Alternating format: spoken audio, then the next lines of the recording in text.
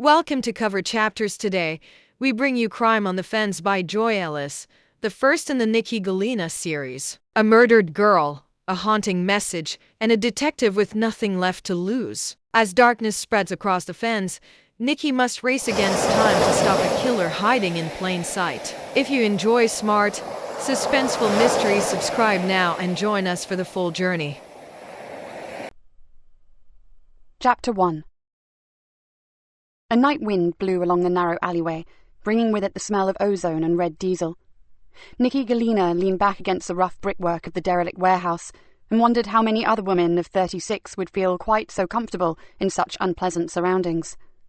The back streets that skirted the docks were no place for a lone female at any time of the day, but after midnight they were a definite no-go area. Nikki smiled in the darkness.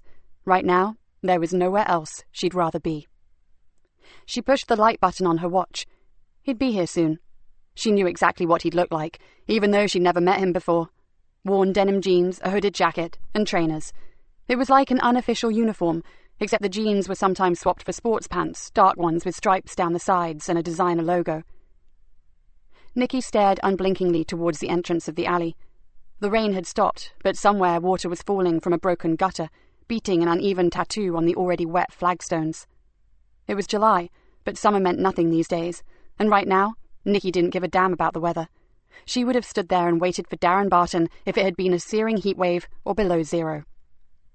Nikki tensed. The sound of rubber soles slapping rhythmically on the slick pavement made the small smile spread further across her face. She waited until he was a few feet from her, then stepped silently out, blocking his exit from the alleyway. Darren jumped back and swore. "Silly fucking cow, you scared the life out of me." "Sorry about that, Darren." The hooded figure froze at the mention of his name, then stepped a little closer, screwed up his face and stared at her suspiciously. "I don't know you." Nikki stared back. "No, you don't, but I'll tell you something. You're never going to forget me." Her voice had become hard as winter ground, and Darren Barton suddenly seemed to decide that his earlier position, a few steps away from her, may have been the best one. "Don't know what you're on about, so just bugger off. Get out of my way." He tried to adopt a hard man pose, hands deep in pockets and jaw pushed forward in a feeble attempt to look threatening. "Can't do that." In one swift move, she had Darren's arms behind his back and his cheek jammed against the brick wall. "I'd hoped we could talk, but this way is fine by me." She tightened her grip and saw pinpoint specks of blood appear across the stubbly surface of the man's face.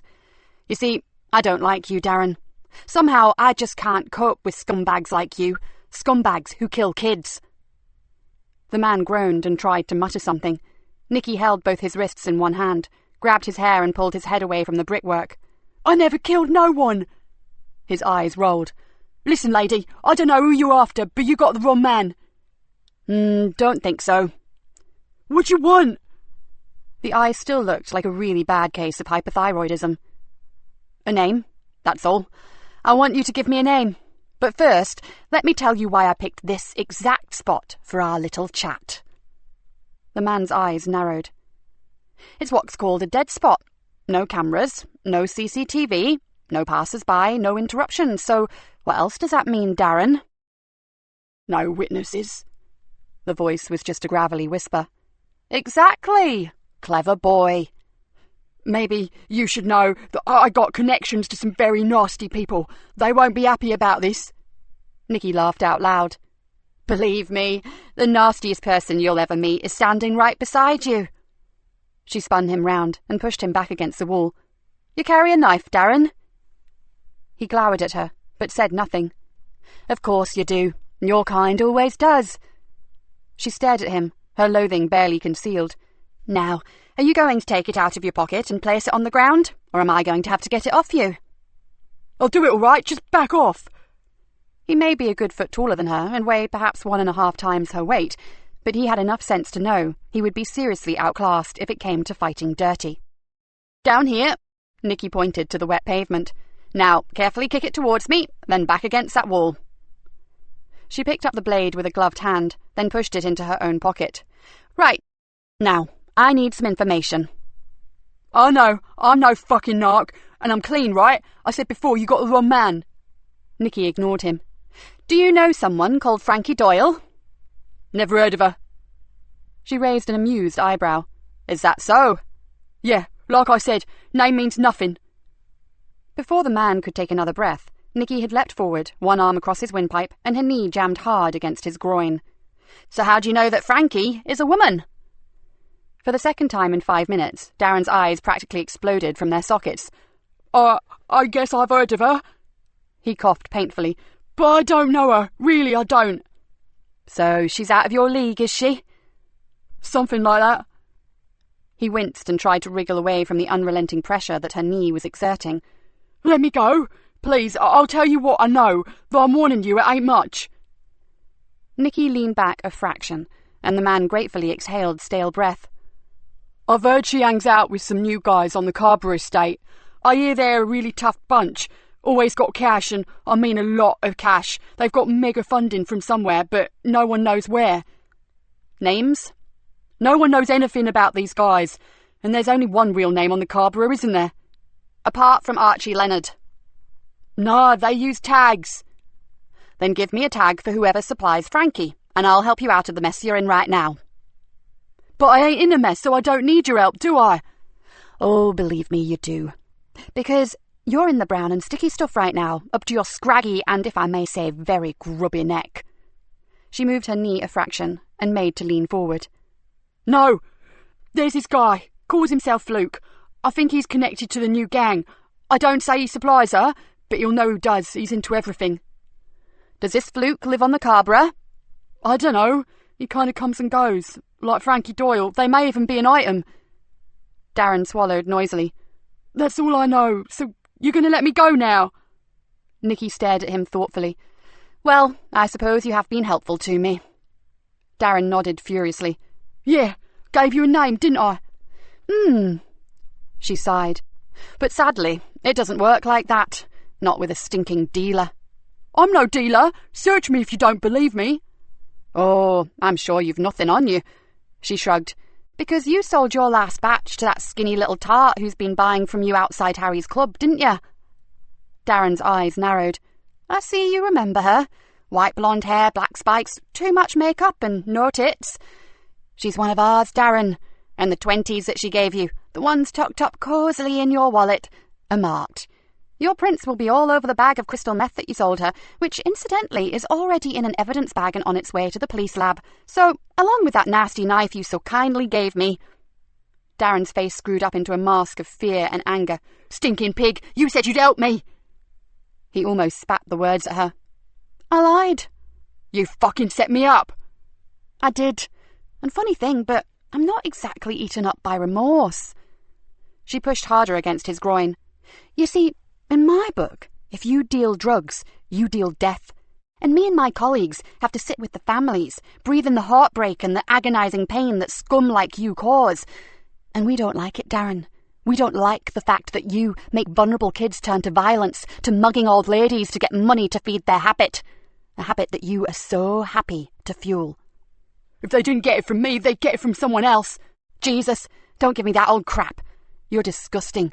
You're like some flesh-eating virus infecting society and making a wad of money out of your victims. She jerked her knee forward and felt a small satisfaction from the ensuing scream. You can't do this. I'll have you. I know my rights. Yeah, you shitbags always know your rights. But proving this could be tricky because we simply had a quiet chat, Darren, as my partner down there will testify. She indicated to a shadowy figure sauntering slowly up the alley. And before he gets here, my scuzzy little friend, let me remind you of something. Tonight, I was just asking a few questions in an amicable manner. Don't ever let me get really angry with you, or you'll wish you'd been born in the Outer Hebrides and never left home, got it? Her eyes bore into his.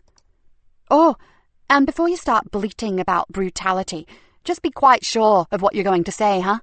Like, who's going to believe a pusher who says he was terrorised in an alley by some woman half his size? Apart from which, I reckon it'd make your street cred rating slip down to somewhere around 0, don't you? The knee gave one last jerk, and she turned away. Arrest him, Dave, then take him down to the station and sling him in the digger. The big man yawned, then slowly reached for his cuffs. What charge, Gov? You can start with this. She pulled an evidence bag from her pocket, slipped Darren's vicious-looking knife into it, and passed it to her colleague. Then follow it up with unlawful supply of drugs. Tie up with WDC Cullen over that. He's all yours. I need to be somewhere where the air is a little sweeter. With one last contemptuous look at the drug dealer, she turned her collar up against the rain and walked back down the alley into the darkness. It only took 10 minutes to walk to the small basement flat that she hated to call home. She slipped the key into the lock, then paused, as a terrible lethargy overtook her. It happened every time. Out on the street she was fine, she was great. At the nick, in the courts, in the cell, anywhere where she knew that she was doing something concrete to stop the drugs making their insidious way around her town. As a detective inspector, she was in control. But now, as the adrenaline slowed down, the camouflage fell away, and she knew, behind that door, she was just Nikki Galena, a lonely woman who dreaded the working day coming to an end. She gripped the key and began to turn it. It was as if every ounce of energy had left her. The key weighed a ton, and she had all the strength of a week-old baby. With a supreme effort, she pushed open the door, went inside, and flipped the light switch. Nothing that she loved greeted her. An estate agent would have called it minimalist. In fact, it was mind-numbingly Spartan. The front door opened directly into the living room. Off that was a bedroom with what the landlord laughingly called an ensuite, and a kitchen diner with French windows that opened into a tiny private courtyard garden. And that was the only part of the miserable place that Nikki had some mild affection for.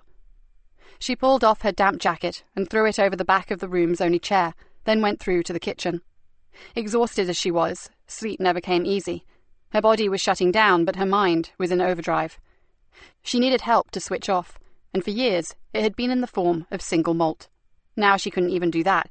If she got a call, a lead, anything that may bring another result, she'd have to be ready to go at a second's notice, and you sure couldn't do that if you'd had enough units to detonate a breathalyzer.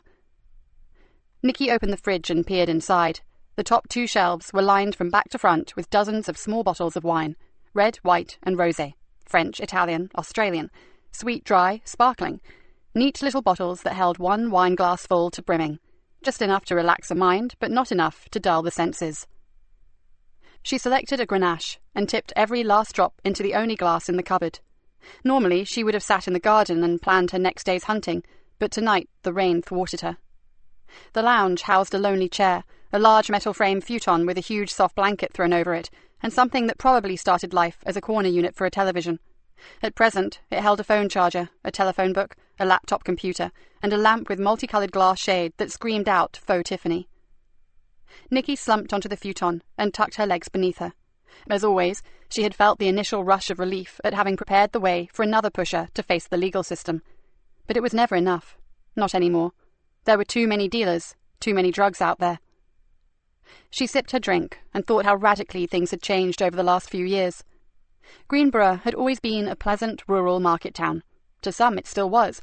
1 mile from the outskirts in any direction, and you were in the Fenlands. 1 more mile to the east, and you were on the coastal marshes. It was fairly big as market towns go, and the tidal river running right through the centre made it busier than some. But then there was the port. Small maybe, one end for the cockle fishing boats, and the other recently expanded to take in real ships again. Freighters and cargo vessels made their way in from the North Sea, through the Wash and into the estuary of the Wayland River. And with the extra jobs, the new opportunities and the illegal immigrants had come a frightening increase in the drug trade. The wine buzzed reassuringly on her tongue, and she took another sip. Drugs. The bane of her life. Nikki placed the glass on the floor, pulled one of the big cushions round, nestled her head onto it, and wondered how she had become this extraordinary avenging angel, waging a one-woman crusade on the drug dealers. At times like this, the low moments, she wished with all her heart that she could give up her battle, but she couldn't. She didn't have much else left. Her mother had died, her father was in a nursing home and hardly recognised her, her husband Robert had left her, and her daughter blamed her for everything that was wrong in the world. Nikki smiled when she thought about Hannah. Yes, no matter how bad things got, she still had her daughter to consider. Okay, the girl wasn't at home anymore, but that didn't mean she didn't love her or care deeply what happened to her. She closed her eyes. It was far too late now, but whatever happened tomorrow, she would make time to ring and see how she was. Behind her closed eyelids, she saw pictures of the dark, almost black hair, the deep brown, often angry eyes, and the clear, smooth olive skin that all her friends would have hocked their iPods for. The picture faded. Maybe she should give up this rented dump.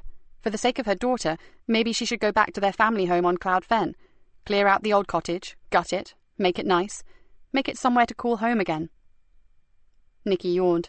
She'd been here before, juggling thoughts, what-ifs and maybes, and it always came back to the fact that it would mean less hours on the street, less hours delousing the town of two-legged vermin. Living here, she was only a few minutes' walk from their lair, or the rat runs that led to it. Cloud Fen was a 20-minute drive from the Nick, slow-moving tractors and agricultural equipment allowing, and that just wasn't acceptable. She yawned again. It should be funny, but it wasn't. You would have thought that her single-minded dedication to jailing the bad guys would have made her something of a hero in the eyes of her colleagues, but it had had the reverse effect. No one wanted to work with her anymore. They resented her passion, refused to accept her rather unorthodox methods, and called her unreasonable. Well, they called a lot of things, actually, and none of them pleasant. But then, they had lives, didn't they? Families, friends, and activities outside the Force. She just had the Force, and her crusade. Nikki pulled the blanket around her, and vaguely wondered when she had changed her bed linen last. Not that it mattered, because she never slept in the bed.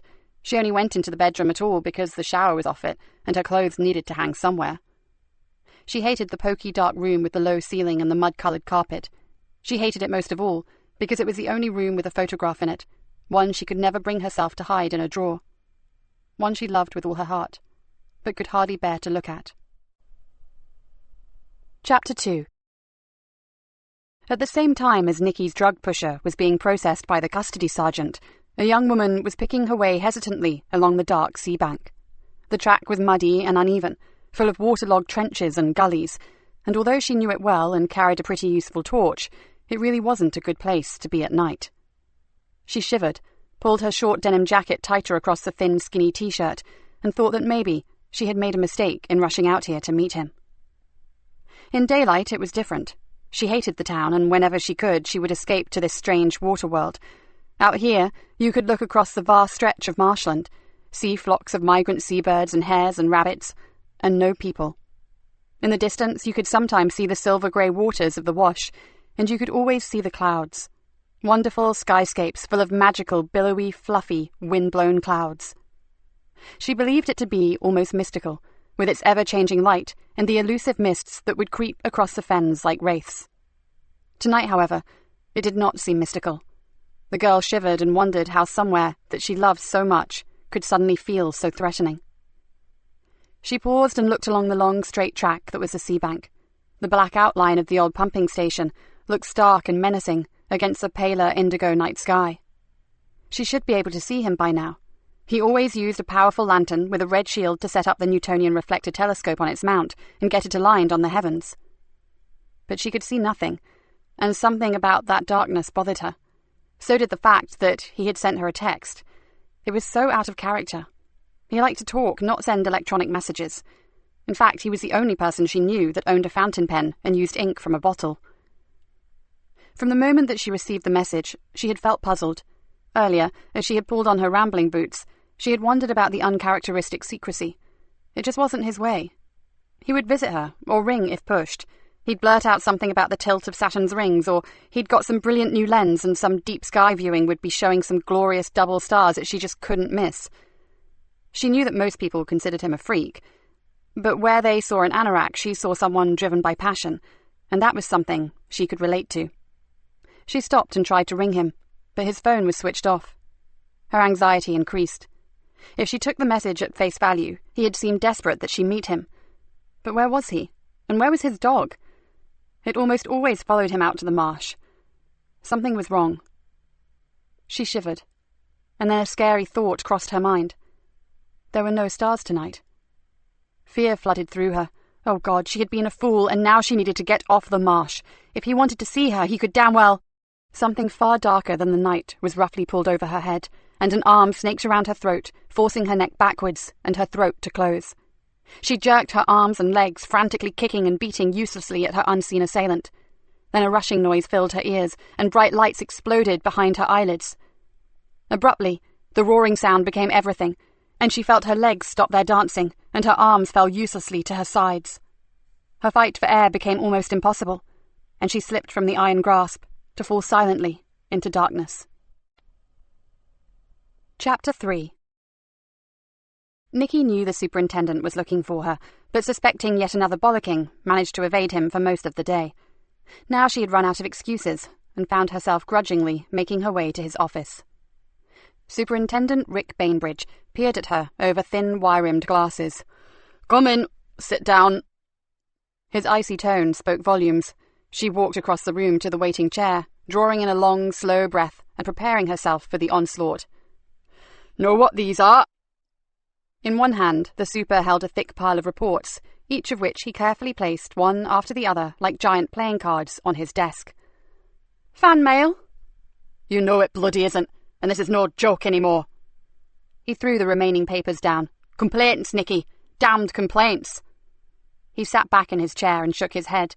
"And this time, I'm not sure whether I've got the energy or the inclination to try to bail you out."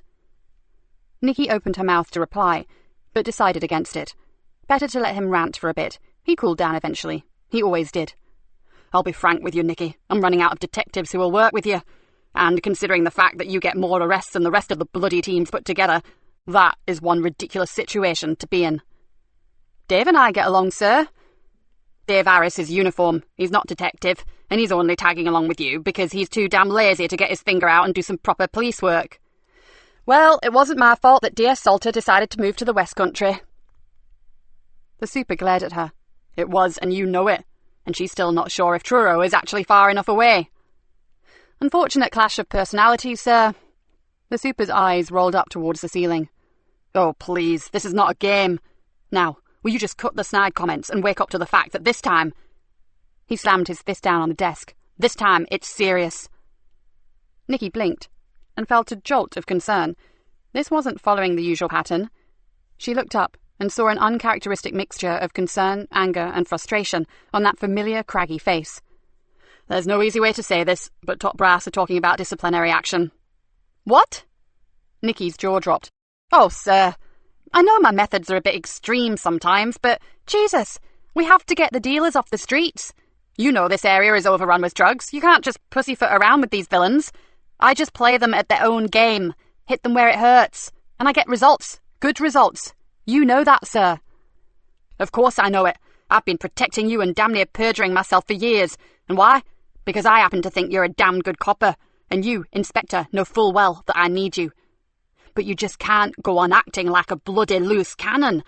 I know you've got your reasons, and that's all very well for crime thrillers and cop films, but not here in Fenland Constabulary. To get an arrest, you rampage through the rulebook and disregard everything. You have to back down. Can't you get it into your head that there are such things as human rights, political correctness, bullying, racial abuse? God, the list is endless, and it's me who has to scurry around behind you clearing up the mess." The superintendent exhaled loudly, then sighed and opened a drawer in his desk. He pulled out 2 small shot glasses and a half bottle of scotch. With another sigh, he filled both glasses, then passed one to her. "It's the end of the day, and if ever I needed this, it's now." Nikki stared at the amber liquid and bit her lip.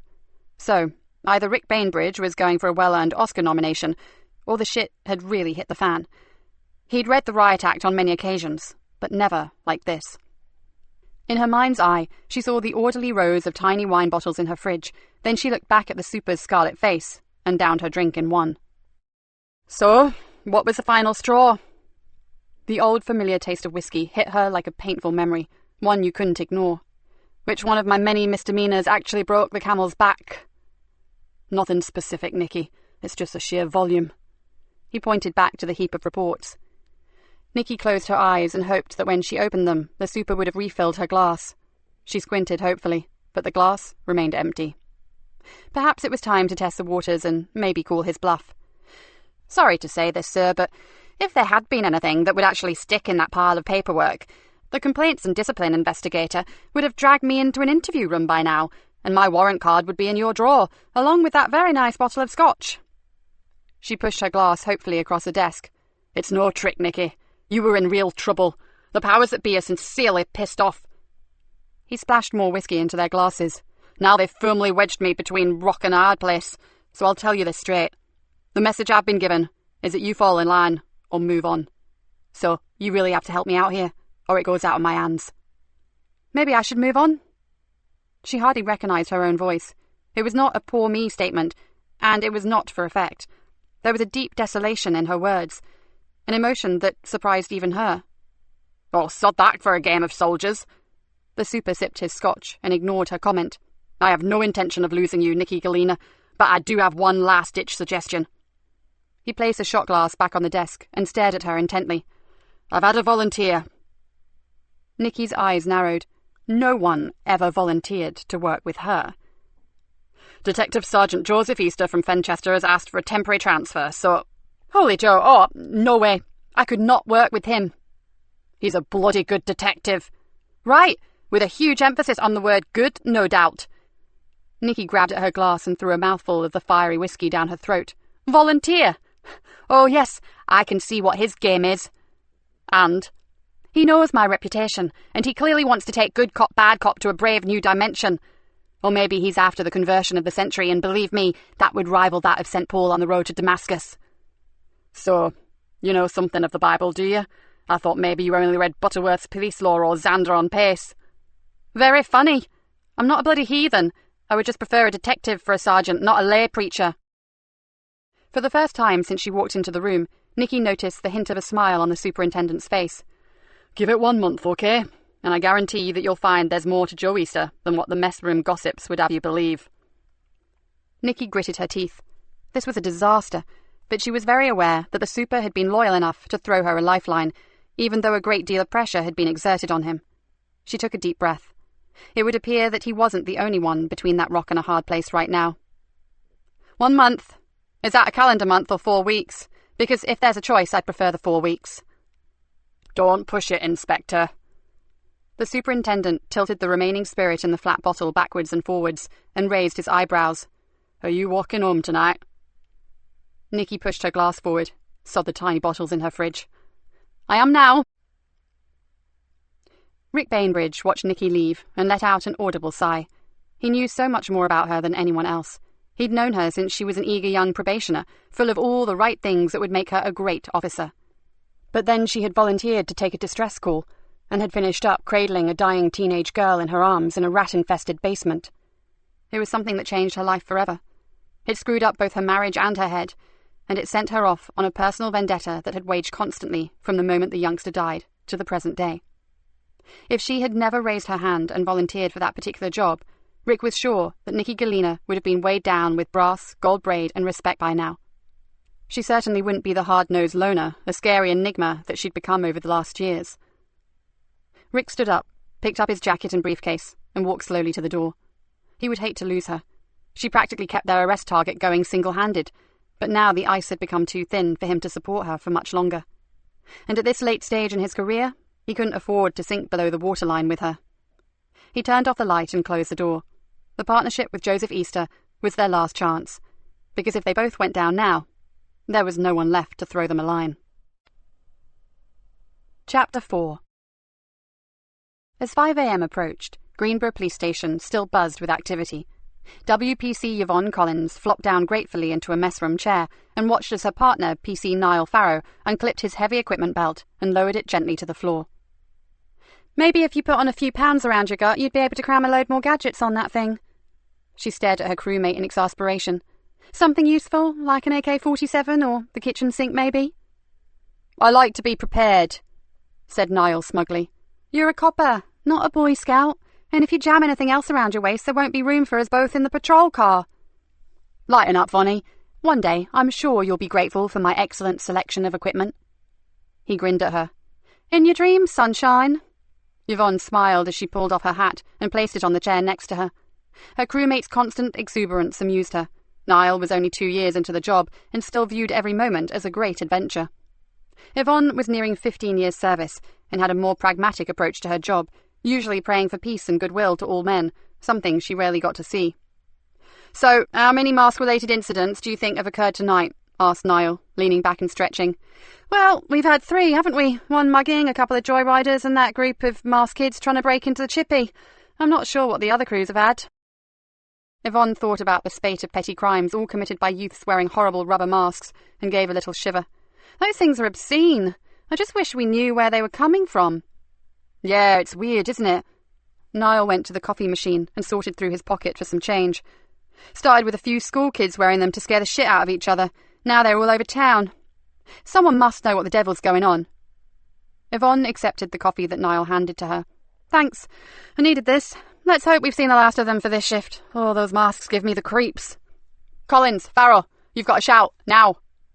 The sergeant's voice echoed down the corridor and into the mess room. Yvonne grabbed her hat and jumped up. Bugger! Grab that bloody ton of hardware off the floor, Niall. Here we go again. As Yvonne and Niall chased more masked hooligans around the town, Nikki walked slowly down the corridor to CID. She was very early, but sleep had evaded her, and seeing the dawn rise over the Nick was distinctly preferable to spending one more waking moment in her miserable flat. She could hear the murmured comments of the officers on duty, but she did what she normally did, and ignored them. She didn't need a crystal ball to know what they were saying. News travelled fast through the station, and she had a fair idea that a book had already been opened on how long Old Nick and Holy Joe would last as a team. Nikki pushed open the door to her office and decided that she would not be placing a bet. She took off her jacket, flung it over the back of her chair, and went straight back out to get a coffee. She wanted some time to herself before her new sergeant arrived. She just wished they'd let her go solo. When she worked alone, she was at her best. Now they were pairing her with... Nikki stared at the steaming brown liquid dribbling into the beaker and wondered. With who, exactly? She knew very little about Joseph Easter. As the super had said, everything she knew had come straight from the mess room, and that was not the most reliable source. As she picked up the beaker and placed it in a holder, a wry smile crossed her face. And if Sergeant Easter believed everything he heard about her via the grapevine, he would probably be expecting to meet Medusa herself. Maybe she should use the next hour to do a little sleuthing about him. Then again, that would be something of a pointless exercise. The super had made her position perfectly clear. She was going to have to try to work with him, so she may as well draw her own conclusions as they went along. She just hoped that the subject of religion would not creep into their conversations. She wasn't sure how she'd react to being told just how great God was, when as far back as she could remember, the Almighty had taken a back seat when it came to helping her out. Perhaps some nice clear ground rules should be the first item on her agenda. She pushed through her office door, trying not to spill her coffee, and saw an untidy pile of rubber masks lying on her desk. "Oh, shit," she muttered, picking up a memo from the night shift crews. 15 of the hideous things confiscated in just one night. She glanced at her watch and wondered if the super would be in yet. He'd asked to be kept informed about them, and clearly they were becoming more than just a nuisance. She flopped down at her desk. It would be a little while before he arrived, certainly long enough to do a search. Not on Joseph Easter, but on someone from a different investigation, a rather private one that she had been discreetly running for a very long time. Nikki switched her computer on, drummed her fingers impatiently on the desk while she waited for it to boot up, then punched in her password. A few screens later, and she was where she wanted to be. She carefully typed in fluke and waited. Damn. No one known to them used that particular tag. She tried fluke in case she had misunderstood the spelling, then widened the search, but still nothing. Nikki closed the program and went onto the internet, but after half an hour's hunting, gave up. Only a rock band of that name, one that Hannah had been a fan of, jarred off any sort of recognition. Nikki signed off the computer and sat thinking about her daughter. Hannah loved the kind of music that destroyed both eardrums and brain cells in one hit, and for a moment, Nikki could hear herself screaming, "Will you please turn that rubbish down?" She sipped her coffee and wished that her daughter was still at home. She missed her. She missed the mess, the noise, the arguments, the tantrums and the tears. Funny, really. She missed all the things that she had spent years complaining about. Nikki swallowed another gulp of her drink and glanced back at her watch. No time to start wading through the mud and mire of the past. The superintendent should be in by now, and she needed to get her brain back into work mode. One more hour, and the good Reverend Easter would arrive. Nikki felt a despondency creep into her. Hell, she didn't even know what he looked like. Probably short and paunchy, with receding hair and a permanent holier-than-thou expression. Not that that mattered much to her. She glanced down at the masks, and thought maybe everyone wore a mask when it suited them. She certainly did, come to think of it. And why should she be worrying about the arrival of the newest addition to her shabby little team? If the jungle drums were correct, he'd just be another lamb to the slaughter, and if he had the balls and stamina of his predecessors, he'd be breaking the speed limit all the way back to Fenchester before nightfall. With a sigh, she picked up her coffee in one of the masks and went to find the super. Superintendent Bainbridge lifted it up with a finger and thumb and stared at the mask with distaste. What the hell is it supposed to be? Part rat, part rotting corpse, and its origin is hazy, to say the least. Lovely. So why can't we trace the source? Nikki drew in a long breath. Beats me, sir. They don't show up legitimately anywhere. Not in fancy dress hire places or in novelty shops or suppliers' catalogues. Nowhere. What about the internet? That's where practically everything comes from these days, isn't it? First place we look, sir, we got a big fat 0. So how do these kids get hold of them? Sounds ridiculous, I know. Nikki ran her fingers through her hair and exhaled. But they just seem to turn up. Everyone we've interviewed has denied buying or purposefully acquiring them. They just seem to have come by them somehow, and being the opportunists that they are, have used them for whatever mischief or devious little crime they were planning on committing. The super frowned. And is there any connection between the youngsters who have been using the masks? Not really. The kids come from different schools, different areas of the town, even different ethnic groups. She shrugged. The first users were a bunch of school kids nicking their classmates' dinner money. Then they appeared on the Carver estate where some little scroats were playing some sort of scary knockdown ginger and putting the frighteners on whoever opened the door. Then we had a couple of handbag snatches with kids wearing them, and a mugging over near the railway station. Now, they're all over the place. And last night, PC Collins and Farrow left me a memo, sir. One little tow rag that they brought in, called the mask by a name, called it a Griffix, apparently, then clammed up tighter than a duck's backside. WPC Collins Googled it, but found nothing. I'll have a word with them before they go off shift, sir, maybe. Sorry to interrupt, sir. The big frame of Jack Conway, the duty sergeant, appeared in the doorway. I've had the Dean of Fenland University on the blower. One of his third-year students is missing. She's 21, apparently, and I told him the score regarding Mispers, but he wondered if you'd give him a ring. Said you know him. The superintendent frowned. I do. Did he leave a number, Jack?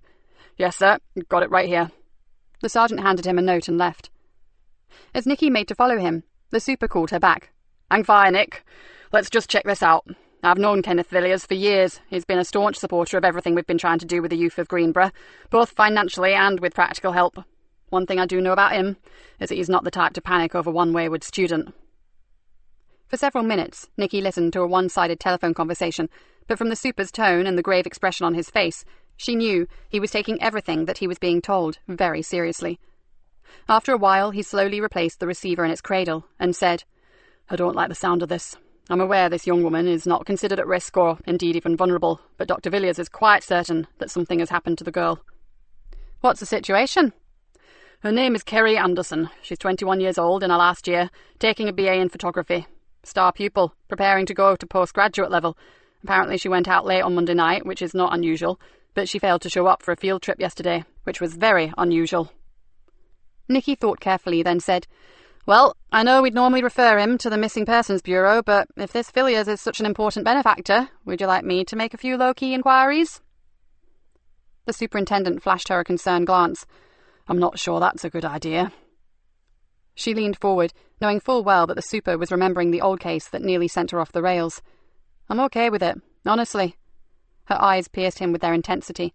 Then she lowered her voice to almost a whisper. Please, don't keep protecting me from every case that involves young women.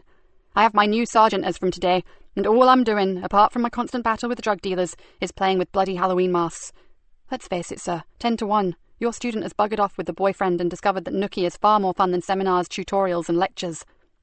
She mustered a pathetic smile and pleaded, Please, super, let me do this.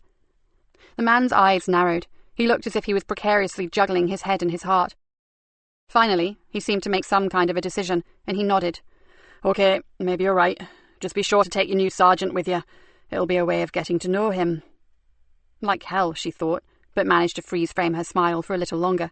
Thanks, super. As soon as he gets here, we'll get onto it. Chapter 5. Detective Sergeant Joseph Easter stood by his parked car and looked across at the police station. It was about as different to his old patch as a Morris Minor to a Ferrari Enzo. Fenchester Nick was a 1920s piece of history, while this sparkling edifice of steel and smoky glass was strictly ultramodernism and bloody ugly with it. He grinned to himself, and that was just fine. He needed everything to be completely different, and this was about as different as it got. He was early, but then he always was, and probably not a bad thing. First impressions and all that. But should he really be suffering from nerves at the age of 38? He considered his own question, then decided that, under the present circumstances, anyone would be suffering from nerves. Joseph bit his lip. 1 month here. That was the agreement. He just hoped he was doing the right thing. He took a deep breath and straightened his tie. One more thing to do before he went in. He removed his mobile from his pocket, flipped it open, and pressed a speed dial number. Hi there, sweetheart, it's Dad. I have no idea of the time where you are, but I wanted you to know that I'm going to be working out of Greenborough for a few weeks, with a new boss, and she's got something of a reputation, but hopefully we'll get on. That's all, I guess. Hope you're okay, and I'm on the same number if you need me. And I love you. Always have and always will. He shut the phone and closed his eyes for a moment. A face swam behind his eyelids, long light brown hair and huge hazel eyes, uneven dimples and very white teeth. Yes, I love you. But sadly, it looks as though I have just run out of excuses for not going into that arty-farty tin can of a building and introducing myself. Before he opened his eyes, he muttered a few quiet words to himself, then strode across the paved courtyard to the front entrance.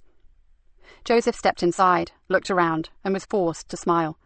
It may be a high-tech modern building, but the clients who frequented it were exactly the same as those in Fenchester. They just stood out as being even more grubby and smelly against the shining safety glass and clean acrylic-painted walls. In his old nick, they kind of blended into the worn and faded flooring, the chipped woodwork and the high, dark-stained ceilings. Joseph walked briskly up to the reception desk. "Detective Sergeant Easter to see Superintendent Bainbridge, please." The briefest hint of amusement that crossed the woman's face was not lost on him. "If you just wait a moment, sir, I'll take you up." She turned away and called loudly for someone to cover the desk for her. Instantly, he saw a sea of curious faces look his way. As they walked across the foyer towards the lift, she said, "The super will be very pleased to see you, sir." "Why, is something going down?" The woman raised an eyebrow. No, it's just that CID are not up to full strength at present. Di Galena's last sergeant relocated to the West Country, you know." She gave him a sidelong glance as they moved into the lift, and Joseph stifled a grin. "Yes, I heard. Lovely part of the world." Lovely." The woman gave him an overly innocent look and said, "You are going to be working with Di Galena, aren't you?" The lift sighed and stopped with hardly a shudder, which made a very pleasant change from flights of stone stairs with rickety brass rails. He flashed her one of his brightest smiles and thought, "You know full well I am, my friend, but if you want to play, that's fine by me. Oh yes, and I'm really looking forward to it." The eyebrows lifted again. "Second door along, sir, and good luck." The lift doors closed silently, but he could have sworn that he heard a soft giggle coming from inside. Joseph paused and considered that perhaps his name should have been Daniel, because this felt very much like the entrance to a lion's den. He gritted his teeth, took a long deep breath, and knocked on the door. As Joseph waited tentatively outside the superintendent's office, a commuter train pulled out of Greenborough station. None of its occupants took notice of the two sullen-faced youths who sat on a graffiti-covered bench. As the train moved slowly away, they glanced at each other, then left the seat and silently slipped down the steep bank at the end of the platform and disappeared into a scrubby area full of weeds and broken concrete. "Can you see them?" one boy whispered urgently. "Give us a chance." Crouching low, although there was little chance of being spotted in this god-forsaken spot, they searched between the stunted, wind-blown shrubs and untidy piles of builder's waste. "Got it!" The taller of the two cursed and scrabbled his way through a thicket of nettles and brambles to where he could see the sack. It was an orange nylon bag, the sort that held onions or other root vegetables, something often seen discarded beside the acres of arable fields or in the rubbish that collected beside railway tracks. The boy dragged it out and pulled the drawstring tie open. "Wicked!" "How many?" The smaller boy squatted down beside him and peered into the bag. 20 or more." "Yee-haw!" whooped the younger one. "Hey, Marcus, what if we try to make something out of this lot? Even just a $5 on each, what you think?" "I think you have shit for brains, arsehole. You know the score. These things come and go. No money ever changes hands, right? The only one who gets anything are you and me, and that's for making sure things are done right, so don't forget it." "Well, it's still risky, ain't it?" The younger one looked peeved.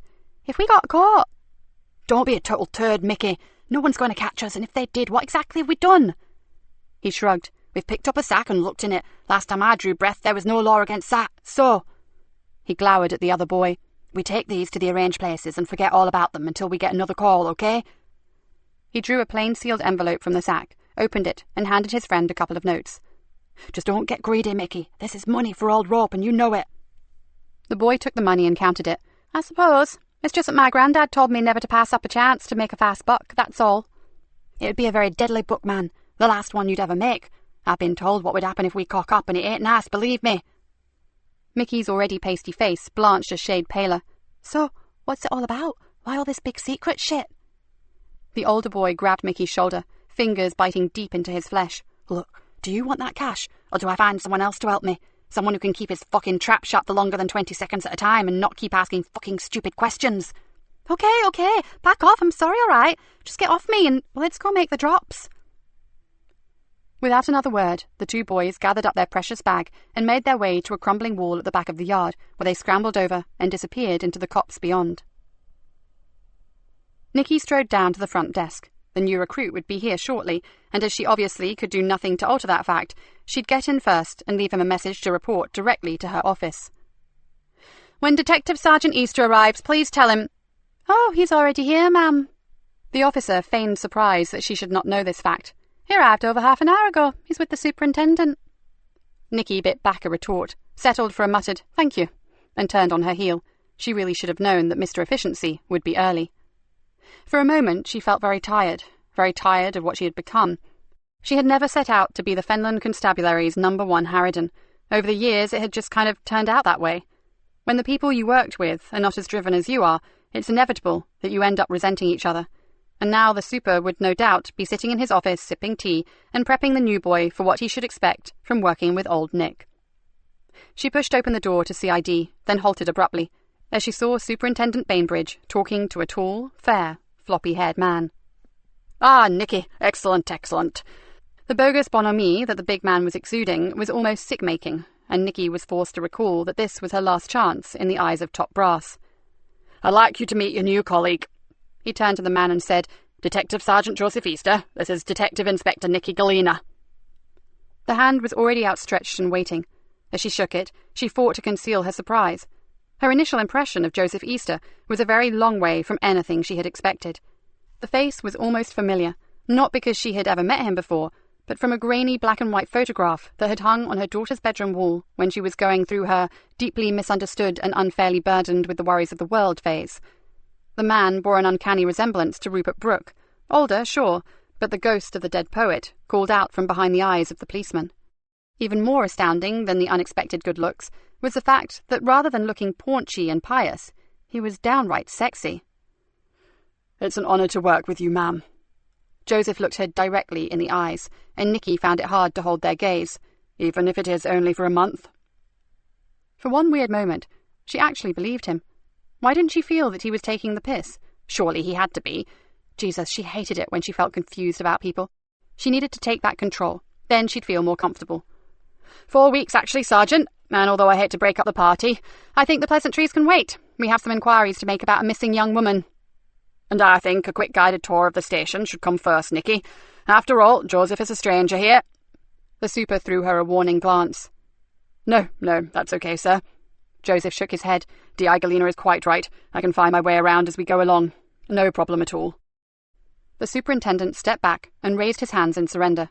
Then over to you two, and keep me informed on everything. Good luck. Nikki wondered which one of them would need it. Take that empty desk by the window, Sergeant. My office is over there. She pointed to the corridor. The coffee machine is on the landing by the lifts, the Kazi is at the end of the hall, and the canteen is in the basement. Guided tour over. Now, I like my coffee black, strong, and no sugar. Sort that out, and then meet me in my office in 2 minutes. As she closed her door behind her, she leant on it for 1 moment and blew out a long, whistling breath. Joseph Easter was nothing like she had imagined. In 2 minutes, he was tapping on her door, then placing a beaker of coffee on the coaster on her desk. Sit down. There are 1 or 2 things we need to get perfectly clear before we start. She fixed him with one of her best, unblinking stares. I never asked for this. I like to work alone. I'm not easy to work with. In fact, according to most of this bloody station, I am damn near impossible, and I deeply suspect your motives for coming here. Joseph returned her stare. Fair enough. But you know that my old Inspector Val Hughes was forced to retire. Yes, she was injured working the Castor Fen murders. Nikki wondered where this was going. We had a very good working relationship, Ma'am, but I'm afraid I did not gel too well with the officer who took her place. He shrugged. I wanted a change, Ma'am. A clean break. Something completely different. Nikki looked at him steadily. Do you see me as a challenge, Sergeant? The detective seemed completely unfazed by her question. No, ma'am, I don't. But I know a little of your record, like your Queen's commendation for bravery. You are driven and passionate, and your methods may not be the same as mine, but we want exactly the same outcome. We want the bad guys off the streets and put away for as long as possible. He paused. I know you take a lot of flack because of the way you work. Well, I take it because of the way I am. Nikki leant forward, her elbows on the desk and her chin resting in her hands. She saw no deception in those curiously dark eyes. So, are you prepared to work with someone who, in order to catch a villain, risks her job almost every time she steps outside the station? In this job, we all have to take risks. And would you be prepared to back her up, even if she lied, cheated and threatened in order to get an arrest? Although I would never compromise my own ethical beliefs, I'm sure everything depends on one's interpretation of the particular situation, doesn't it, ma'am? There was a hint of mischief in the voice. As long as I saw some kind of justice there, I would want to support my senior officer to the hilt. But would you respect her? Joseph dropped his gaze for a moment. Respect can only be earned. May I ask one favour? Had she been any other woman at the station, or maybe even one or two of the blokes, she would have found herself melting. You can ask. If I endeavour not to moralise over your actions, or draw your attention to the rulebook too often, would you be kind enough never to bring religion up in conversation? Nikki kept the feeling of enormous relief out of her tone and said, The conversations that we will be having, Sergeant, will be entirely professional. I'm not here to make friends or indulge in chit-chat, so rest assured, it'll be my pleasure. Now, can we start work? Joseph nodded. That's what I'm here for, ma'am. 15 minutes later, Joseph and his new boss entered the CID room. Okay, this is a team, such as it is. D.I. Galena indicated the two other occupants of the room. Sadly, you will discover that you have come to work with the most dysfunctional bunch in the whole of the Fenland Constabulary. This is PC Dave Harris. She pointed to a large, middle-aged man with thinning hair and a shirt that looked as if it had never met up with an iron in all its life. Dave raised a hand to Joseph and nodded vigorously, as if he was completely agreeing with the dysfunctional comment. He's on loan from uniform, continued the DI. The super thinks he only wants to work with me because he's a lazy bastard and knows that he can spend most of his time hanging around doing sod all, while I do all the hard graft. She looked at Dave, who was still nodding, although with considerably less conviction. Maybe that's right, or maybe I know different. She turned to the other officer. And this is DC Cat Cullen. Frankly, she's a bit of a Billy No-Mates too. She's only here because no one else would have her. Her inability to get in on time doesn't go down too well with most team leaders. The woman said nothing, but threw Joseph poor sod, what have you got yourself in for look. But, conceded the DI, if you want a genius to go undercover, she's your woman. Send her out on a bit of recon, and even our own surveillance boys don't recognise her. Frankly, her own mother wouldn't know her. Talented, ain't I? Said Cat with a grin. Whatever, and it pains me to say this, but nice work helping me to nail Darren Barton. That slime ball. Believe me, it was sheer delight, Gov. Galena suddenly turned and looked directly at him. And this is Detective Sergeant Joseph Easter, here for 1 month, maybe, on loan from Fenchester. And with your reputation, Joseph, you should fit in a treat. Joseph smiled. After all, he had been warned, and so far D.I. Nikki Galena was delivering everything that he had expected. Right, sit and listen. 2 things. 1, we are still trying to find the origins of those damn masks. Dave, you fill the sergeant here in on them later. And 2, the super is given us a low-key investigation to carry out. She perched on the edge of a desk and picked up a thin file. It's less official, more of a favour under the Old Pals Act, unless we discover otherwise. As she looked at her small team, Joseph noticed an odd look in her eyes. He wasn't sure what it was, but it looked very much like pain. We have a missing student. Now, I know all the reasons why a 21-year-old would skip a few classes, but the Dean of the Uni believes that in this case it's too uncharacteristic to ignore. He is certain that she has either met with an accident or been taken by someone. The DI skimmed down a brief report with her index finger. As the Dean coughs up regularly for our fundraising projects, the super thinks we should check her out. So, this is how I suggest we proceed. First, I'll go speak to the Dean. Sergeant, you come with me. We'll check out the girl's living accommodation. I understand she lives on campus. If we are concerned, we'll speak to her friends. Then we'll decide where to go from there. Meantime, she glared at Kat and Dave. If you two can manage to stay awake long enough, keep plugging away at those bloody masks. Chapter 6. Dr. Villiers was in the foyer waiting for them. He moved quickly forward, hand outstretched. Thank you for your time, officers. I know it's not the normal procedure, but I really appreciate it.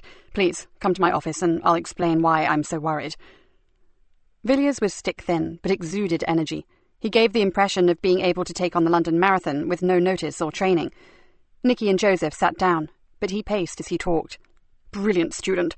Incredibly sensitive to light and shade.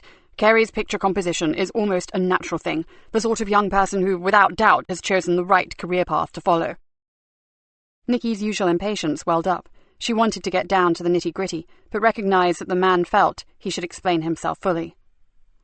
And that is one of the reasons why she just would not have missed the field trip to Derbyshire yesterday. The whole trip was organised around a particular place that she herself had designated as a superb spot for landscape photography. The pictures that she hoped to take were going to be used in her final presentation, in her portfolio. No way she would have missed it. Does she have any particular problems, sir? None that I know of, Inspector. She seems very well balanced. Friends, a particular friend here? She's generally popular, but strangely has no one that I would call a best friend. He frowned. But I think that may simply be because she is so passionate about her course. She's something of a rare breed, truly dedicated. Her supervisor has high hopes that Kerry will go a very long way. Boyfriend? No one from university, but she does spend time with a young man from one of the marsh villages, I understand. I wouldn't know if they were actually a couple, but frankly, I doubt it. Do you know his name, Dr. Villiers? Asked Nikki, deciding that he would be her first port of call. No, I don't, but I'm sure one of the students will be able to help you. He handed her a typed sheet. I thought this might help. It's a list of students who are probably closest to her. What about her family? Do her parents know that she has missed classes? The dean looked worried. Not exactly. The secretary rang them earlier on some pretext just to ascertain if she was there, but they said that they were not expecting to see her until next Friday for some family birthday. Didn't they get concerned if you didn't seem to know her whereabouts? Asked Joseph. Third-year students have a fair amount of free time for their studies, Sergeant. There's a greater emphasis on independent learning. We don't keep them locked up. What is her family background, sir? Family well off? Absolutely not. They live on the Carrborough estate. Kerry came here by way of a scholarship and a grant. Her schoolwork and examination results were exemplary. Nikki's eyes widened. A kid from the borough, making it to uni. Now that's refreshing. Not every child from a poor background finishes up as a mugshot, Inspector. A few have enough drive and inclination to move upward. Not many. Sadly, we spend most of our life seeing the other end of the spectrum. Nikki stood up. May we see her room, Dr. Villiers? Of course, but they don't have rooms anymore. The modern version is called a pod or a cube. And if it's all right with you, I won't come with you. My visits to the students' quarters are kept to the minimum, and my presence would definitely cause speculation that something is amiss. And ours won't? Asked Nikki. You aren't wearing uniforms. Lots of people come and go through the living centre. The dean opened the door. Excuse me. I'll go and get you a pass card. There goes a seriously worried man, muttered Joseph as the door closed. Wouldn't you be, if this kid is the A-class swot that he reckons she is? Nikki walked to the window and looked across the acres of ground and whispered, almost to herself, I've got a very bad feeling about Kerry Anderson. Joseph looked across the campus and his eyes widened. This has all changed beyond recognition. An uncle of mine used to live in one of the old houses in Blenheim Road. He indicated to an area beyond the perimeter wall. You could see the art college as it was then, from his bedroom window.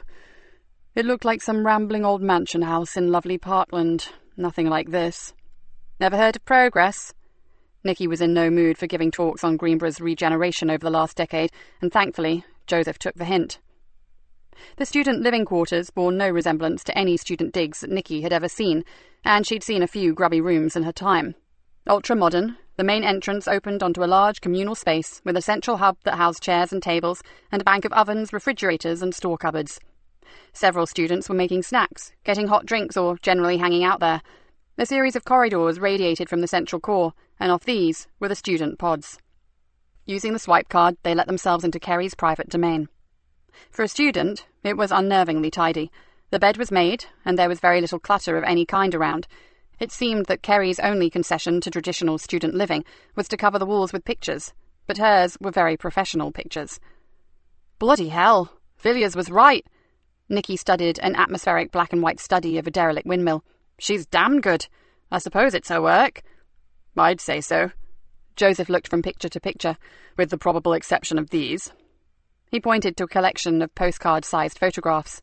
Nikki squinted. What are they? Stars and stuff? They are astrophotos taken through a telescope, and to get quality like this, someone was using some pretty expensive equipment, I'd say. Not her? Wouldn't think so, unless she keeps her telescope and accessories somewhere else. There's no room for that kind of stuff here. He looked around, then added, and frankly, science, astronomy, and cosmology enthusiasts who would be capable of taking shots like this tend to be male. Sexist? Far from it. I'm actually admitting that geeks, nerds, and anoraks are generally blokes. She clearly has an interest in the subject, or she wouldn't have the photos, but I just feel, looking at these other pictures, that she's more artistic, more into moods and atmospheres. Nicely sidestepped, Sergeant Easter. Right, well, let's see what we can find. You take the living area, and I'll take the bedroom section. Nikki had never been inside a pod before, and was impressed.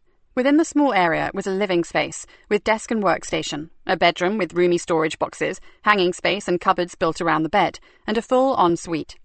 The windows in both rooms were floor to ceiling, giving the small apartment a bright and airy feel.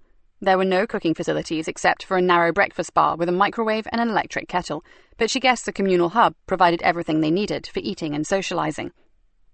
She thought about her own early years and decided it was best not to try to make comparisons, because there seemed to be none. She began to sift through Kerry's belongings and felt a pang of nostalgia at seeing the young woman's bright, trendy clothes. Every drawer was neatly packed with carefully folded t-shirts, blouses, camisoles, shorts, and underwear. Why hadn't Hannah been as tidy as this when she was at home? It would have meant a lot less heated arguments, that was for sure.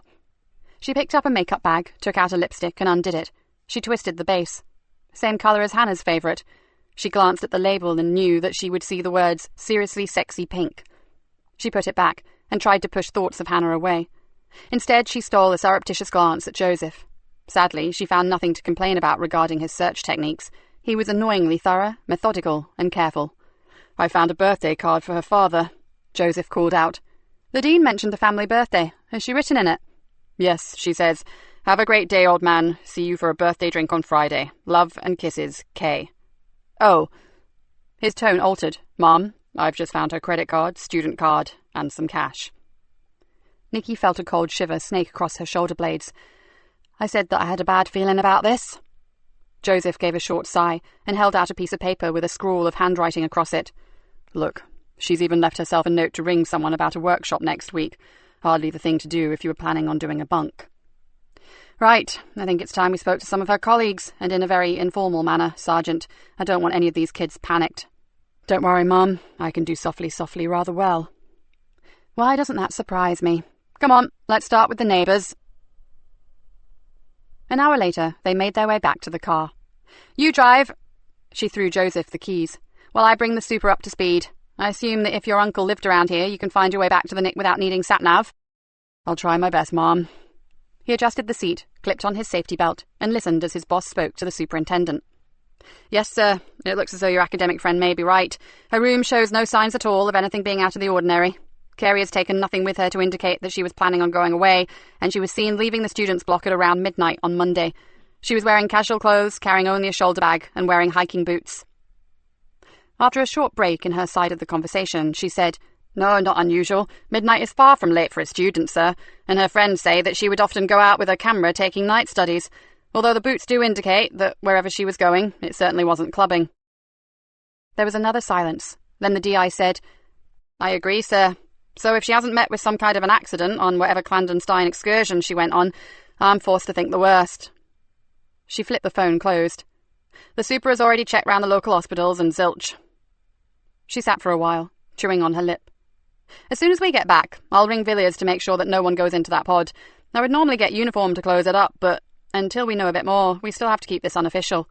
Our bloody budget doesn't extend to our chasing round after every kid that goes on a 3-day bender." She gave a short sigh. "Not for 1 minute do I believe that's the case here. However, our next task looks as if it will be speaking to the parents." Joseph glanced across and saw her face harden. No one liked this part of the job. He loathed it. But looking at her, he had the feeling that D.I. Galena hated it as much as he did. Without thinking, his foot eased further down on the accelerator. He was starting to feel as uneasy as his new boss. Chapter 7.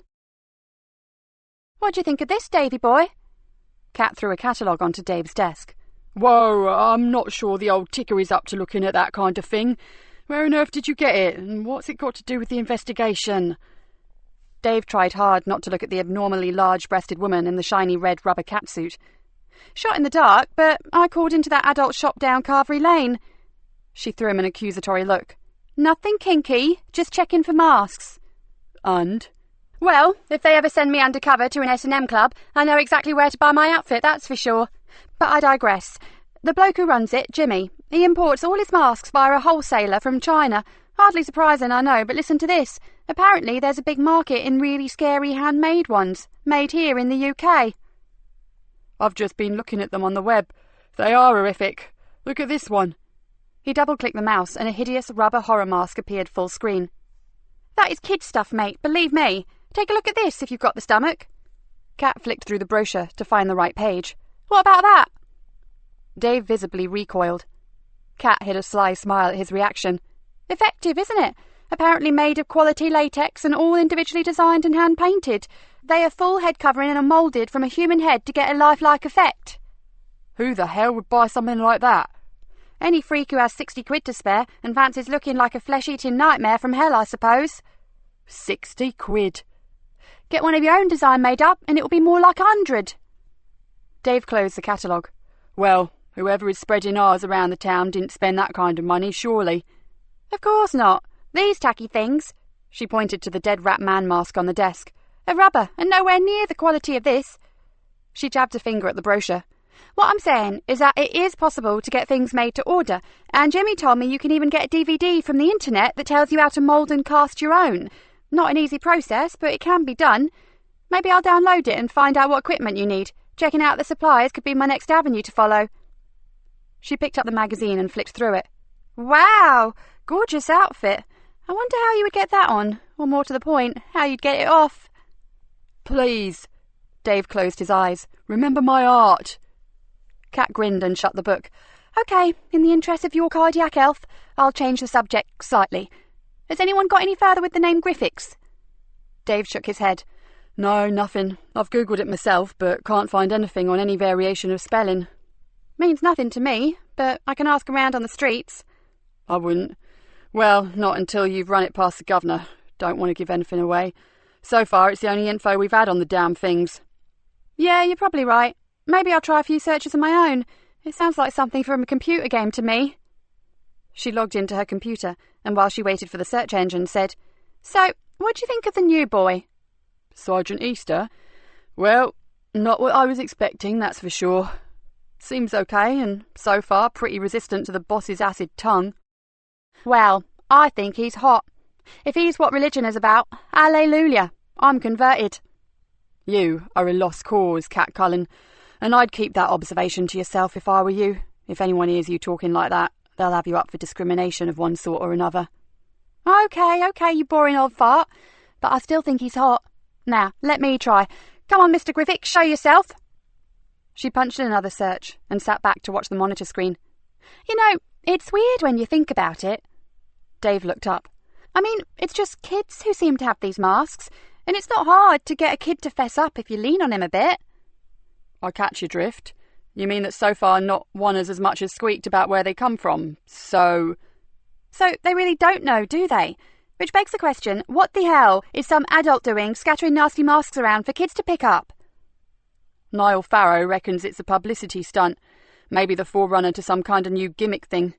You know, the must-have gizmo of the month. So I give them away. A sprat to catch a mackerel. Get 'em hooked, then start charging the earth for them. Sorry, but I think that's total crap. Kat snorted. What sane parent is going to fork out good money to make their kid's face look like roadkill? Dave grimaced. For some of the little shites we get in here, it'd be an improvement. Maybe, but... Kat didn't have the chance to finish as the desk phone shrilled out.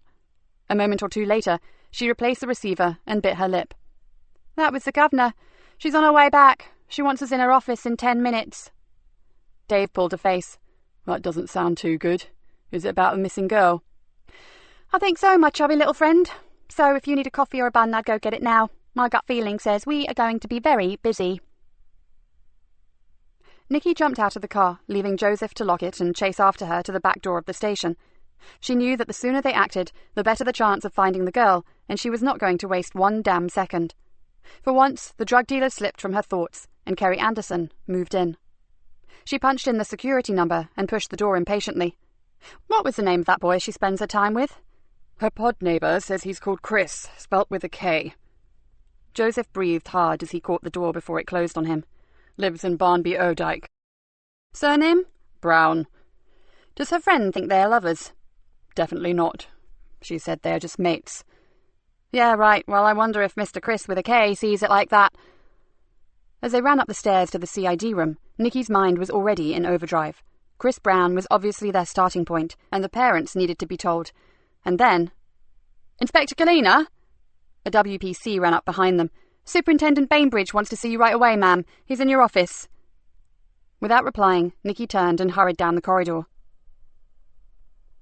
Rick Bainbridge stood up as they entered. Shut the door. His craggy face looked even more war-torn than usual. Nikki's jaw jutted forward. What's happened, sir? Some ramblers walking the sea bank found a mobile phone. They also found this. The super placed an evidence bag on the desk. What is it? Asked Nikki, peering through the clear plastic. A light meter, Joseph said somberly, used by serious photographers. A photographer like Kerry? The man ran a meaty hand through his hair. I don't think there's too much doubt about that. Most happy snappers are all digital these days. He paused. But we have one piece of good luck here. Although the phone was damaged, the lab reckon they'll be able to retrieve information from it. Right, so we now know she's been abducted. Nikki drew in a deep breath. It's time to get the official wheels turning. The super held up his hand. Yes, but before we open the floodgates, Inspector, I want to know 100% that the phone belonged to her. It has to be hers, exploded Nikki. Her friends say she often goes up the sea bank, either taking photos or sky watching with her little mate Chris, and she was last seen wearing hiking boots. What more do you want? Confirmation, said the super patiently. Sir, you know the timescale for finding abductees. The first 24 hours are crucial, and we've already lost valuable hours. The superintendent reached for the ringing phone. It's the lab, he muttered, holding his hand over the mouthpiece. After a few short words, he hung up and looked from her to Joseph. It's Kerry Anderson's all right. The last message she received and the last call she made were both to and from the same person. Don't tell me. Nikki was already making for the door. Chris Brown. Chapter 8. The word village conjures up a certain rural quaintness, but as Nikki and Joseph drove into Barnaby Odyke, they found nothing of the sort. The cottages and houses were scattered in meagre clusters, and every one of them edged the vast arable fields that ran all the way down to the marsh. The narrow lane that served as the main road was clogged with mud spewed up from the tractor tyres, and chickens roamed at will across the pock-marked asphalt. The Browns' cottage sat a little way back from the road. The front garden had mainly been given over to a shingle car parking area and turning space, and the cottage itself, although not exactly ramshackle, could have used a hearty dose of TLC. Hardly chocolate box, is it? Said Joseph, looking at the weather-bleached paintwork. What do you expect? Nikki snorted. These are farm workers' places, and this is the Fens, not the cosy Cotswolds. They work god-awful hours to just about scrape an existence, so along with the east wind and the North Sea. Okay, I get the picture. Nikki swung the car into a lay-by, intended for church business, and they walked back. In the absence of a bell, Joseph rapped hard on the wooden front door. A dog barked sharply, and then they heard a voice call out, "It's open, and Swampy doesn't bite." Joseph pushed the door and was greeted by a small brown and white spaniel that barked excitedly, then fled back into the cottage. "We're looking for Chris Brown," called out Joseph. "Then you found him." The young man was tall, skinny in the extreme, and had a floppy mop of almost black hair and thin, wire-framed glasses. "What can I do for you?" he asked, mildly suspicious. Both Nikki and Joseph produced their warrant cards. "We'd like a word, please, Mr. Brown." Nikki watched the eyes. After looking closely at their cards, he looked up, and she saw the suspicion had been replaced by confusion. He shrugged, then stood back from the door. "I suppose you'd better come in." The door led directly into the sitting room. He pointed vaguely towards two armchairs that flanked the fireplace. "Sit down if you want to." He perched on the arm of an overstuffed sofa and stared at them. "So what's this about?" "You were a friend to Kerry Anderson, Mr. Brown?" "Yes." The eyes narrowed slightly. "When did you see her last?" The vagueness fell away. "Kerry," he said sharply. Now there was concern in both his expression and his voice. "Has something happened to her?" "Well, we thought perhaps you may know the answer to that, Mr. Brown." Nikki didn't take her eyes off him. If he was acting, he was bloody good, but then Nikki had seen some award-winning performances in her time. "Well, has she had an accident or what?" "Can you tell us when you saw her last?" repeated Nikki. The young man's Adam's apple jerked convulsively in his throat as he swallowed. He rubbed his forehead. Oh yeah, it was the day before yesterday. And where was that, Mr. Brown? Added Joseph calmly. At the Hub? At the university? Yeah, she wanted to talk to me, and as she had some spare time before one of her lectures, we grabbed a coffee. He pushed his glasses further up onto the bridge of his nose and stared straight at Joseph. Look, man, if something's happened to Kerry, you have to tell me. We don't have to tell you anything, said Nikki flatly. So what did she want to talk about? Nothing, really. Well, nothing important. Let us be the judge of that. Nikki's tone was edgy. What did she want? Brown tugged nervously at the hem of his baggy sweatshirt. I can't remember. Oh, come on. Kerry asked to see you, to talk, and you can't remember why? We just chatted. She talked about her dad and what she bought him for his birthday, and she said she was looking forward to the field trip to the Peak District. I filled her in on some gamma-ray bursts that have been discovered by ESA's integral satellite, and that's all, really. Thrilling. And you didn't think to ask her why she specifically needed to see you? Nikki didn't bother to keep the derisory tone from her voice. But we often have a coffee. It was nothing new. He frowned. Kerry sometimes likes to just offload, you know, and she knows that she can to me. He stared directly at Nikki. People think it's all so easy for her, but it isn't. Okay, so what sort of mood was she in? Brown thought for a moment. Upbeat about the field trip, but, asked Joseph. Brown didn't answer immediately. My sergeant asked you a question, growled Nikki. Well, I didn't think too much about it at the time, but now... He rubbed hard at his temple. Now I get the feeling that something could have been bothering her. The fact that she was all fired up for the trip kind of masked it, but on reflection, maybe she was too hyped up. It was Nikki's turn to frown. She'd played this all wrong. She'd given Chris Brown too much time to work out a retrospect scenario where Kerry was already worried about something. Time to move on. So when did you speak to her last? But I just told you. No, Mr. Brown, you told me when you last saw her, not when you spoke last. That was it. I haven't spoken to her since. No phone calls, no text messages? Nikki kept her voice expressionless. No, none. Nikki frowned. Do you have a mobile phone, Mr. Brown? Chris Brown looked at her as if she were in need of mental care. Yeah. Can I see yours, please? Sure. He moved across to a row of coat hooks by the front door and pulled a light jacket down. He plunged his hand deep into the pocket, then pulled it out and tried the other pocket. That's odd, he murmured almost to himself. I thought... Having trouble finding it, sir? Asked Joseph. I thought you young people were super glued to your phones. Brown frowned. Not me. Why, bit of a loner, are you? Not many friends, except Kerry, of course. As Nikki stared at him, she saw him begin to gnaw on his bottom lip, and she wasn't sure if he were nervous, frightened, or just acting at one of the aforementioned emotions. I think I have a right to know what has happened to Kerry. There was a tremor in his voice. Where were you last night, Mr. Brown? He tensed. I was here. Was anyone with you? I was alone. My mother was away last night. And is there a father? Joseph's tone was gentler than Nikki's, and it irritated her. No father. And your mother was conveniently away? Barked Nikki. It wasn't convenient, whatever that means. She's a rep for a sports equipment company. She's often away. Now will you please tell me what the hell is going on? Nikki noted the shaking hands and the reddening cheeks. We need to find your phone, Mr. Brown. Perhaps my sergeant should help you look for it. If it's not in my pocket, then I've lost it. Chris Brown sat back on the sofa and stared belligerently at them.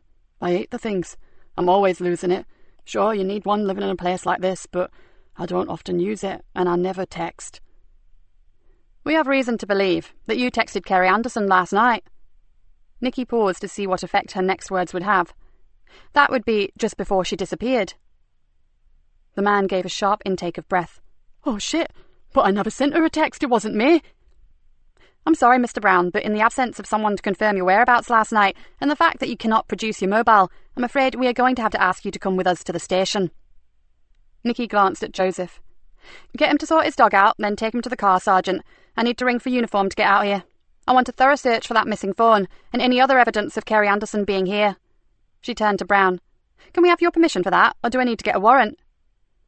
The man offered no resistance. Do what you have to do. No doubt you will anyway. But I promise you, I haven't seen Kerry since we met for coffee, and I would never hurt her. Never. Because you love her? Love her? He blinked in surprise. I don't love her. She's my friend. Well, perhaps that's how she wants it to be, but maybe you'd like a bit more, Chris. Did you make a move on her and she didn't like it? Is that how it was? At first, he didn't answer. Then Chris Brown threw her a look of utter disgust. I said she's my friend, and I meant it. As Joseph walked him to the car, Nikki pondered on the intonation Chris Brown had placed on the words, my friend. There was a peculiar, singular sound to it, and she was left with the distinct feeling that Chris's other friends were few and far between, if indeed, apart from Kerry, there were any. As she locked the door, she decided that she was going to need a lot more time with that young man. There had been something in his voice when he talked about Kerry Anderson, something clingy and unhealthy, like he knew her better than anyone else, like he worshipped her. Nikki shuddered slightly. She knew from past cases, one in particular, that that kind of relationship could go horribly wrong. Mickey lay on his side on the unmade bed and stared at the mask held tightly in his hand. He should never have taken it. The orders were very clear, and if Marcus found out, the older boy would knock 7 bails out of him, and that would be the end of all that lovely cash. He felt the spongy rubber with his fingers, then smiled possessively at it. He'd just have to make sure that Marcus didn't find out. He'd hide it, and wear it when he was alone. Like now. The boy gave a little shiver of excitement. So far, he had not had the opportunity to put it on. Now that his dad was down the social, and his mum had gone off with some friend, he had the place to himself. Mickey sat up, and taking the mask with him, walked across to the wardrobe. Inside the door was a long, narrow mirror. Mickey looked at himself with interest. He sure didn't look like the kind of kid who had nearly £200 stuffed in a shoebox beneath his bed. He grinned, then pulled the mask over his thick thatch of corn-coloured hair. He positioned the eye slits, then looked once again in the mirror. The second he saw himself, he gave an involuntary yelp and breathed in a great gulp of stale, rubber-smelling air that made him cough. It was horrible, and exciting at the same time. Sort of powerful. He felt a cramp-like thrill grip his stomach and churn his lunch into mush. Yeah, this was so cool. He stared at himself again, and knew it had been worth the risk. Superintendent Bainbridge was waiting in the CID room when Nikki got back. He seemed to have aged 10 years since her trip to Barnaby O'Dyke. WPC Collins and I have seen the parents. I don't have to tell you what kind of state they're in. He didn't. Nikki had dealt with enough frightened and bereaved parents to fill a small theatre. Plus, she had had more than her own fair share of heartache with Hannah. Have they thrown any light on what may have happened, sir? She asked. Right now, they're too shocked to string a sensible sentence together. WPC Collins and PC Farrow have volunteered to wait with them until the designated victim support liaison officer gets there. What about the Sea Bank, where they found the mobile? Has that shown up anything? Plenty, and none of it good. The super frowned. The whole area has been trashed, probably to cover up footprints or signs of a struggle. Yet they left the phone and that gadget thing behind, Nikki questioned. The Ramblers found those some way down a steep bank that drops away from the path to the marsh. You'd never see 'em in the dark. What about tyre tracks, sir? Asked Joseph. They had to get out of the sea bank somehow, and I doubt they walked. Yes, there are tracks. Too damn many, growled the super. Some kids on off-road bikes were out there doing wheelies, or whatever it is they do on those wretched machines. Convenient. I don't think it's connected. The kids go out there regularly, scaring the shit out of the wildlife. The super leaned back against the wall. As soon as Collins and Farrow are back in the station, I'm calling a meeting. This is your case, Nikki, but I'm pulling in all the help I can get, and... He paused, looking directly at her. I think, under the circumstances, our best hope is to go public immediately. Do you agree? Nikki thought for a moment, then nodded. It could be costly if she turns up tomorrow with a hangover and a tattoo that she doesn't remember getting, but I guess we can't afford not to. The super straightened up. Then I'll inform top brass, and I'd appreciate it if you and Sergeant Easter went back up to the campus and spoke to Dr. Villiers in person. We're going to need a pretty big team down there to talk to the students. Arrange things with him, and I'll see you all back in the meeting room in an hour. Nikki pulled a face. Could someone else go? I really need to speak to the occupant of interview room 2. Chris Brown. The super halted midway through the door. Is his mother here yet? On her way, sir, said Joseph. Probably be here in about an hour. She was in Grantham when I managed to contact her." Nikki glared at Joseph. "But there's no reason on earth to wait until she arrives before we interview Brown. He's not a bloody kid." Joseph raised his hands in mock surrender. "That's not what I was implying. I just answered a question, Ma'am. And for what it's worth, I'm with you." He looked back to the superintendent and raised his eyebrows. "If Brown knows where Kerry is, I don't think we should waste a single moment." Nikki opened her mouth, then shut it again. She wasn't sure if it was the man's gentle voice and unshakable calm that was rattling her, or simply that she wasn't used to people agreeing with her. The superintendent gave them both a stony look. "And I say Brown waits until you've been to the university. He's not going anywhere, and some time alone, not knowing exactly what we know or are planning, may just scare him into talking to us." Nikki gritted her teeth, and that wasted hour could mean life or death to Kerry Anderson. If she was right, time alone was normal practice for Chris. It wouldn't worry a loner like him one iota, let alone scare him. But she was going to get nowhere by arguing, so they'd better get back to the university, and fast. With a muttered word that could have been anything, she picked up her bag and made for the door. Chapter 9. Those poor parents. What it must feel like to know your child is missing. Niall shook his head, then suddenly started forward. "Hey, Vonnie, look over there!" Yvonne Collins looked, then swerved the police car across the oncoming traffic and into a side road that led to the Carrborough estate. "Little sods! Radio in for some help for that woman. She's clearly not injured, so I'm going to go after the kids who mugged her." "You'll have to put your foot down, Von. Another few 100 metres and the rabbit warren opens up, and we'll never catch 'em." Niall gripped the dashboard as Yvonne accelerated forward. "What the dickens do you think I'm doing?" she muttered as she deftly missed an overturned rubbish bin. "Jesus, these street kids get worse. In broad daylight with a police vehicle in full view, they snatch a handbag and take off on bloody bikes." Niall swiftly reported their position and what had occurred, then flipped off his radio. "Someone's on their way to the victim." He puffed out his cheeks. "Not that she'll be able to give a description. They're wearing those damn masks, aren't they?" "Oh yes, just look." Ahead of them, spinning his bike around as he entered a narrow alleyway, a masked youth was staring defiantly straight at the police car and sticking up his middle finger in customary salute. "Too late," cursed Niall. "We'll never find him now." "Don't bank on it." Yvonne floored the accelerator and cannoned straight past the alley. "There's a chance they're heading for the flats, and those connecting alleys all meet on Fisher Street. I may be wrong, but it's worth a shot." "Stick on the two-tones before we kill someone." "What, and let half the estate know we're coming? Like hell." Yvonne flung the car expertly around the corner. "And I have no intention of killing anyone, unless I get my hands on those little shits, that is." She straightened up, and the car leapt forward. "If I can just get across to the recreation ground before them, we may—" Yvonne broke off and braked hard. "Oh, hell! Take a look at that!" Ahead of them was an open expanse of concrete, unofficially used for parking, but right now there were no cars, just youths. Two gangs squaring up to each other like warring tribes, all ugly faces and aggressive posturing. There was little difference between them when it came to age and attitude. The only thing that separated them was that one gang were wearing masks. Niall was already on the radio when the taunting stopped and the fists came out. "Tell them we need backup," shouted Yvonne as she prepared to jump out of the car. "Meanwhile, I'll do what I can." "No!" Niall's voice blasted in her ear. "Not this time, Vonnie. I'm all for getting stuck in, but look at them. Someone's going to get badly hurt out there, and I prefer it not to be us." "We've got to try." Yvonne opened the car door. "For exactly the reason that you just said. Someone's going to get hurt, and we have to try to prevent that happening." "Oh, shit. Next time I volunteer as for overtime, remind me of this, will you?" Niall swung open his door to follow her. "At least you've got a voice that could be heard the other side of Humber Bridge." Together, they waded in and began pulling some of the less committed thugs from the pack, and by the time 2 more police cars arrived, they were left with a heated core of some 10 kids, vicious kids, who had the red mist in front of their eyes and were giving up for no one. "Leave them to the cavalry," called out Niall as he yanked a stick-thin youth from the back of another.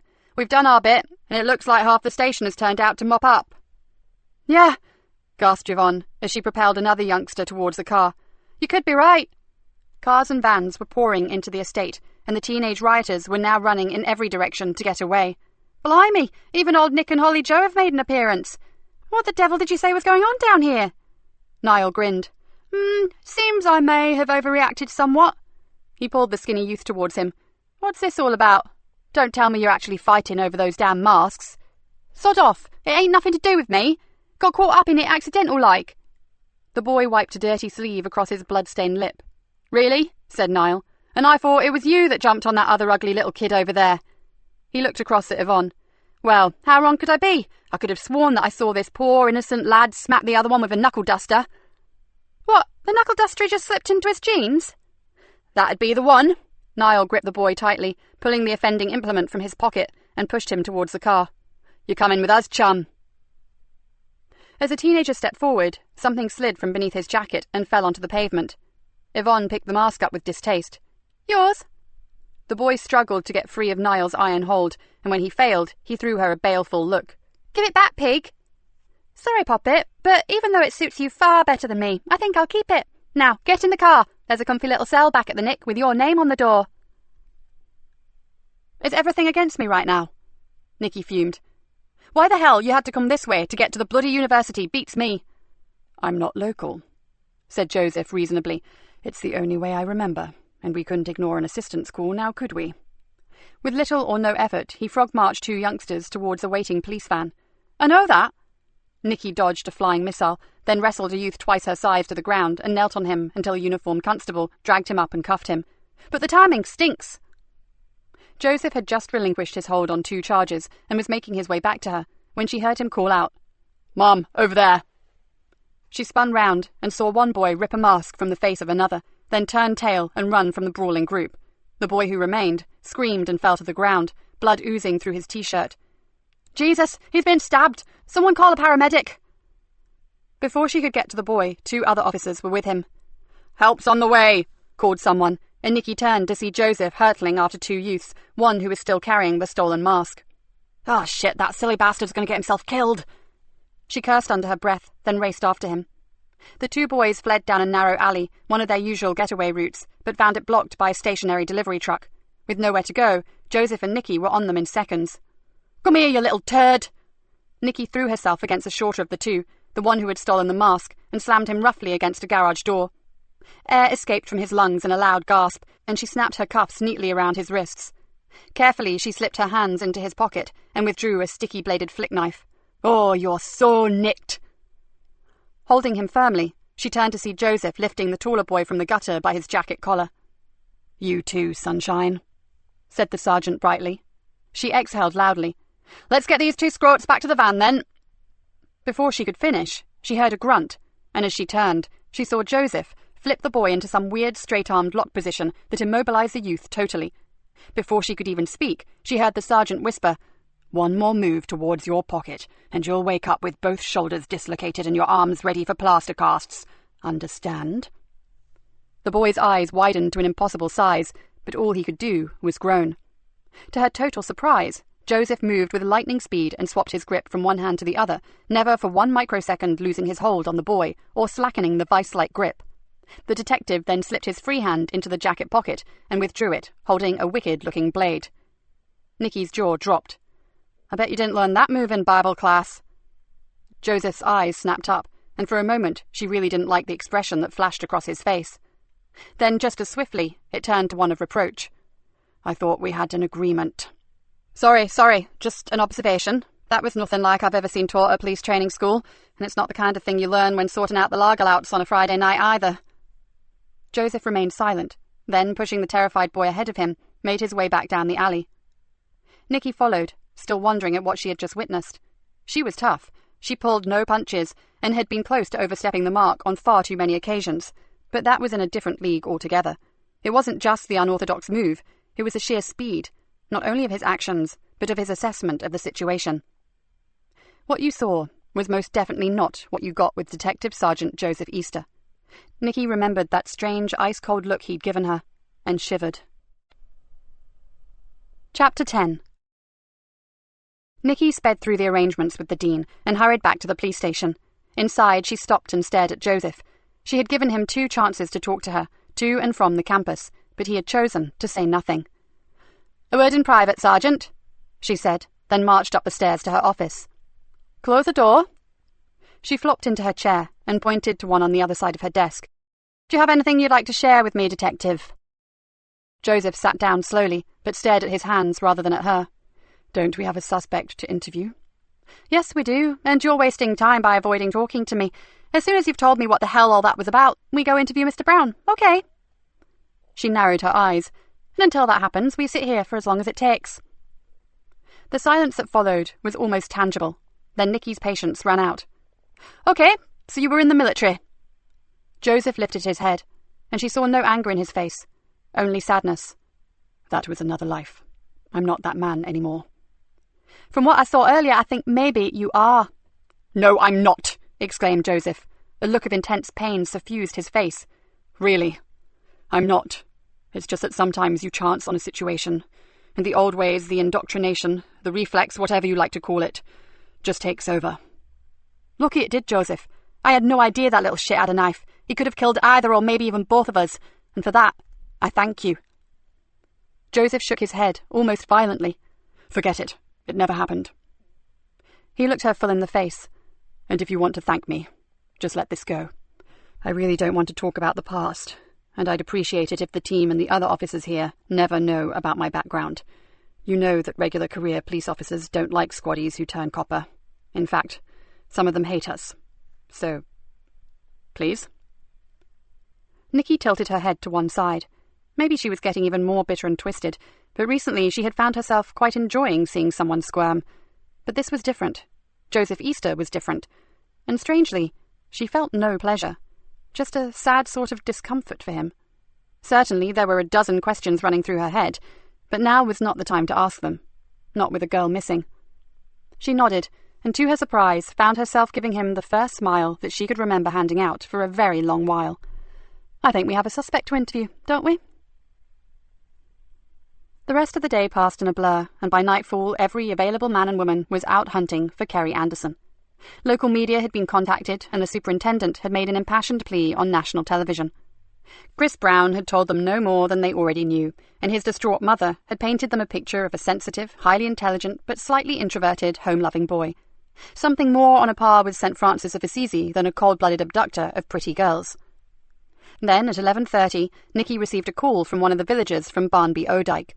A call that meant she would have to let him go. "There was a fox around, Inspector. That's why I kept going out into the garden. I have chickens, you see." "So what time did you actually see Mr. Brown, Mrs. Roper?" asked Nikki with something like exasperation. "Well, off and on, from around 7:30, right up until 2 o'clock, I suppose.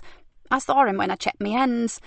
He has an observatory, Inspector, big posh shed with an opening window if you ask me, but our Chris is something of a celebrity in the village. He's an astronomer, you know. Nothing he don't know about stars and stuff. Sometimes he's out there all night." "Yes, and?" Nikki tried to keep her cool. "Well, I saw him going in and out, didn't I, moving his telescope around. Oh yes, and once close to midnight his dog started barking. Must have smelt the fox, I reckon. So he had to be there all evening, Inspector." "And to your knowledge he was alone, Mrs. Roper?" "Well, I can't swear to it, but I never saw anyone else." Nikki thanked the woman for her help, then slammed down the receiver and swore out loud. "Fuck it! We're going to have to let him go." She puffed out her cheeks in exasperation. Joseph shrugged. "For what it's worth, and I know he's unlike any other 20-year-old kid I've ever met, but I really don't think he knows where Kerry is." "Since when did you become the county profiler?" inquired Nikki. "I know I'm no psychologist, but his body language didn't exactly scream out, 'I'm a liar,' did it?" countered Joseph. Nikki leaned back in her chair and rubbed her temples. "Oh, God, I need some sleep.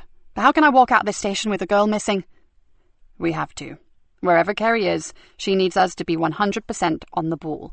And as most of the Fenland constabulary are out there looking for her, there's little left for us to do right now." Joseph yawned and examined the darkening bruise on his wrist. "Plus, as we've just spent a happy hour brawling with Cabra thugs, I think we can grab a few hours shut-eye without too many recriminations." "Oh, shit! The boy who got stabbed! I'd better get down to the hospital and check on him." Nikki could feel the shadow of a headache forming behind her eyes. "I rang while you were on the phone, Mom. He's conscious and stable. He's got 2 uniforms with him until he's well enough to interview, so you can relax over him."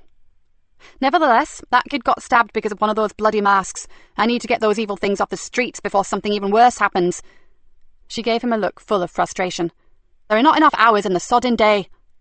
"My digs are near the hospital. I can call in if it helps. A couple of hours' rest will charge me up again." He stood up. "If that's all right with you, Mom?" Nikki nodded. "Would you?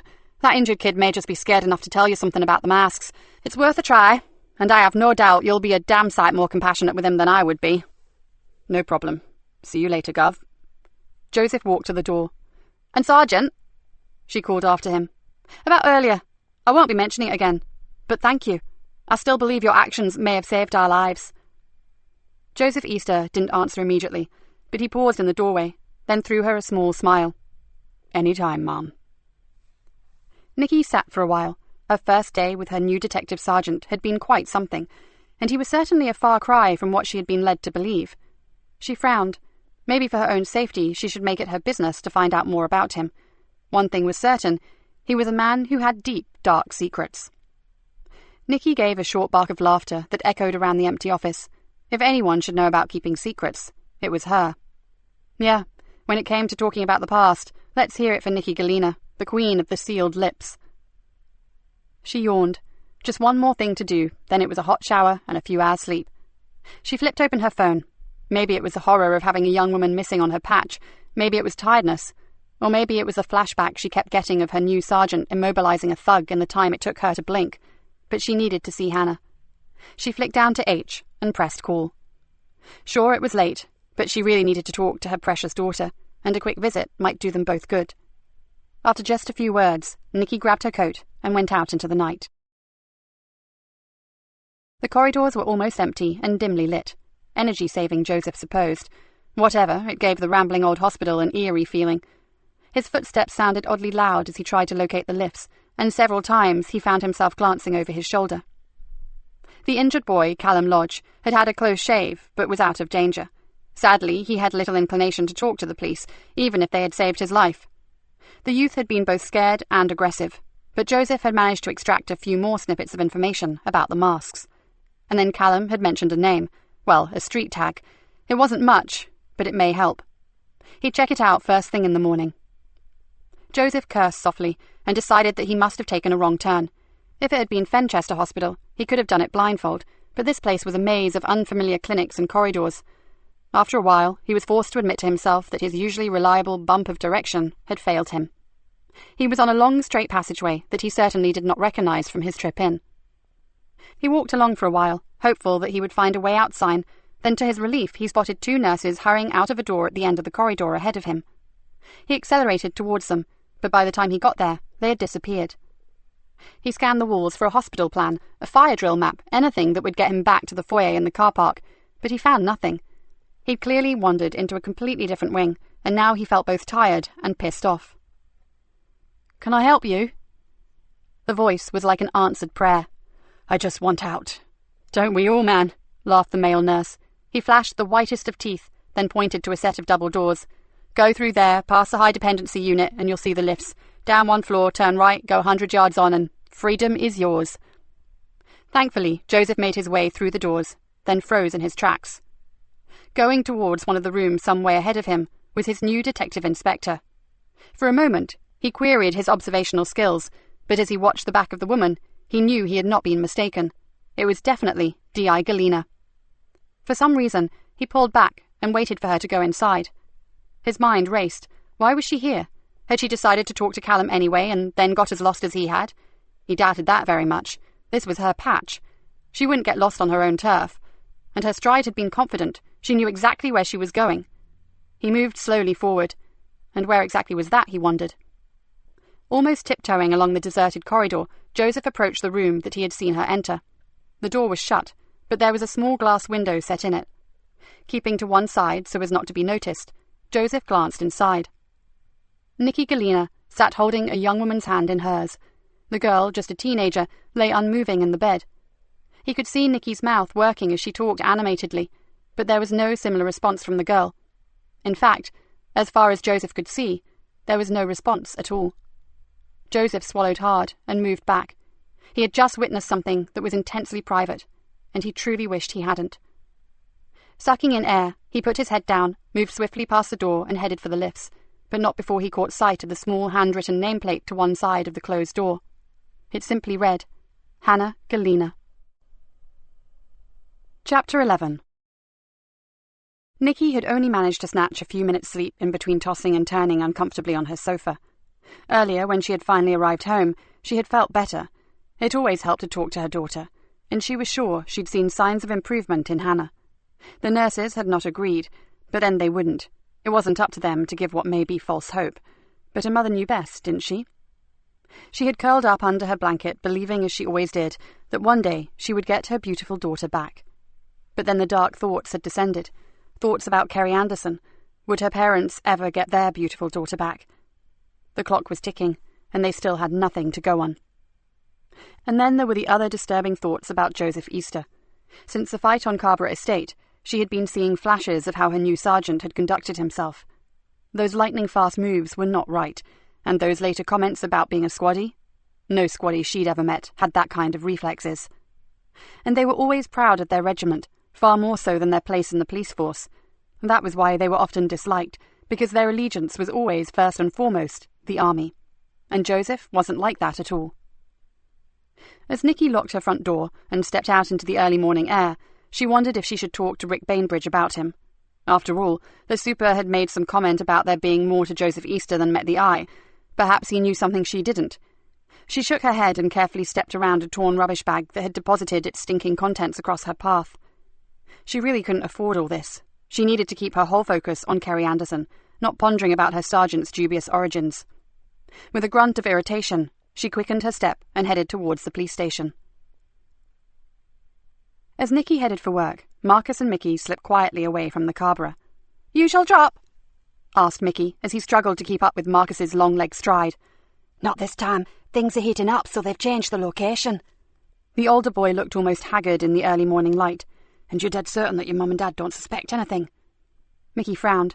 "They don't give a shit what I do." "You know what I mean, Muppet. You are being careful, aren't you?" Mickey pulled his hood further over his face. "Don't worry. Dad's back on the bottle. He was drinking till 3 and my mum's buggered off until he sobers up, so everything's cool." "It better be. We can't afford the slightest slip." Marcus lowered his voice, "especially now the war has started." "Mask wars, yeah?" Mickey did a little skip and punched the air with his fist. "Shut up, you stupid little shit." He lifted his hand to his forehead and glowered at the younger boy. "I've had it up to here with you. You're a fucking liability, you know that. Why the hell did I pick you of all the kids on the borough?" "'Cause no one gives a flying fuck about me, and I've got the face of an angel, which always helps." Marcus gave a hopeless sigh. "Yeah, I guess, but will you please keep your voice down? In fact, just shut it until we get there." "Where are we going?" "I told you to shut up. You'll know soon enough, and hurry up, we only have 15 minutes to get there." They walked the next half-mile in silence, then Marcus slowed his pace and looked around. Ahead of them was a narrow walk down to the riverbank. Not the popular bit, where joggers fought for breath and early-bird commuters took a shortcut to the station, but a dingy, shadowy track that ran beneath a railway bridge and stopped at the back of a disused bedding factory. "Neat," whispered Mickey. "No one goes down here except for a piss." Marcus ignored him and strode off towards the dark tunnel. He had almost disappeared before Mickey chased after him. "Can you see anything?" "Yeah, they're here. Shift your ass and come and help me." Marcus had pulled an Adidas sports bag from his shoulder and was ripping open a large cardboard box. He removed a fat, plain envelope, then grabbed a handful of the familiar rubber masks. "Here, get these into your rucksack. We don't have long." Mickey jammed the masks into his bag, then hoisted it over his back while Marcus zipped up his own, then returned to dispose of the box. He tore the cardboard into pieces and dunked it into the sluggish river water. When it was well soaked, he screwed it up some more, then stuffed it under some straggly, brambly bushes on the edge of the river. "Let's go." Pushing the smaller boy ahead of him, Marcus headed back up to the road. "Now, we have another change of plan, Muppet Face. Come with me and don't ask any questions." He pulled Mickey roughly around by the shoulders and glared at him. "Well, this really will be your last job. Understand?" Mickey saw the cool stare and understood perfectly. When Nikki arrived at the station, the car park was heaving with vehicles, police officers and volunteers, all heading out to the marshes and the places that were impossible to search at night. "Nothing yet?" she asked a weary-looking Dave Harris. "No, Mum. The second wave is just moving out now. They're still concentrating on the campus and the marshlands around the sea bank, where a phone was found." Dave yawned. "Now you're back, Gov. I'll take a bit of a break, if that's okay." Nikki pushed her way between a group of searchers in high-vis jackets and into the foyer. "Have you been here all night?" "Yes, Mum." "But what about—" Nikki frowned and lowered her voice. "Sorry, but shouldn't you have gone home long before this?" "She's okay, Ma'am, but thanks for thinking of us." He gave her a tired smile. "I've arranged a carer, just to cover me short-term like. Surely there's enough bodies here to comb the Fens without you. Can't dodge the issue when there's a kid missing, can I, Gov? And I wouldn't want to either. Nikki lightly touched the big man's arm. I know, but you have your own problems, and they don't go away because something big is going down here. You go get some sleep and look after yourself, you hear? Nikki watched him go, his shoulders sloping down and his step more a shuffle than a stride. She was the only one who knew about his home life, and she really felt for him. Mom? Joseph was striding up the corridor. Got you a coffee. What the hell time did you get in? She asked with something like annoyance. 10 minutes ago. He balanced the mugs in one hand and held the office door open for her with the other. Did you sleep? Nope, she said sharply, wishing she could tell him that he was partly to blame for her insomnia. I've sent Dave home. Is Kat still here? Yep, she's on to something regarding the components required to make rubber masks. She's found a wholesaler of the raw materials. Good. And what did you find out from the victim of yesterday's knife attack? Joseph stared at her thoughtfully for a moment, then flopped into a chair. Well, the masks really do just turn up. Dumped around the estate or in schools or recreation grounds. Callum swears that no one knows where they come from. And you believe him? No reason not to. Joseph sipped his coffee. He started off all tough, then when he realised I was prepared to take residence beside his bed, he started talking, probably just to get rid of me. Nikki gave a long sigh. So, he's told you nothing that we didn't already know? Not quite. He gave me a name. What? She leant forward eagerly. Well, a street tag. I haven't had a chance to run a check yet. And? What the hell is it? Fluke. Nikki choked back a gasp. You know him? It was Joseph's turn to look surprised. I know enough to say don't bother running that check. You won't find anything. The sergeant jutted his jaw forward. So, you've already had a lead on him? Nikki leaned back in her chair. With regard to this case, no, and sadly I don't know a damn thing about him. Then maybe I should get down to the Greenborough and make a few inquiries. And you think they'll talk to you? She gave a short laugh.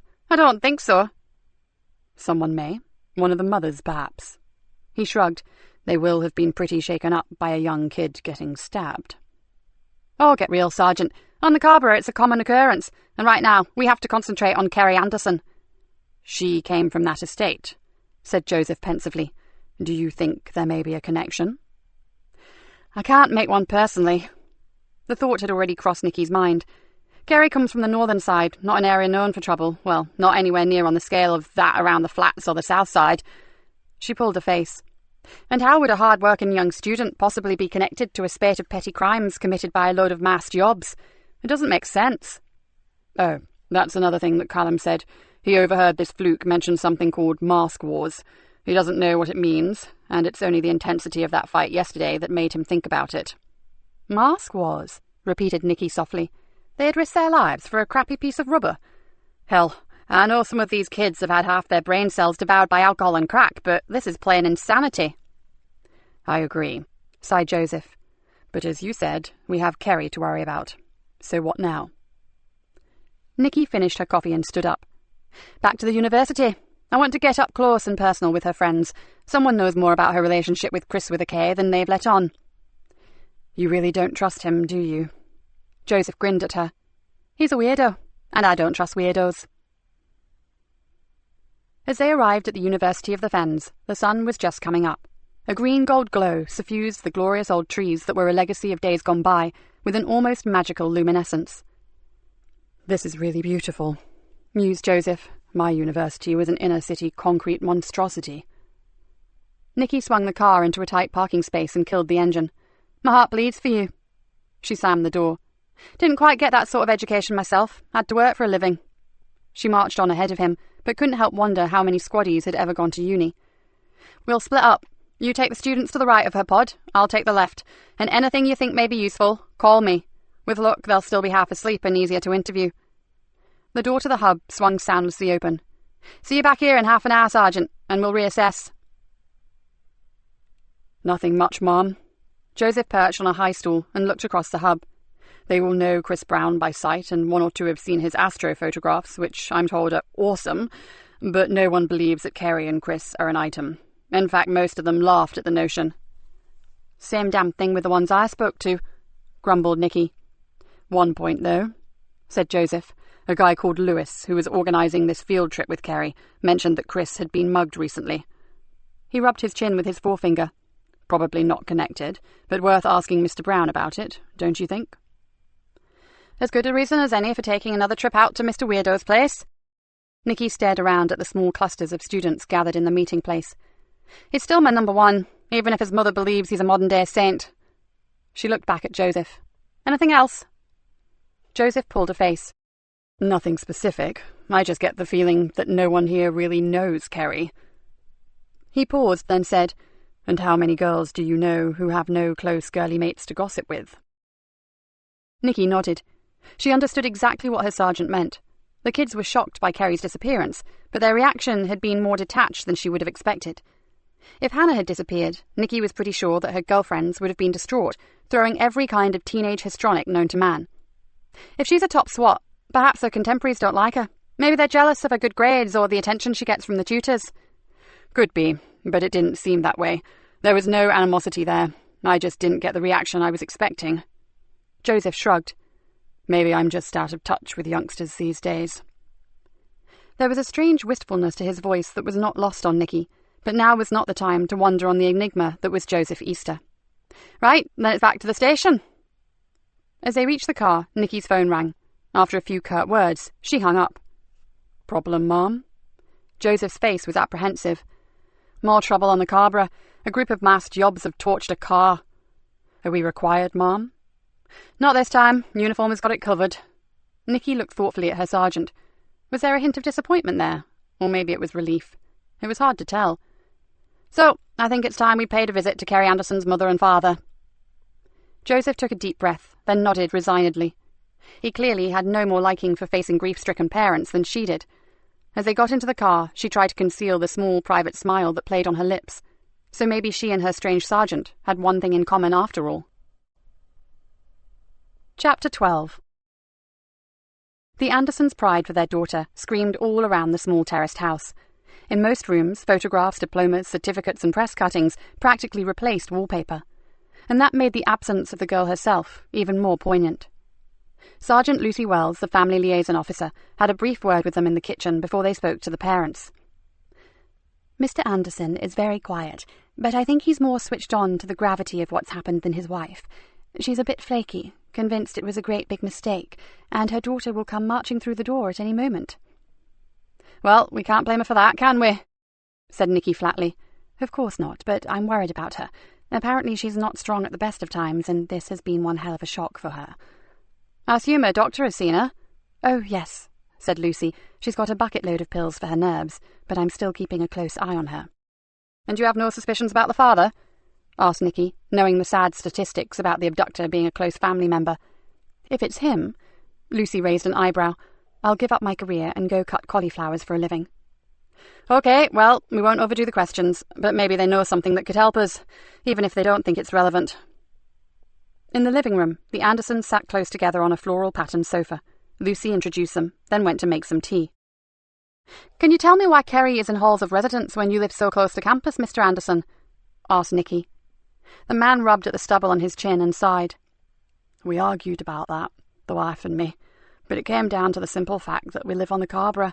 It's hardly the kind of place where a youngster can get some peace and quiet to study. As if on call, a police siren echoed across the estate, and that was soon joined by several more. That's the norm around here, and this is the quiet part, he added miserably. We know, Mr. Anderson. Our uniforms spend as much time here as they do in their own homes, and I take your point, but I thought universities usually kept those rooms for students from out of the area. The principal, Dr. Villas, was very kind. He made an exception considering her unusually high pass marks and her dedication. This can't be happening. Not to my Kerry. The mouse-like woman on the sofa suddenly flared up like a reborn phoenix. Who would want to hurt her? She's such a good girl. Mary, Mary. Hugh Anderson's voice sounded horribly tired. He patted the woman's shoulder gently. We have to try to help these good people. They're as worried about our lass as we are. So no more outbursts, my darling, because they really don't help. Mary Anderson slumped back, almost disappearing into the cushions. I'm sorry. There's no need to apologise, Mrs. Anderson. No need at all. Joseph's voice was full of real compassion. It's us that should be sorry. We cannot begin to know what you're going through, but if we are to find Kerry, we have to ask you to help us." The woman shook her head slowly from side to side. "I just don't know what we can possibly tell you." Nikki saw that she was close to tears. "Well, just tell us about Kerry. Her likes, dislikes, friends, hobbies, pets, anything you can think of. Just talk about her to us." They talked for over half an hour, and Nikki began to build up a picture of the missing girl. Kerry, it seemed, was not a social student, and although likeable, she was so unusually single-minded, so totally committed to her photographic studies, that they overpowered even the need for close friends, and something about that image disturbed Nikki. Back in the car, she turned to Joseph and abruptly said, "Didn't have a lot to say, did you, Sergeant?" She felt the temperature drop a few degrees before he answered. "Not something I enjoy." His words were clipped. "Frankly, I'd rather face a few tooled-up thugs in a dark alley." "I bet you would," she thought, but said, "Well, at least what you did say seemed to come from the art." Joseph did not answer this time, so she continued. "So, regarding Kerry, did you get the feeling that she would have sold her soul to get away from the Greenborough?" Joseph turned the key in the ignition. "I did. And all things considered, it's a marvel she stayed on the straight and narrow.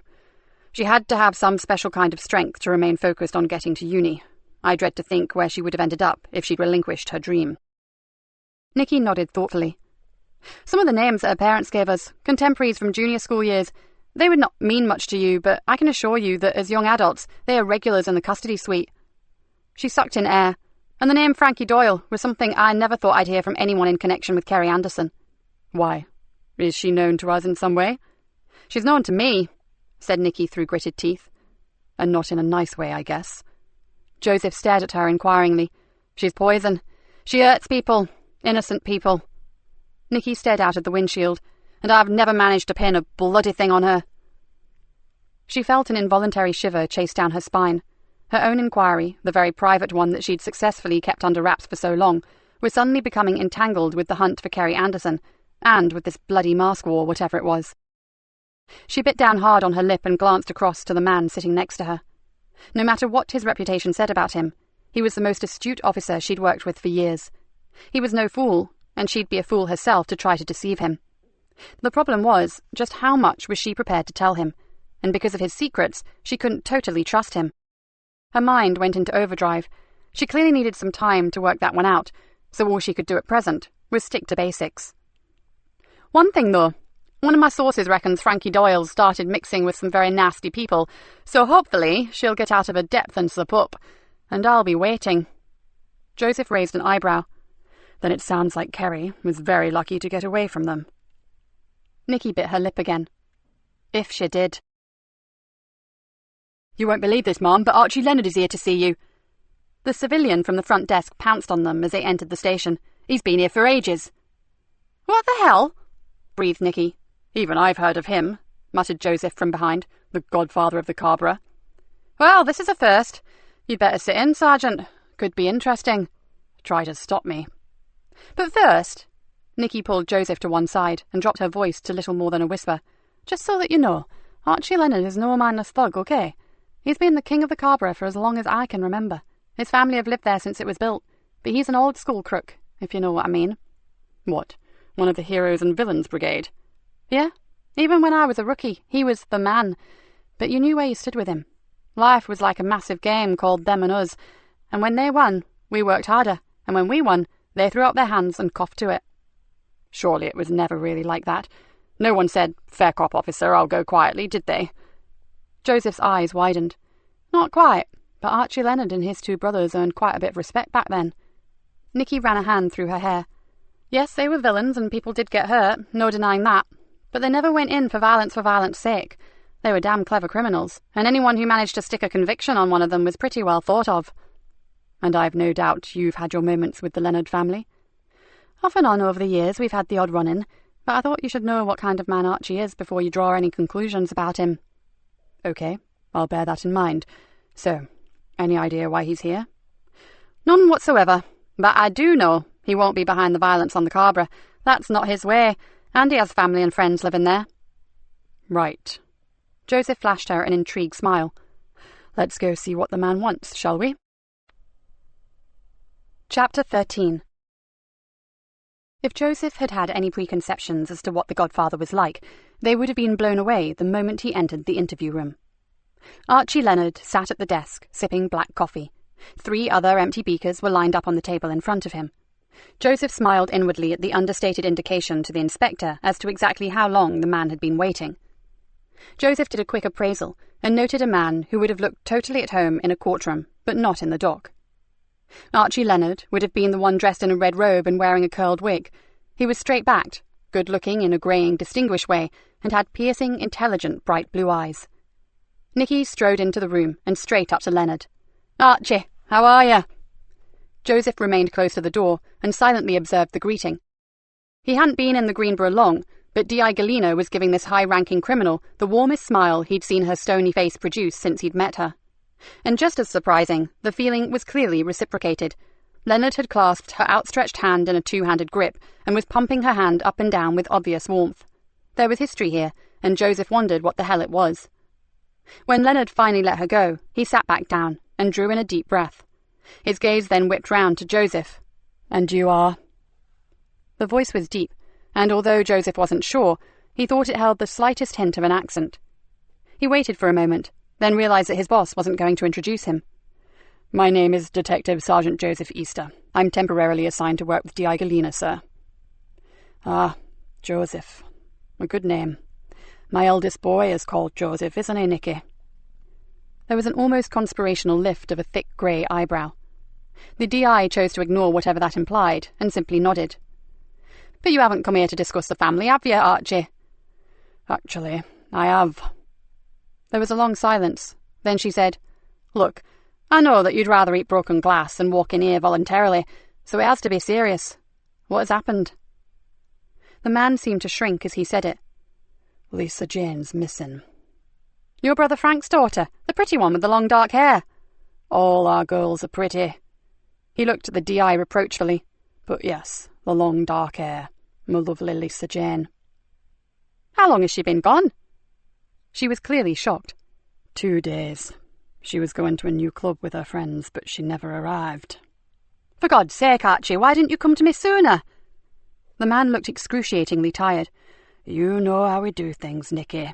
The family wanted to sort it." "I know you never involved the old Bill, but hellfire, man, this is Lisa Jane we're talking about." She swung round and looked Joseph straight in the eyes.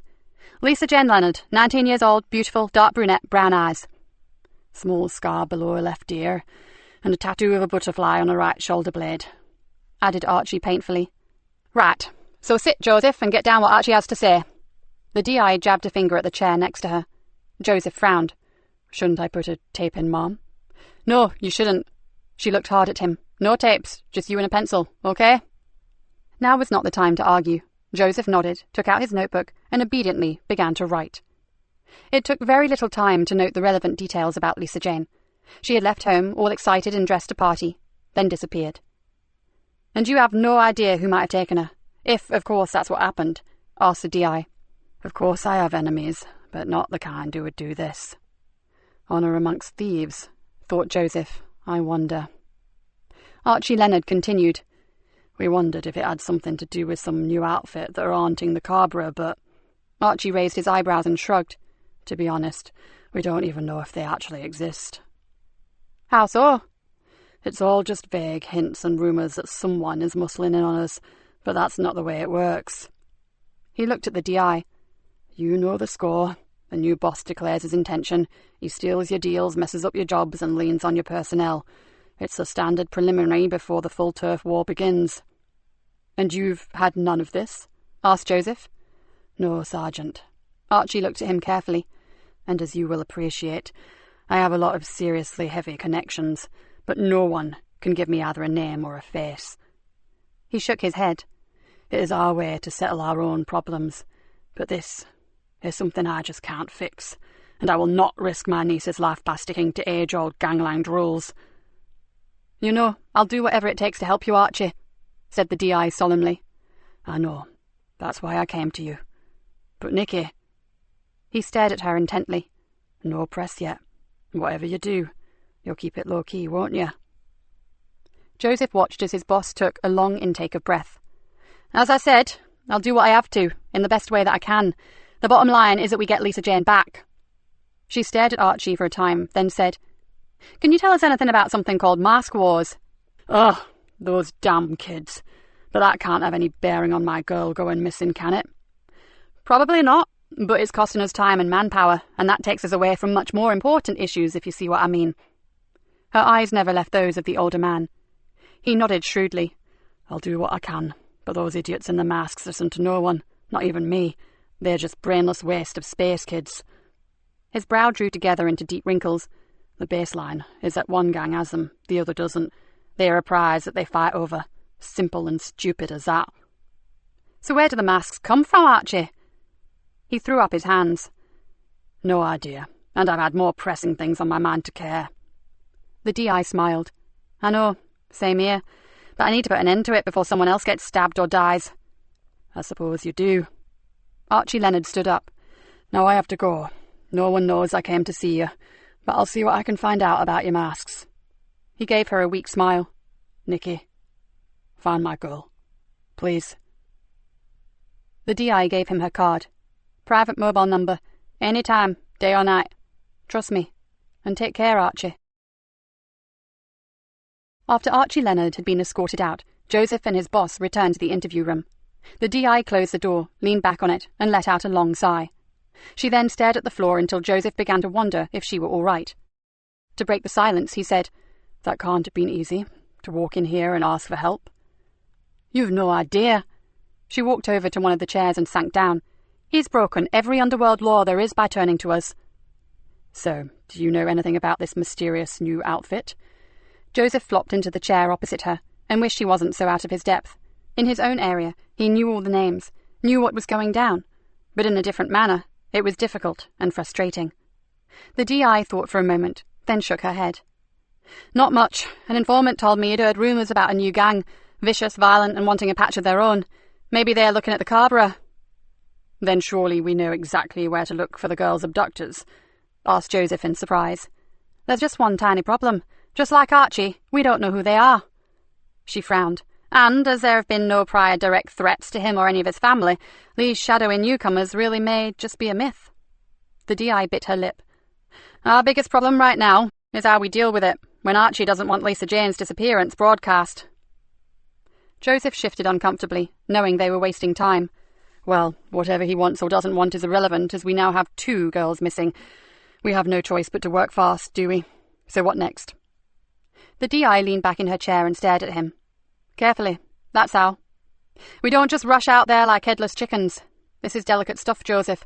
Lisa Jane is a lovely girl, but she's still a member of a close-knit gangland family." Joseph calmed his mind and thought about it, then realised what the media might make of it, and the hype they could splash across the tabloid press. Something that could severely hamper their inquiries into both disappearances. He looked back at the DI and saw deep concern etched on her face. "You like Archie Leonard, don't you?"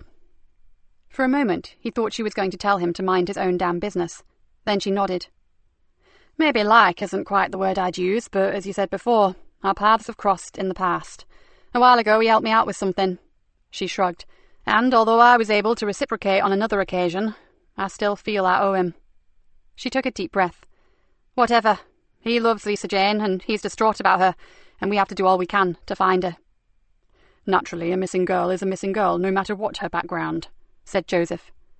"Of course, but the politics of this could be a minefield, and I don't want anyone telling me how to run the inquiry." She abruptly stood up, and her face was set with a grim determination. "I'm going to see the super, and beg him to keep this from the press, and the longer he can sit on it, the better." She walked to the door, then turned back to him. "This may have nothing whatsoever to do with the disappearance of Kerry Anderson. Apart from this possible new gang, Archie has made a lot of enemies in his lifetime. One of them may be less honourable than he thinks, and may have decided it's payback time." She paused. "But no matter how simple that sounds, my gut says different. How say you?" Joseph didn't even need to think about his answer. 2 girls missing, same time frame, same area location. Too much of a coincidence. I believe they are connected, man. My gut says the same as yours. Chapter 14. After seeing the superintendent, Nikki decided that she needed to pay another visit to Barnby O'Dyke and Chris Brown. As she drove, Joseph stared out across the miles of flat open fields that edged the marsh. "Do you really like this place?" he asked. "It's my own. I love it," replied Nikki simply. Joseph nodded. "I guess seeing 360 degrees of sky has its good points, but don't you find it a tad—" He looked for the right word. "Overpowering?" Nikki shrugged and gently reduced her speed as they approached a humpback bridge over a dike. "You can breathe out here. When I was a probationer and I'd had a bad shift, I'd go up to the sea bank, be on my own and get my head back together. I know exactly why young Kerry likes to go there." Or she did. It looks like her last trip could have been a bad, if not fatal, mistake. Nikki drew in a long breath. "Let's just stick to the premise that as we don't have a body, she's still alive, shall we?" "I want to believe that. It's just that time is slipping away and—" "No need to go on. I'm fully aware of the ticking clock and the statistics regarding missing youngsters." She gritted her teeth, then said, "I wonder if Chris Brown knows Lisa Jane Leonard." "Doubtful. I can't see that a beautiful young model would see in a skinny anorak who spends his nights with a telescope, can you?" "I've been thinking that there could be a tenuous connection." Joseph's eyes narrowed. "Tell me." "Frankie Doyle." Nikki found even saying the name difficult. "Lisa Jane knew her. They were the same age, and Archie told us that they lived quite close when they were kids. Kerry knew her. Her parents say they went to the same school.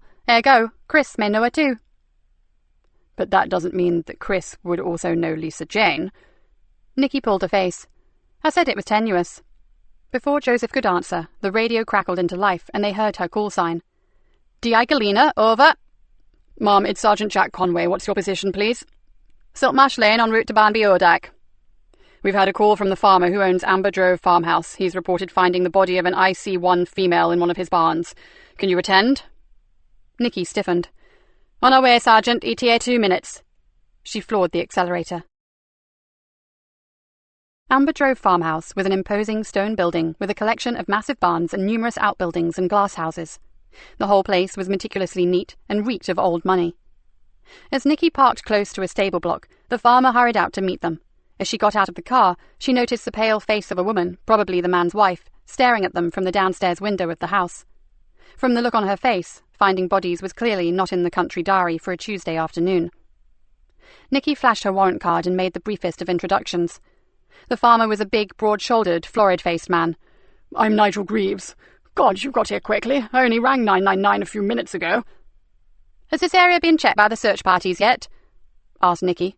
"No, although I had a call yesterday to ask me to look in all my outbuildings, which I did, but somehow I forgot the lower barn. It's just a shell, and it's so inaccessible that I left it until last. Then I got sidetracked." The man looked apologetic.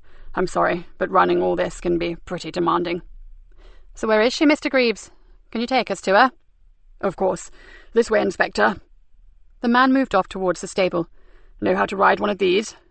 He pointed to 2 quad bikes that sat on the edge of the field. "No problem," said Joseph. "Then you take that one, and follow us." He jumped on the first bike and switched it on. "Hope you don't mind riding pillion, Inspector." He patted the seat, "but it's the fastest way to get out there." "Out where?" shouted Nikki over the noise of the engine. "Bottom field by the Amberfen drain. As I said, it's just a wreck of an old barn and I'm preparing to demolish it." Nikki wanted to ask him to describe the girl, but the 2 revving engines meant she would have to wait and see for herself. Nigel Greaves checked that she was ready, then accelerated out onto the narrow path across the fields. Joseph spun his bike around and with considerable skill caught them up.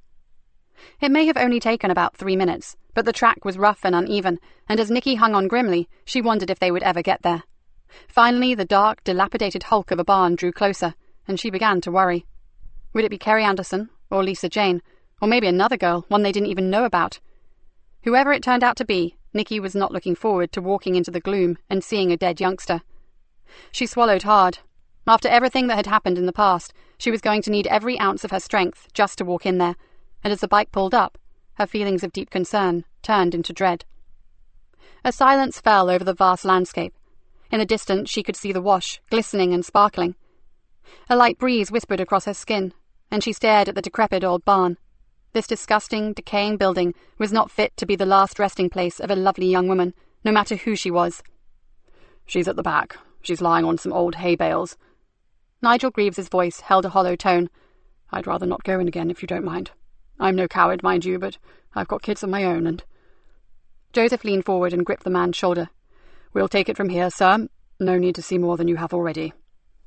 He gave the man a serious kind of smile, then added, Would you go back to the farmhouse and wait for our colleagues?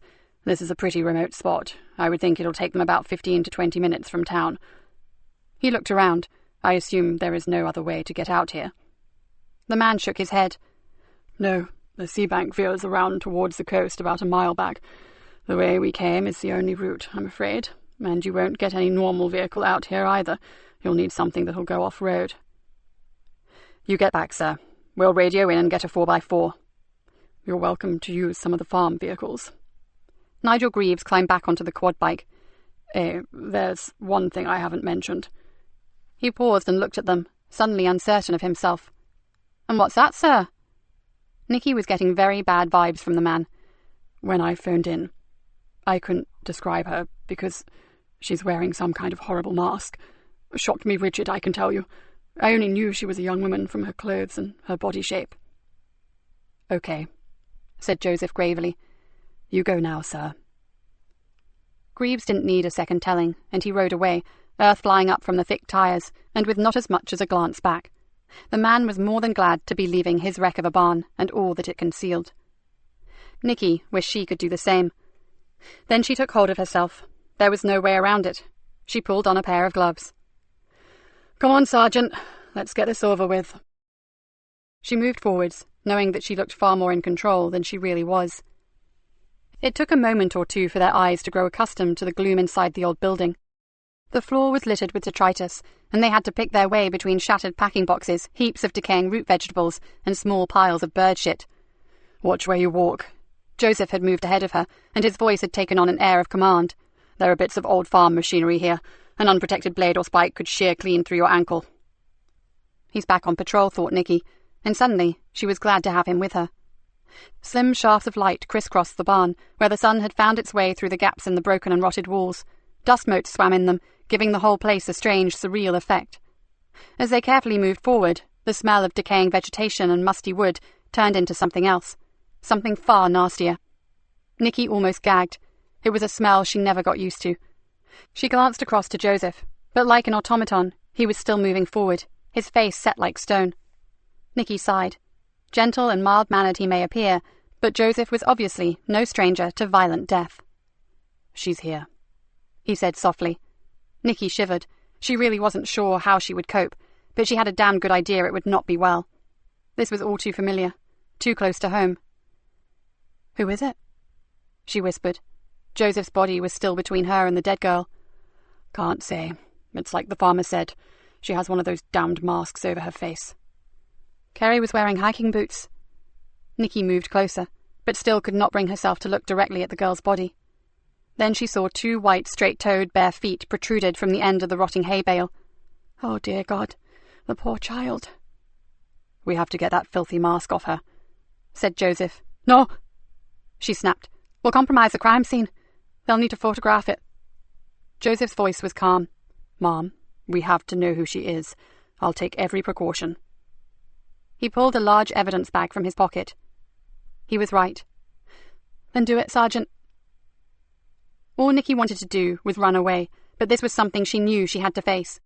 So she set her jaw and pulled on a mask of her own, the professional face. With her stomach churning, she stepped forward and began to clinically appraise the scene.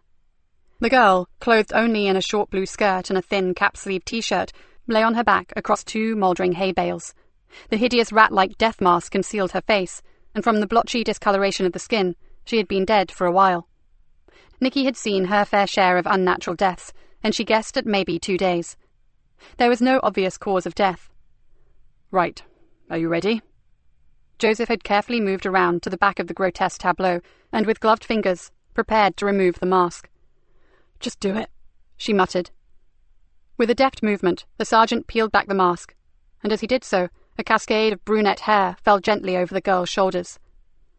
Nikki tried to stifle it, but a low moan escaped from her slightly parted lips, and in that moment, the years fell away and she was back in a filthy cellar, cradling a dying girl in her arms. Oh, no. Oh, please, no. She stepped backwards, almost tripping in her haste to get away. She knew that her breathing was becoming erratic, and she felt horribly lightheaded. Then her heart began to pound like a hammer against her ribs, and she knew immediately what was happening. She had not had a full-blown panic attack for years, and the intensity of it was terrifying. Breathe. Come on now, Inspector. Look at me and breathe with me. Joseph was in front of her, holding her by the shoulders and demanding that she watch him. His face looked weirdly distorted, but she heard his voice echoing as if they were underwater, and she tried to do as he asked. Can't! A roaring noise filled her head, and her chest tightened. You can. Concentrate on me. Now. In. And out. Slowly. Calmly. You can do it. In. And out. After a while, her desperate battle for breath began to ease, but she still couldn't focus properly or talk to him. It's okay. It's okay. It's not Hannah. Do you understand me, Nikki? It's not Hannah. Hannah? What did he mean? She sunk down onto a storage box and tried to understand. What was he talking about? What? She gasped, still trying to control her breathing. What the hell do you know about Hannah? I've seen her. I saw you with her. At the hospital. Even through her own discomfort, she knew that he sounded horribly miserable at the admission. I never mentioned it because I wanted to respect your privacy. No one at work mentioned the fact that you had a sick daughter, so I gathered they didn't know. Anger burnt through her, then almost immediately it abated, and was replaced by a cathartic kind of relief. She stared at him, then sighed. I wasn't thinking of Hannah. It was another girl. Her death was... She paused. She never talked about the death of Emily Drennan. Just too much of a waste to bear. Joseph sat beside her, and with no hint of embarrassment, placed an arm firmly around her shoulders. An old case. A bad one. The worst. There's always one that takes your world and tears it to shreds. Nikki nodded numbly, then had the saddest of thoughts. It was irrelevant to the case, but she could not remember the last time that someone had held her. A tear formed in her eye, and she sniffled it back. When she'd had attacks in the past, and there had been quite a few just after Emily's death, they had always been immediately followed by a period of black depression. It didn't last long, but during that time she felt unnaturally aggressive and was best left alone. Today was different. She just felt sick, tired, and vulnerable. And there really was no time for all this. She straightened up. We should contact the station. Let them know. Not yet. You take a minute to calm yourself before they get here, hey? They are already on their way, and this is one heck of a backwater. He paused for a moment, then said, The dead girl? It's Lisa Jane Leonard, isn't it? I saw the tiny scar beneath her ear. Nikki nodded. Archie and his family will be devastated. Everybody's family gets devastated at one time or another, doesn't it? The arm remained gently across her shoulders, and his hand squeezed her reassuringly. How long has Hannah been in a coma? She's not in a coma, replied Nikki. It seemed odd to talk about herself, so odd that she almost didn't know how. She was, but now she can breathe for herself. She looked down, but that's about all she can do. She's in what they call a persistent vegetative state. Joseph puffed out his cheeks. Phew. How long? 11 months. He turned to her, and his gaze was full of honest admiration. How on earth have you coped? That's all I ever do, Joseph. She gave him a sad smile. I cope. I just cope. I don't live. I don't enjoy anything. I exist, I work, and I manage. I have to, because one day I'm going to get my daughter back. I hope you do, really. A terrible sadness crept across his handsome face. Because I'm certain I'll never see mine again. You have a daughter? She asked incredulously. Somehow the fact that he may have a family had never even occurred to her. Had. She's abroad somewhere with her mother. I haven't seen her for 6 years. A quiet descended on them both, as they fell into a sort of personal reverie and thought about their lost daughters. After a while, Nikki said, I guess there is nothing we can do for Lisa Jane now, not without disturbing anything. We'd better ring the station and check how long it will be before forensics can get out here. It's no longer a missing persons case. It's murder. Shall I do it, Ma'am? Asked Joseph. Nikki slipped rather reluctantly from his arm and stood up. I'm okay now, Sergeant, thank you. And I could do with some fresh air. You and me both. Together, they made their way back out into the watery sunshine, and Nikki flipped open her phone and reported their findings. They reckon about 5 minutes. Then they have to get across the fields, of course. She looked across the acres of flat farmland. Why did a killer pick this place, I wonder? Joseph leaned against the quad bike and shook his head. And how did he get her here without Nigel Greaves or one of his family or workers seeing them? I'm pretty sure he, or maybe they, used the dike. Nikki pointed to the narrow waterway that ran close to the barn. With all the summer rain we've had of late, you could easily get a small boat along there.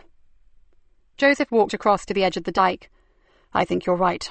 The bank is pretty well trampled down. The Sokos may find something. Let's hope. Nikki sat down on a stone bollard that had probably once been part of a wall and looked up at her sergeant. Why haven't you seen your daughter for so long? Because she hates me. He swung himself onto the quad bike and sat back in the saddle. Well, actually, she hates the person I used to be, but Tamsin refuses to believe that that man is dead and gone. And who was that man? A soldier. A highly trained Special Forces operative. One who killed people for a living. He threw Nikki a resigned look. So I can hardly blame her for disowning me, can I? Soldiers don't kill for fun. If you ever meet Tamsin, perhaps you might tell her that fact. He scratched his head, but if I'm honest, I can see where she's coming from. He gave a humorless laugh. You know what some young people are like these days, full of passion and determination to save the whales, the polar bears, the rainforests, the planet. Tamsin spent all her childhood collecting orphaned animals and mending broken wings. To her, all life is sacred. Her father's job just didn't gel with her concepts of what made a good person. So, did you give up your career for your daughter's sake? No. Joseph shook his head sadly. Like you, I had a bad mission. Nikki looked at him, her head tilted to one side. Her natural curiosity wanted to hear about it, but she of all people knew when not to push. Let's just say the intelligence we were given was wrong. People died. The wrong people. He shuddered. Afterwards, I threw my assault rifle in the river and told my commanding officer that I was going home for good. He knew they'd cocked up, and he never tried to stop me. I was given an honourable discharge. What a joke. So then you joined the police? Not for a long while. I knew I was damaged, so I went away. I travelled, then I spent a year in an ashram, and finally the healing began. He smiled at her. Please don't tell the mess room, but I've never been religious. I've just spent a lot of time listening to people who lead truly spiritual lives, and now I can embrace the good things in life, and try to forgive the bad ones. Oh, I wish it was that easy, Joseph. I don't think I could ever forgive some of the bad people that I've come across in my life. Nikki closed her eyes and saw Frankie Doyle's wicked eyes twinkle maliciously at her. No, never. Joseph gave her a long look. I never said it was easy. One day you may be surprised at what you were capable of. He smiled again, but right now I see the cavalry approaching. Nikki stood up. Across the fields, 2 Land Rovers were churning up the fertile soil as they made their way towards them. She looked back to her sergeant. Somehow, she knew that she did not have to ask him to be discreet about her panic attack. For a moment, she just stood and stared at him. For the first time in a very long while, D.I. Nikki Galena actually trusted someone. Chapter 15. Do we know how she died? Asked Superintendent Bainbridge. Joseph bit his lip. Unofficially, sir, it's strangulation. The super nodded slowly. I hope they managed to get her off that marsh before nightfall. She's already here, sir. She was taken into the hospital mortuary a few minutes ago. Professor Wilkinson will do the post-mortem this evening. Rory Wilkinson? He's from your neck of the woods, isn't he, Sergeant? Yes, sir. He's covering while your own man is up at the Old Bailey as an expert witness.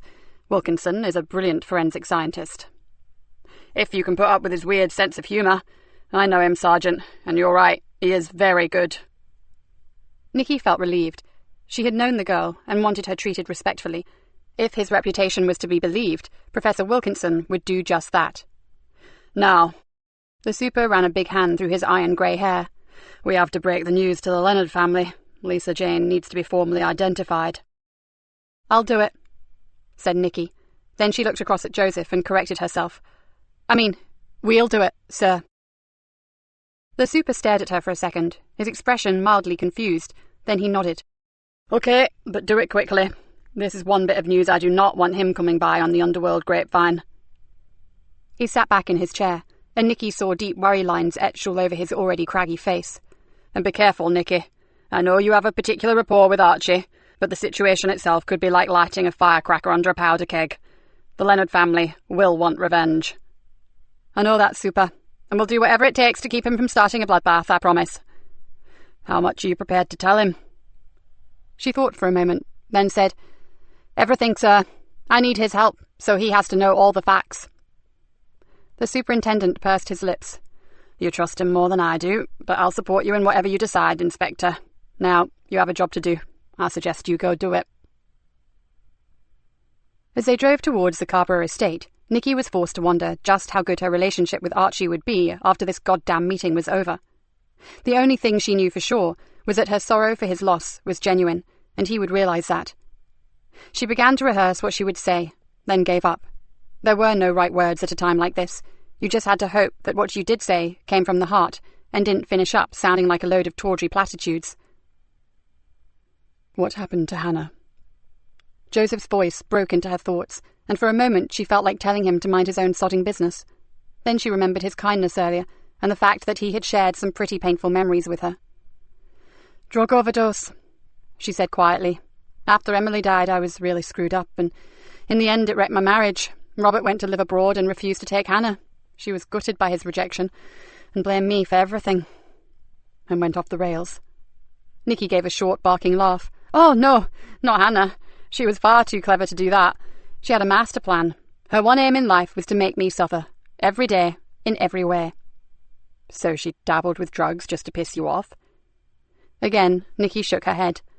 No, but she did start mixing with some seriously dubious characters just for my benefit.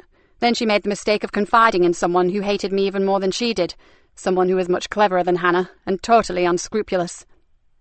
Don't tell me, breathed Joseph. Frankie Doyle. Got it in one, Sergeant. Nikki pulled into the Scarborough and made her way confidently through the maze of streets. And it was Archie Leonard who helped me find out what had happened, and gave me the name of Frankie Doyle. What did happen? Asked Joseph. I believe Doyle got hold of a bad batch of drugs. Nikki faltered for a second. Then she took a deep breath and said, and she spiked Hannah's drink with enough junk to fell an ox. She meant to kill her. Joseph's voice rose an octave. I'm sure she did. What better way to get at me? But I could never prove it. Even the info that Archie managed to get hold of was obtained through a dozen back doors. Only one man could ever help me, and that was the dealer who sold Frankie the junk. So, you can see where that led me, can't you? You've been on a one-woman witch hunt ever since. Joseph exhaled loudly. But why did Archie help you? You may have some weird good guy, bad guy relationship, but you're still the old Bill. Nikki pulled into a space, switched off the engine, then looked up and almost gasped. Another time, Sergeant. Take a look at that. In front of them was the end wall to one of the smaller blocks of flats, and painted across it in giant multicoloured letters were the words, Mask Wars. Shit. Joseph jumped out of the car and ran over to the uncommissioned artwork. Graffiti artists signed their work with a tag. He searched the bold swirls and slashes of vivid colour. Yeah, got it. Look. Nikki caught up with him and peered at the strange hieroglyphic. What's that? Looks like P-I-E-T to me. Ring it in, Sergeant. Get Kat or Dave to run a check for us. Joseph pulled out his phone, spoke briefly to Kat, then flipped it shut. She's going to run it through the computer. Not that I think it'll get us far. I can't see this being the only one, can you? The estate's probably covered in them. They walked across the road towards Archie's house, and Nikki paused at the gate. This is not going to be easy. Her voice was low. A hell of a lot rests on how we deal with this. Are you up for it? Joseph nodded. I haven't needed my negotiator's skills for a while, but I guess you never forget. He opened the gate and held it back for her. Shall we go? Archie Leonard sat on a cream leather sofa and stared granite-faced at Nikki. Whoever did this is going to pay. My God, they'll pay. Oh, they will, Archie. You have my word. Nikki chose her words carefully. But right now, you know what I have to ask you, don't you? The identification. I'm afraid so, and I'm sorry you have to go through it. There is no doubt that it is her, but we need either you or her mother as next of kin to formalise the process. I'll go. I'm her guardian. He paused. I was her guardian while Frank is inside, and Margaret is in no state to see Lisa Jane, not like that. The man drew in a deep, shaky breath and looked back to Nikki. The family will not take this well. You know that, don't you? Archie, you have to convince them to leave this to us. We have another girl to think about. Another Carver family that is also going through hell. A vendetta on the estate could seriously hinder our inquiries about Kerry Anderson and about your niece. It's bad enough with the gangs and the masks. Don't make it even more difficult for us. Please. I care about you, Nikki. You know that. But I went against the family when I walked through that door to the Nick. It was not a move that they appreciated, so... He shrugged. So they may not be in any frame of mind to listen to me right now, and frankly, I think I would actually like to be the first to get my hands around the neck of the animal who killed my girl. Of course you would, said Joseph quietly. That's natural for any loving man. Nikki watched as Joseph fixed Archie Leonard with a penetrating stare. But Lisa Jane was not your only responsibility. As I understand it, you have 3 more girls to consider. Your own 2 daughters and Frank's other girl, Melissa. And you have boys. There's nothing to say that one of them may not be targeted. Surely you'll want to channel all your considerable resources into protecting them. Archie did not flinch under the unblinking gaze. We're a big family, Sergeant, with a lot of friends. Since the moment my niece disappeared, my other children have been watched as carefully as newborn babies. There will still be plenty of time and personnel to sort out our problem. Then help us, Mr. Leonard. Joseph leaned forward. Think what a combined team could achieve. You have the knowledge on ground level, and we have a whole army of experts and equipment in every field. He's right, Archie. We've got the technology and you've got the street intelligence. And don't give me that old crap about the family not listening to you. They love and respect you, and the bottom line is, what you say goes. Nikki looked earnestly at him. Work with us. I promise I'll hold nothing back if you and the other Leonards keep us in the loop here on the estate. Archie rubbed his forehead, but said nothing. I suppose there might be something else we can do, sir. Joseph sat back and looked thoughtful. He looked to Nikki more like a successful plastic surgeon discussing a nip and tuck than a detective on a murder case. And that is? It was Joseph's turn to remain silent for a moment, and Nikki wondered what plan he was hatching. We just may, be able to keep Lisa Jane's name from the media. If you could see your way to assisting us, that is. Nikki let out a loud breath. Hold on, Joseph. How the dickens do you suppose we're going to manage that? Promising something that's damn near impossible is a big mistake. I never said the word promise, Mom, but we could try, couldn't we? Could ya? Asked Archie solemnly. Would you help us if we did? Came back Joseph. Before you answer, Archie, there'd be no guarantees, butted in Nikki. If the grapevine gets hold of it, or if someone offers a hefty backhander, well, it's all over. You know that. Archie Leonard looked thoughtfully at her. I'll speak to the family. No promises, but I'll try. And you, do all you can to keep her name from the press. Deal? Nikki took the outstretched hand. Deal. It wasn't the first time she'd formed a liaison with this particular part of the underworld, but such a gamble often came at a cost. She looked at Archie Leonard's troubled blue eyes and hoped the risk would be worth it. Then, as she released Archie's hand, a picture of Kerry Anderson swam before her, and she knew it was. Now, I'm afraid we have to ask you to go to the hospital. As we need to keep this under wraps, I suggest you make your own way there. It's visiting time until 8 p.m, so it won't look odd, and I'll meet you. I'll take you to her through the back corridors. I understand. I'll be in the hospital shop in half an hour, said Nikki. Don't acknowledge me, just buy something, a magazine or some flowers, and follow me out, okay? Archie nodded. And I know it goes without saying, but I'm so very sorry. The man dropped his head. I know, Nikki, and part of me says that it's my fault. If I'd come to you sooner, maybe. Nikki shook her head emphatically. Don't even begin to think like that. I know we're still waiting for the official reports, but from what we do know, no one could have helped her. We're sure she was killed when she was first abducted. What we don't know is why. Then we have to find out what's going on, before someone else dies. Archie straightened up, and a steely expression of determination swept over his face. I'll call the family immediately, and I'll see you at the hospital. Chapter 16. I'm knackered. Niall swung the cell door shut on a screaming teenage girl and leaned against it heavily. I swear the girls are worse than the boys. Yvonne grinned at him. I have to admit that one was a particularly feisty specimen. Niall pulled a face. It would be funny if Greenborough wasn't becoming more like a war zone than a peaceful market town. Let's grab a coffee before we get sent back out there again. As they approached the coffee machine, they saw Cat Cullen waving to them. Hey guys, got a minute? Sure, want a coffee? Answered Niall. No, thanks all the same. Cat's eyes looked abnormally wide. I've had so much caffeine in the last 24 hours that there's a good chance I'll never sleep again. Now, what do you two know about this tasty little geezer? She pushed a photograph at them. Oh dear, those ears make him look like the FA Cup, don't they? Yvonne held the picture at arm's length, then smiled. This is Petey Redfield, tag name Piet. Lives on the Carborough with his married sister Renee, mum in rehab, dad in the scrubs. Yvonne handed back the photo to Cat. He's no real trouble, and he has no convictions, which is something of a miracle considering his family. His only problem is that he can't keep his grubby little finger off the nozzle of a spray can. She pulled her face. I felt his collar a few times and had a word with his headmaster. Shame, really. His school reckon he could be a top art student. He's got the flair and the ability to learn, but... Yeah, I get the picture, said Cat. No attention at home, no parental guidance and no support. So he goes out and gets noticed by using an aerosol can. So who does he hang out with? A few other graffiti kids. No one heavy. Niall made a slurping noise with his coffee.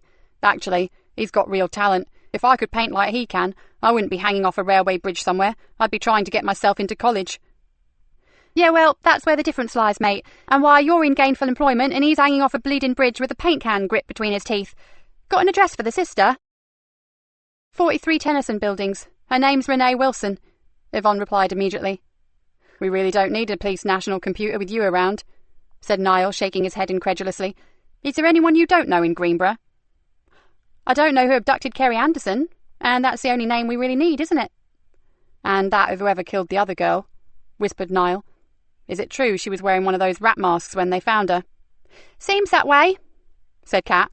But no one is talking about it, so I suggest you belt up and keep it yourself. This one has a very big gob, muttered Yvonne.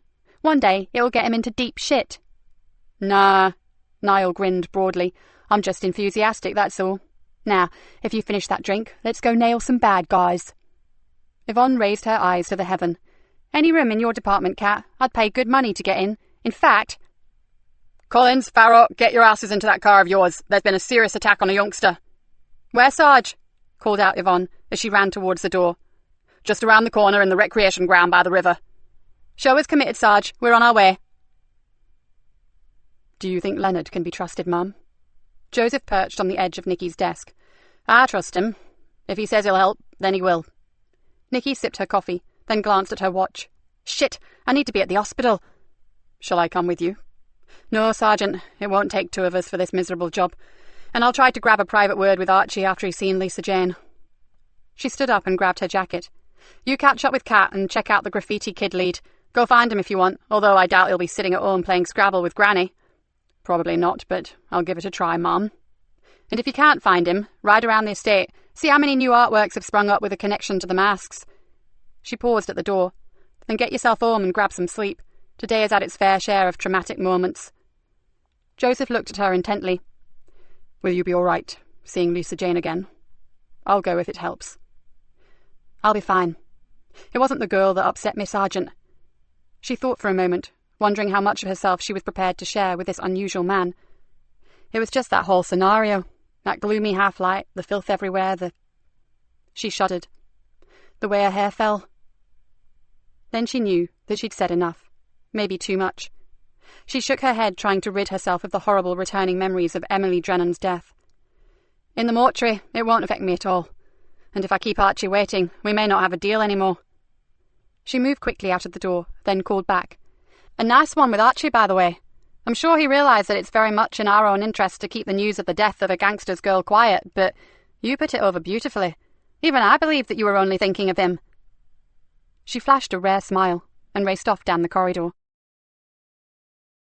Joseph went to his desk and logged onto his computer. Got that info you wanted, Sergeant? He looked up to see Cat grinning down at him. She was a strange one, but take away the tarty clothes, the makeup and the spiky hair, and there was something almost childlike and appealing about her. Great, what do we have? Joseph took the photo and the printout that she was handing him. "Just a freaky kid, really. His sister looks after him and she's clean too. It's the parents you don't want to meet. Two really nasty characters. One's inside and one's drawn out." Joseph skimmed through the history, raised his eyebrows in surprise over the kid's school report, then said, "Fancy paying Rembrandt here a visit. I need to know if this latest masterpiece was his idea or whether someone paid him to do it." Kat pulled a face. "Sorry, Sarge, but I'm stuck here waiting for news on the mask factory." "Oh well, I'm getting to know my way to the Cabra by now. Thanks for this anyway." "Pleasure." She gave him an elfin smile and went back to her desk. Joseph closed his computer. He really should get over to the estate, but if he were honest, he was worried about his new boss. He'd seen panic attacks before, he'd even experienced a couple in the past, but the DI's had been a bad one, and he wondered what the hell had happened to her. Joseph abruptly stood up.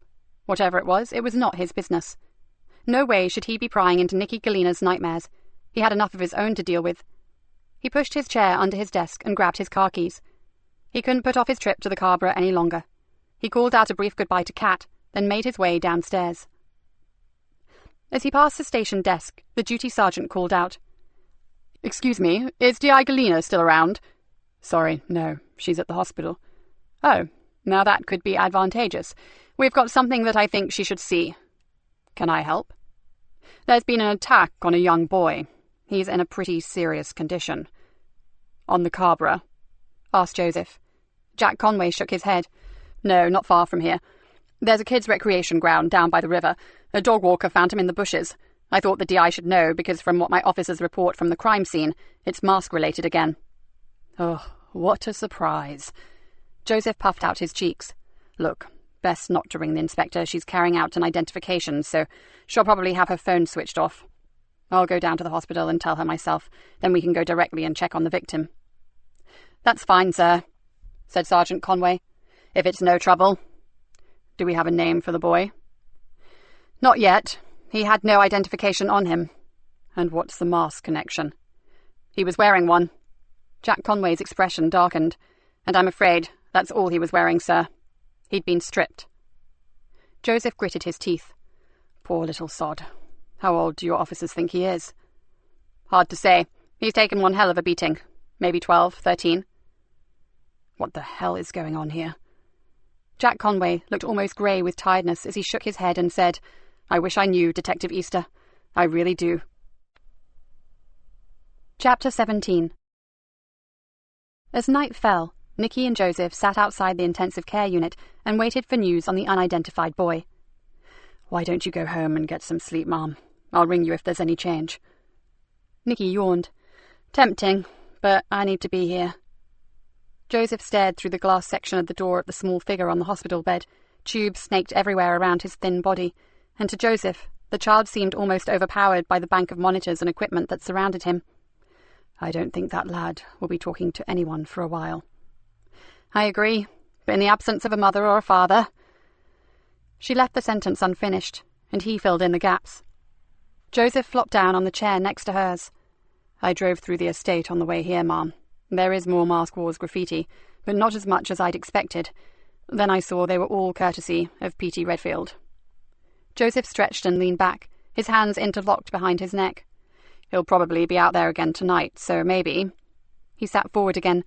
"If you are dead set on doing the night watch here, Gov, why don't I go over to the estate and try to nab the little shit spray can in hand?" "Not a good place to be after dark, Sergeant, especially on your own." Joseph gave her an exasperated look. "Believe me, I've been in far worse places than that, and on my own is how I like it." Nikki said nothing for a moment, but Joseph knew that she would agree with him in the end. There really was little point in both of them wasting time in a hospital waiting area when they needed to be out finding Kerry and Lisa Jane's killer. Or, considering that they seemed to be tied up with everything, something concrete on those damned masks. "Okay," she said finally, "but if you get into trouble, don't bank on the wooden tops bailing you out. They're still searching the marshes for Kerry Anderson, and we're pretty thin on the ground even for routine stuff, so—" "I'll go careful, I promise, Mom. And if I find anything of interest, I'll come straight back and fill you in. Okay?" "Oh, bugger off, Sergeant. I can see you're itching to meet up with Pierre and his paint cans. Just nothing gung-ho, you hear?" Joseph tried to look affronted. "Moi?" "Yeah, you." On his earlier trip, Joseph had earmarked 4 possible targets for Spray Paint Boy. Each area was moderately hidden from prying eyes, and each offered a nice blank canvas for Petey's gaudy graphics.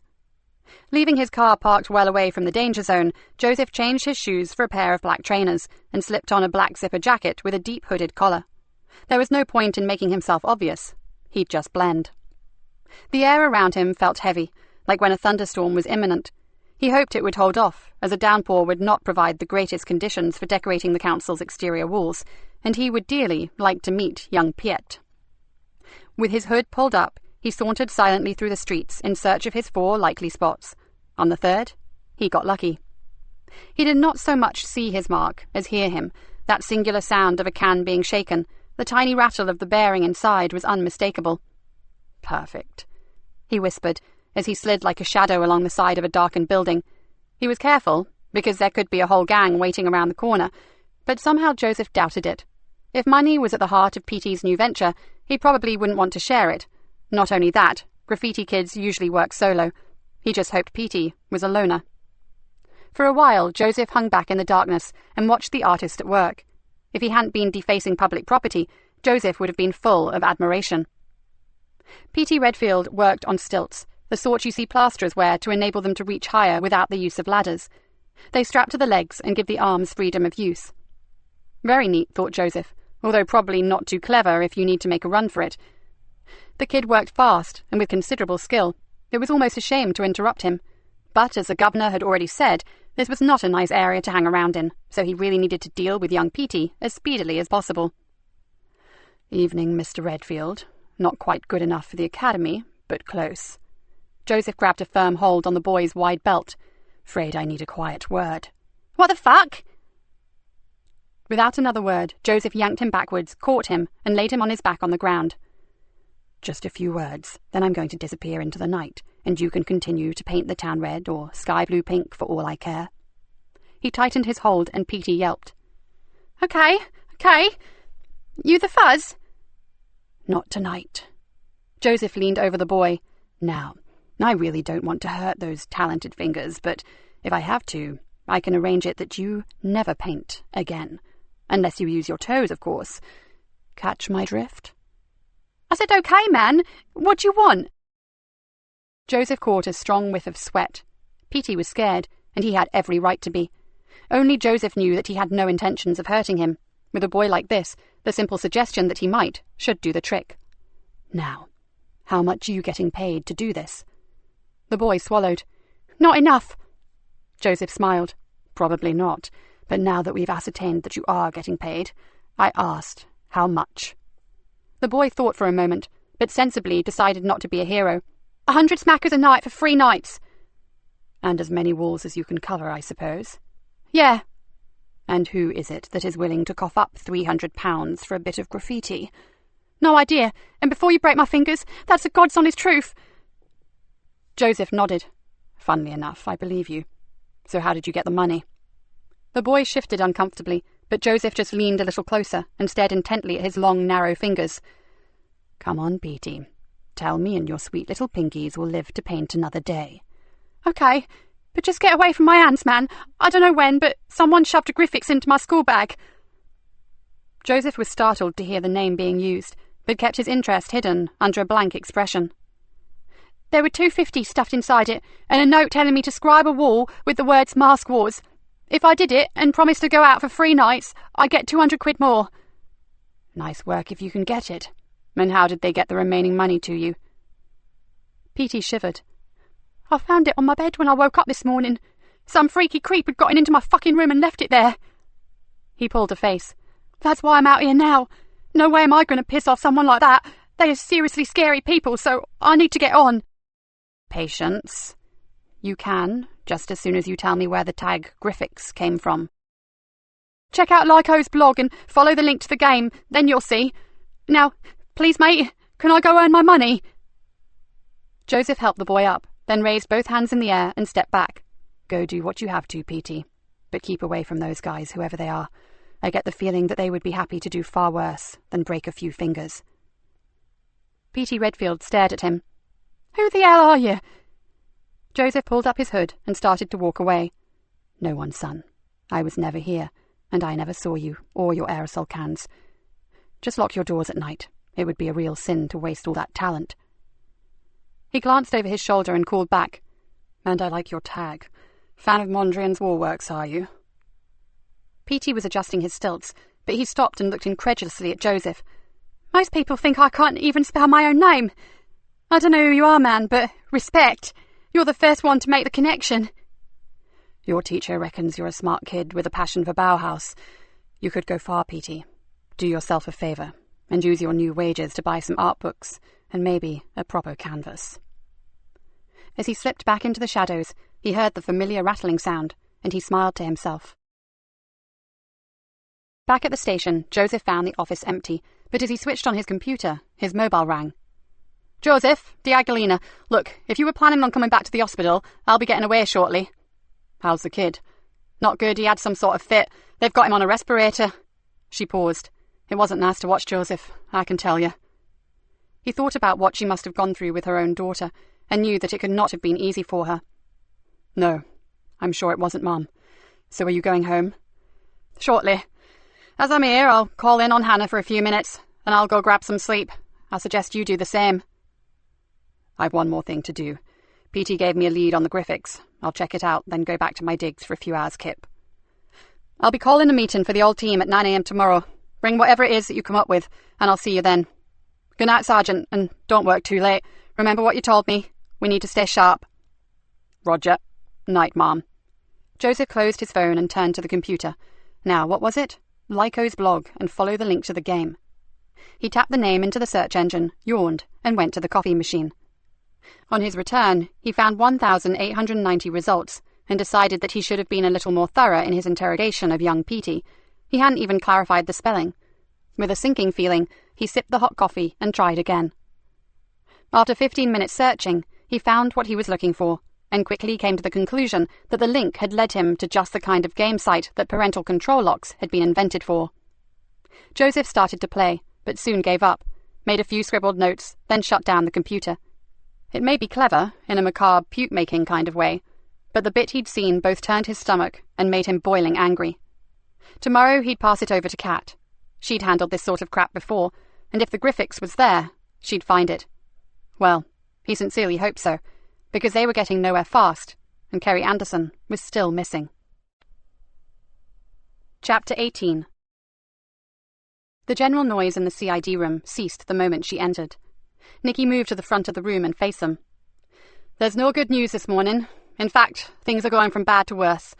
I think it's time we recapped on what we know, throw in anything that has come to light in the last few hours, and make sure that we are all up to speed." She looked across to Dave Harris. "Could you give us the latest from Uniform regarding the hunt for Kerry Anderson?"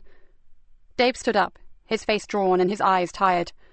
"Along with the volunteers and the dog handlers, 3 main areas have now been covered.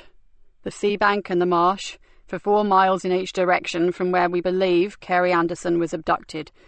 The surrounding farmland and buildings in a 3-mile radius, and the area surrounding the university.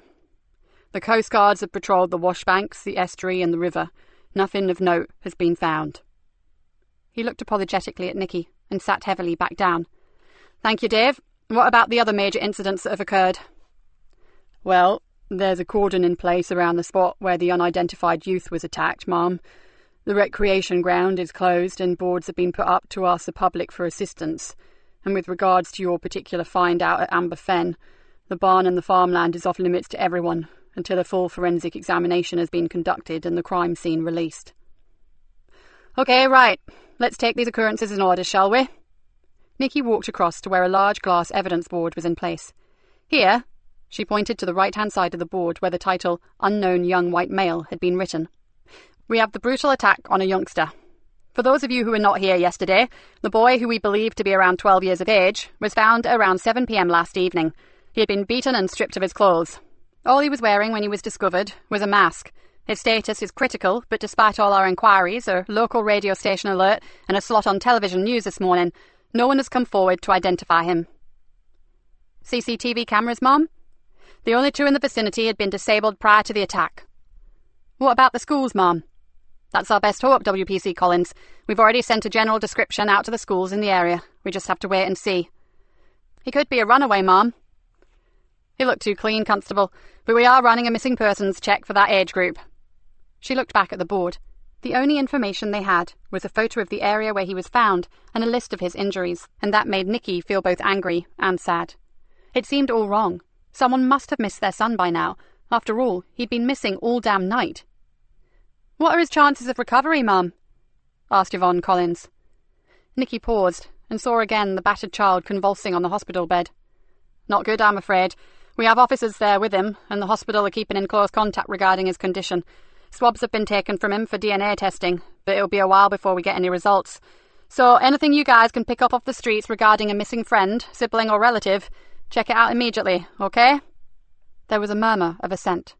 "Moving on. The stabbing of Callum Lodge requires no more attention at present. He is recovering well, and his family is sending him to stay with an aunt somewhere miles from the Greenborough. The incident was witnessed by myself and several other officers, and the weapon used was confiscated at the scene. Forensic will sew that up nicely, and the suspect has been detained, so forget that for the time being." She took a deep breath. "Now, what we need to be working on is our other major worry, the finding of the body of girl X at Amber Fen." Nikki looked in turn at each of the grave-faced officers. "I don't have to tell you how important it is that we keep this girl's identity a closely guarded secret. Last night she was positively identified by Archie Leonard, and it's time you all knew that he has pledged his support to us in order to help facilitate the catching of his niece's killer." A ripple of surprised voices echoed around the room. "Yeah, I know this is irregular, but Greenborough is in a shit state right now, and I'm taking help from every available source, even the Leonard family." "Does he have any leads for us, Cav?" asked a young detective constable. "Not yet. The Leonard family are as much in the dark as we are, but Archie is not just going to support us regarding Girl X. He's offered to make some street-level inquiries about both Kerry Anderson and the mask wars." "Are we quite sure he's not involved with that in any way?" asked Niall suspiciously.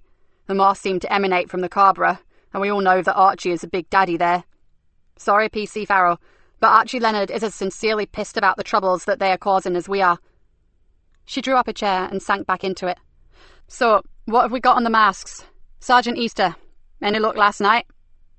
Joseph stood up.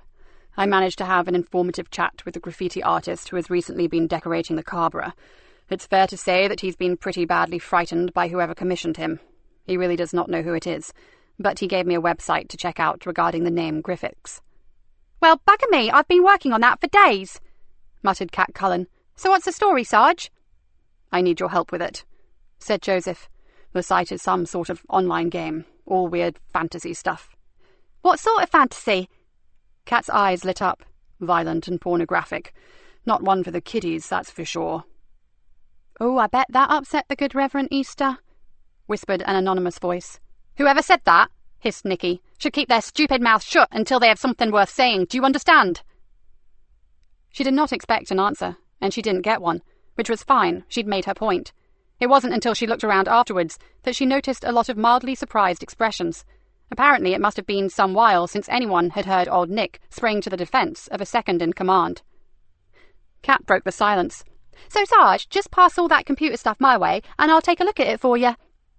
"I bet you will," said Niall with a grin, and the awkward atmosphere dissipated. Nikki rapped on the desktop.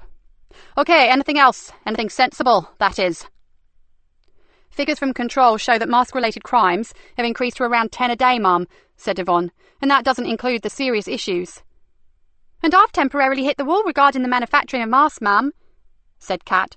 "I'm not giving up, but my main line of inquiry has gone AWOL, which leads me to believe that at least I am on the right track. It's just getting trickier." "Keep on delving, Cat. Discovering where they come from would be a major breakthrough." Nikki looked at the clock. "One last thing.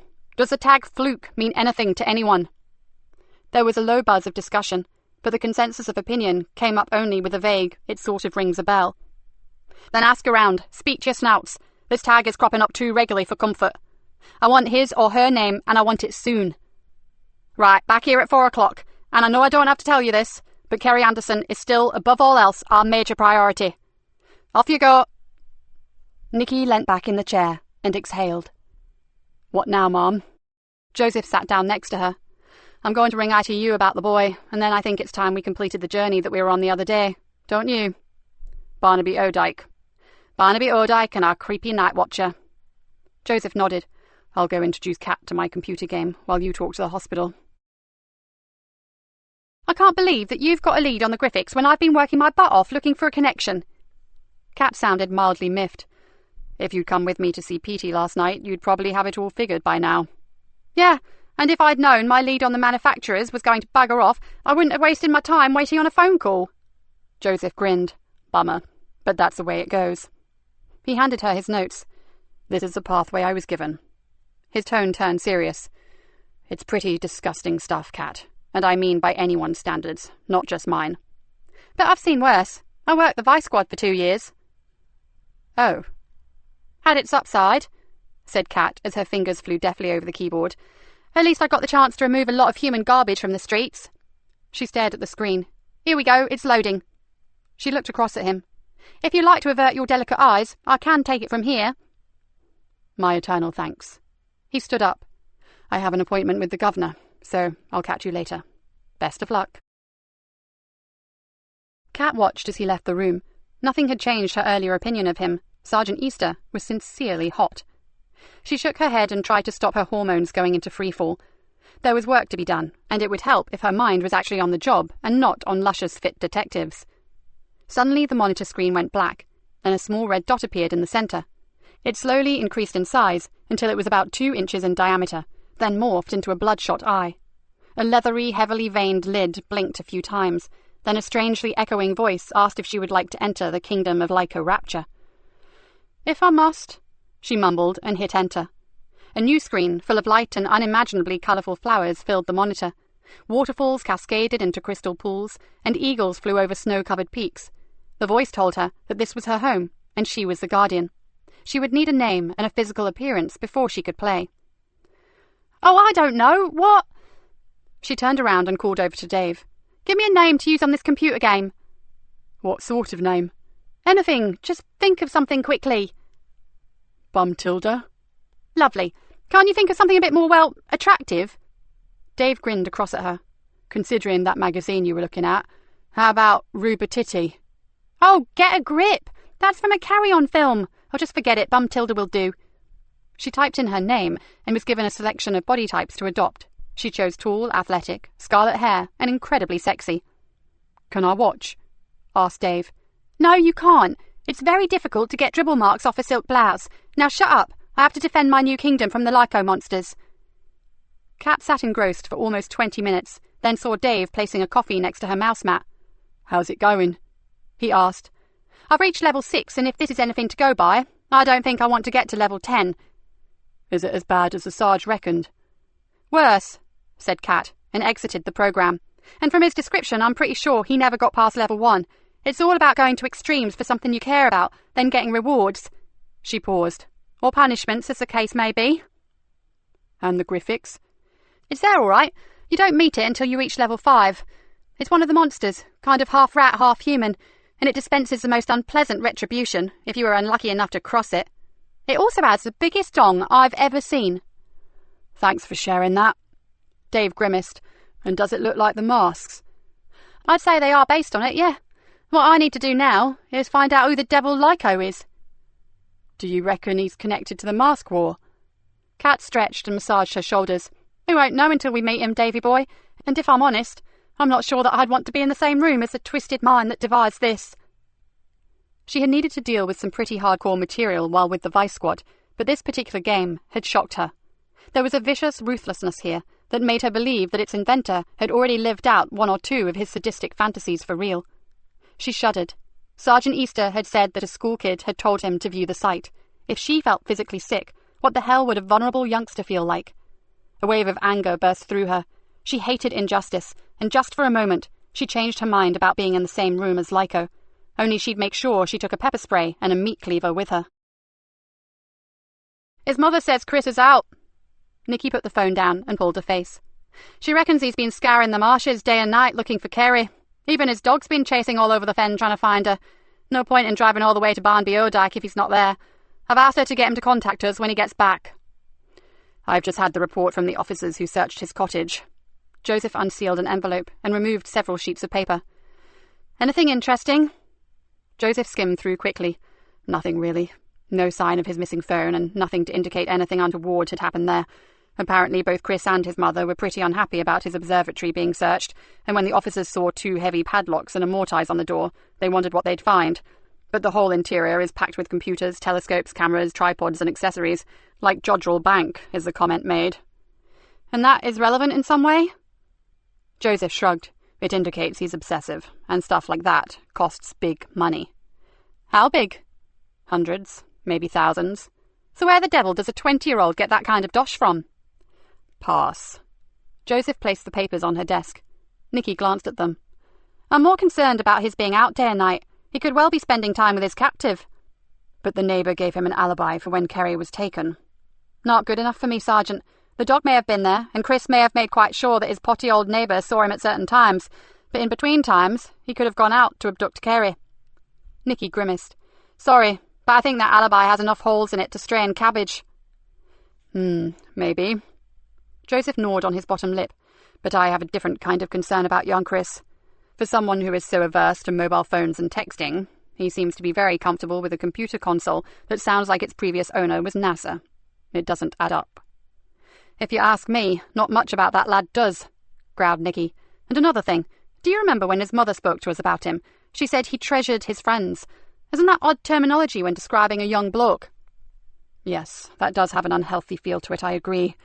Joseph frowned, although I really don't think Chris has any connection to Lisa Jane Leonard. His mother would have mentioned a girl as stunning like that, wouldn't she? If she ever saw her. Mummy's boy may have had good reason not to bring her home for tea and cakes. You really don't like him, do you? Said Joseph. Until you can show me someone else who fits the bill. Nikki narrowed her eyes. Galileo is still my number 1. Chapter 19. Bingo! Kat pushed her chair away from the computer and gave a little whoop of delight. That sounds more promising, said Dave, putting down the phone. Got a trace on Lyco. She stood up. Coming with me? We could do with some fresh air. From what you've told me about that creep, the air would probably be fresher in the men's carsy. So bring a peg. Let's go make a house call. What house call? Oh, hello, Mum. Kat calmed her enthusiasm. The boss didn't always go a bundle on frivolity. I've been hunting, Gov, in cyberspace. I've located the pervert who designed the computer game. The one with the graphics? Kat nodded. Dave and I were just about to drop in on the sleazeball. The inspector held up a hand. Before that, what's the connection with the masks? Kat filled her in as concisely as possible, then added, And this Griffiths character really likes to maul beautiful women. She paused. Well, actually, he likes to do a lot more than maul them, but I guess here is not the place or the time. Precisely. The governor threw her a dark look. But you can forget about the 2 of you tackling this creep alone. I really don't think you've thought this through, Detective. Kat sat back down and stared up at her boss. A small thank you, good work, Kat, would have been nice. If this man, what's his name? Terry James, Mum. Right, well, if this James has a direct link to the masks, he could be very dangerous, apart from being a pervert. She paused. Where does he live? Riddell Street, Mum. Over the off-licence. OK, we'll all go, and we'll take uniform with us, and wear your stab-proof vests. As we have no idea what the agenda is behind the masks, we can't be too careful. She stood up, then smiled at Kat. And good work, Detective. It's the first proper lead we've had on those damned rat-faced masks. Kat said nothing, but could not contain the satisfied grin that was spreading slowly across her face. The door of 42 Rydell Street was opened by a plump, middle-aged woman with brown cow eyes and an instant smile. The smile faded swiftly when she saw police officers, and her hands flew to her mouth. Oh no, something's happened to my Terry, hasn't it? He's had an accident. Please, Mrs. James, don't distress yourself. Joseph stepped forward, and with his most sincere smile said, We just need his help with something, that's all. There's no accident, OK? The woman heaved a great sigh. Oh dear, well, I'm sorry, but he's out visiting a client. That's why I thought... She allowed the sentence to trail off, then added, He's due back any minute. You'd better come in and wait. Nikki sent Dave and the uniforms back to their cars. Then she, Joseph and Kat went inside. The living room was big and airy, with large sash windows and a high ceiling. Everything was scrupulously clean, tidy and minimalist, so spotless that Nikki felt the urge to check the soles of her shoes for specks of dirt. What sort of work does your husband do? He's a web designer, Mrs. James announced with pride. And he's very good. Got lots of satisfied customers. Nikki didn't dare look at Kat, who was making a strange coughing sound. From what Kat had told her about the computer game, the people who used it were after a very particular sort of satisfaction. "What is this about, Inspector?" Mrs. James had begun to look worried. "We just have a few questions for him." Nikki looked at the woman shrewdly. "What sort of people does your husband work for?" "Small businesses mainly. So many people shop online these days that it makes economic sense to have a mail order side to your business, if it's appropriate. Terry designs sites for them." She stood up. "I can show you some of his work if you like." "That would be helpful." The woman led the way out into the hall, down a narrow corridor, and into a large room used as an office. 2 computers sat idle, and shelves full of books, CD-ROMs, and office equipment neatly lined the walls. "Here." She moved the mouse on one of the computers, and a vivid desktop appeared. She double-clicked on one icon, and a very professional cookware site appeared, not quite the sort of thing that Nikki had expected. "This is his latest design." She closed the site and opened another. "This is the company he's been working with today. They are a floral postal service. Nice, isn't it?" Brightly coloured bunches and bouquets of flowers filled the screen. Joseph leaned towards the screen. "Must be quite difficult work, what with all the different options, shopping baskets and checkouts, etc." "Oh, yes, but Terry's been working with computers for years." "And you, Mrs. James, what do you do?" he asked. "I look after the accounts. You could say I'm Terry's general factotum." She smiled. "I work harder now than when I was employed by the university." "The Fenland University?" "That's the one." "Bella?" A voice echoed down the hall. "What on earth is going on?" A tall, receding and bespectacled man, accompanied by Dave, was hurrying towards them. "Don't worry, it's all right, dear. These officers just want to talk to you. Let's go back into the lounge." Mrs. James led the way. "What is it you want?" Nikki's heart sank. This man, with the buttons on his jacket done up wrong, looked more like an absent-minded professor than a pornographic high-tech gamester. "Does the name Lyco mean anything to you?" asked Joseph. The man turned the corners of his mouth down and frowned. "Lyco? Can't say it does." He swung around to his wife. "Bella, have we a client with a name like that?" "Definitely not," she said emphatically. "Mr. James?" Kat stood up. "Would you mind if I take a look at your computers? You can come with me, of course." "Be my guest. The older one has my basic designs on it, and Bella uses it for her invoicing and banking.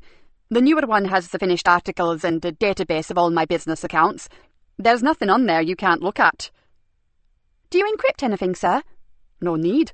Only my wife and I use them, and we have no secrets." "Thanks. I won't be long." Without waiting for Terry James, Kat slipped out of the room. "So what kind of company is this Lyco?" asked Bella James.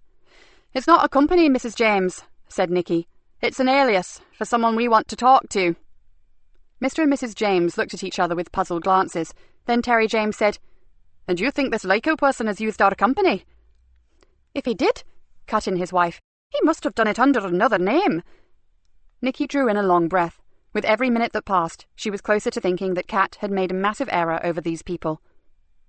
"How big is your customer database, Mr. James?" interjected Joseph. James thought for a moment. "We have about 50 clients in all. 20 are main clients who have had full web designs and follow-up maintenance. The rest are companies and individuals who have used us for consultancy or for troubleshooting." "Could you let us have a printout of them, please?" Bella James gasped. "Oh no, Sergeant. We hold all our clients' details in the strictest confidence.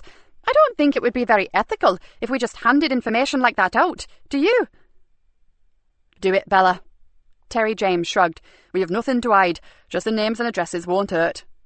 "Well, if you think so, dear, I'll get them." A few minutes later, both she and Kat returned to the room. "Here they are, officer." Bella James passed a sheaf of papers to Joseph. "But I'd appreciate it if they were destroyed once you've looked at them." "Of course, and thank you." "Are we through, DC Cullen?" asked Nikki rather icily.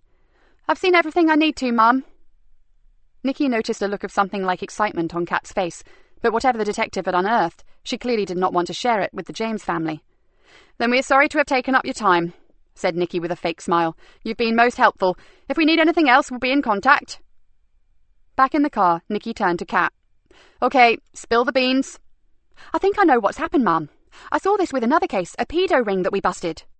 "Then share it with us, for heaven's sake." "Have you heard of an evil twin?" "No, And try to use English when you explain what the hell we were talking about, said Nikki impatiently. Kat rubbed her temples. Right, well, we're talking cybercrime, right? Now, most people use Wi-Fi, that's wireless high-speed net, and that needs a hotspot to... Lost, I said English. It's like this. The evil twin poses as a real hotspot, and when you use your computer, it steals your information, all your personal stuff, everything. Right, I get that. But how does it fit in with Terry James and the Lyco computer game? There's another scam, just like the one I was telling you about, but the cyber thief steals your domain. If he's done something that he doesn't want traced, he uses a stolen domain and the shit lands on your head, not his. Kat shook her head. One of those two computers has been hacked into by Lyco. There's nothing more scary on the James's hard drive than a game of Spider Solitaire. Great, another dead end. Maybe not.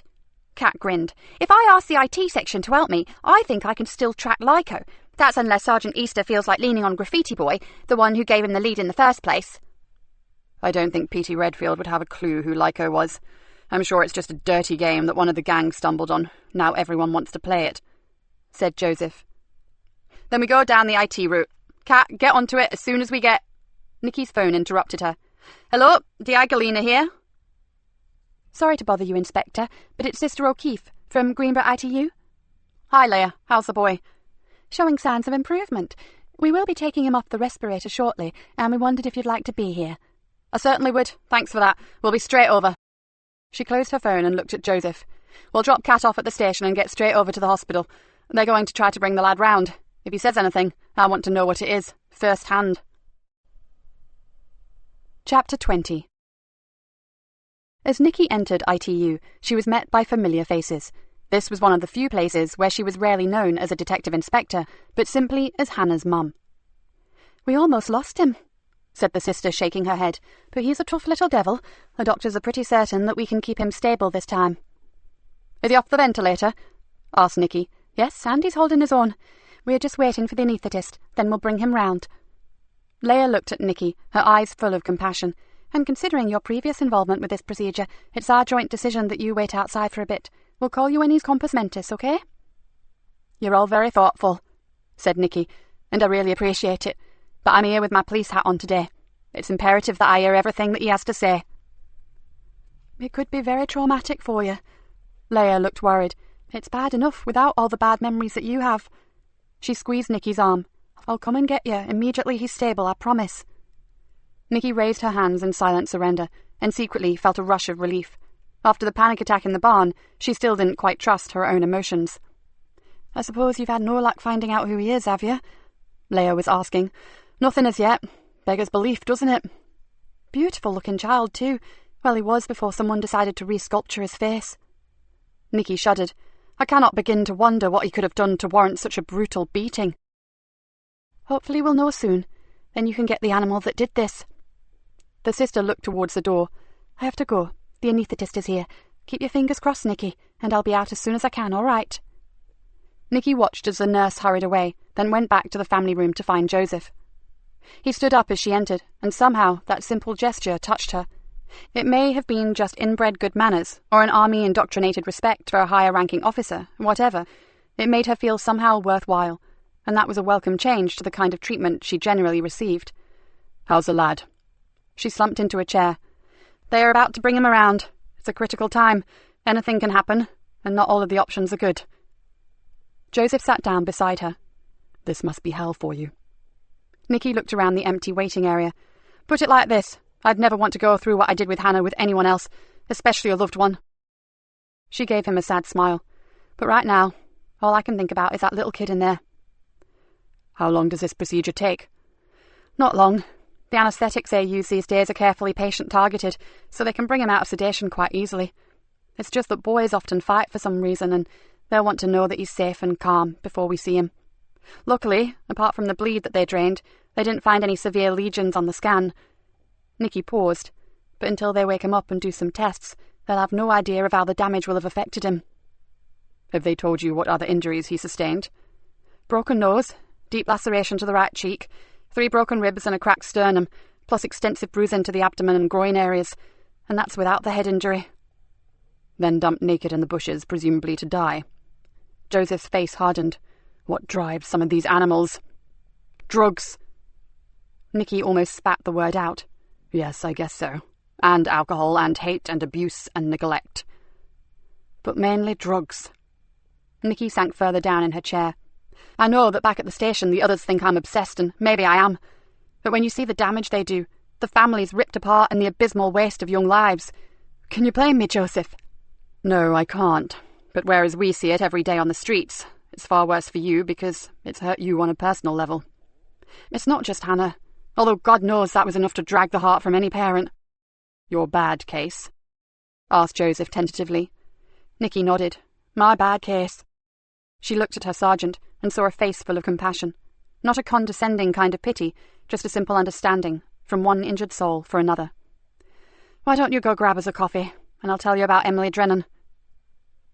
When Joseph had sat back down, Nikki leaned back, legs outstretched, closed her eyes and allowed a chestnut-haired teenage girl to fill her thoughts. Emily Drennan was highly intelligent, came from a good family with no money troubles, and was absolutely beautiful. She was the daughter of a local GP, and had secured a place at Durham University, but that was before she met the love of her life. Joseph sipped his coffee and stared at her over the top of his polystyrene cup. Stephen Cox was known to most as a successful Greenborough town footballer. We knew him as an aggressive little thug, skilled with his feet certainly, but also pretty skilled with his fists. I don't like where this is going, murmured Joseph. Cox got a signing for a big league team, and the money started to roll in. Get the picture? Sponsorship deals, fast cars. All that was missing was a pretty girl on his arm, and funnily enough, Stevie boy never seemed to keep his girlfriends for long, until he met Emily. Nikki stared into her coffee. I have no idea what happened when they met, but something did. Some weird attraction of opposites, maybe. She was totally infatuated with him, and he saw something in her, something he could control, something he could own. You knew her before she met this Stephen Cox? Oh, I knew her. She was 3 years older than Hannah, but the Drennans lived in the same village as we did. The girls played together as children. Emily was the most sweet-natured kid I'd ever met. Hannah was always the feisty one, the one who questioned every damn thing you asked her to do. But Emily would just smile and nod and get on with it. Did she marry Cox? Nikki waited for a moment before replying, and watched through the glass door panel as 2 nurses hurried into the ITU. No, they never married. I don't think that was ever in his game plan. He convinced her to move in with him. Then he began the long, slow process of destroying her.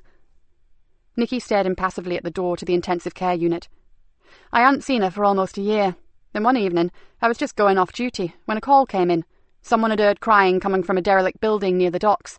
Everyone on the incoming shift was committed. There'd been a major RTC, so I volunteered for the shout. Emily? This was not easy. Nikki had only twice spoken about what she found, once for her statement, and once over a very large scotch to Rick Bainbridge. She had refused counselling and had never allowed anyone to broach the subject again, including her family, which, a long way down the line, she knew to have been a big mistake. And now here she was, preparing to bare her soul to a stranger. But was he a stranger? She looked at Joseph thoughtfully and wondered how this had come about. She'd decided from the moment that the super had told her about him that they would not get on. She had wanted to hate him for intruding into her domain. Part of her couldn't wait to find an excuse to send him scurrying back to Fenchester. But now... You don't have to do this, he said gently. The longer old pain has been buried, the harder it is to dig up. But you shouldn't leave someone as beautiful as Emily Drennan buried in a cellar, should you? Said Nikki. She deserves to be brought into the light. And thinking about those words, Nikki steeled herself and slipped back into the past. Is anyone there? Her voice echoed back to her from the high, cavernous basement of the old warehouse. It's the police. I'm here to help. At first she heard nothing, except the dripping of water and the occasional scurrying of a rat. Then she caught the faint sound of a sob. Picking her way carefully through the debris of the deserted building, she moved towards the area where the sound had come from. Don't be afraid. I won't hurt you. Can you hear me? The sobbing was getting louder, but swinging her torch beam around, Nikki realised that she was walking beneath dangerously rotting timbers. The floor above had collapsed in several places, leaving splintered wood and chunks of masonry everywhere. Perhaps shouting loudly was not such a good idea.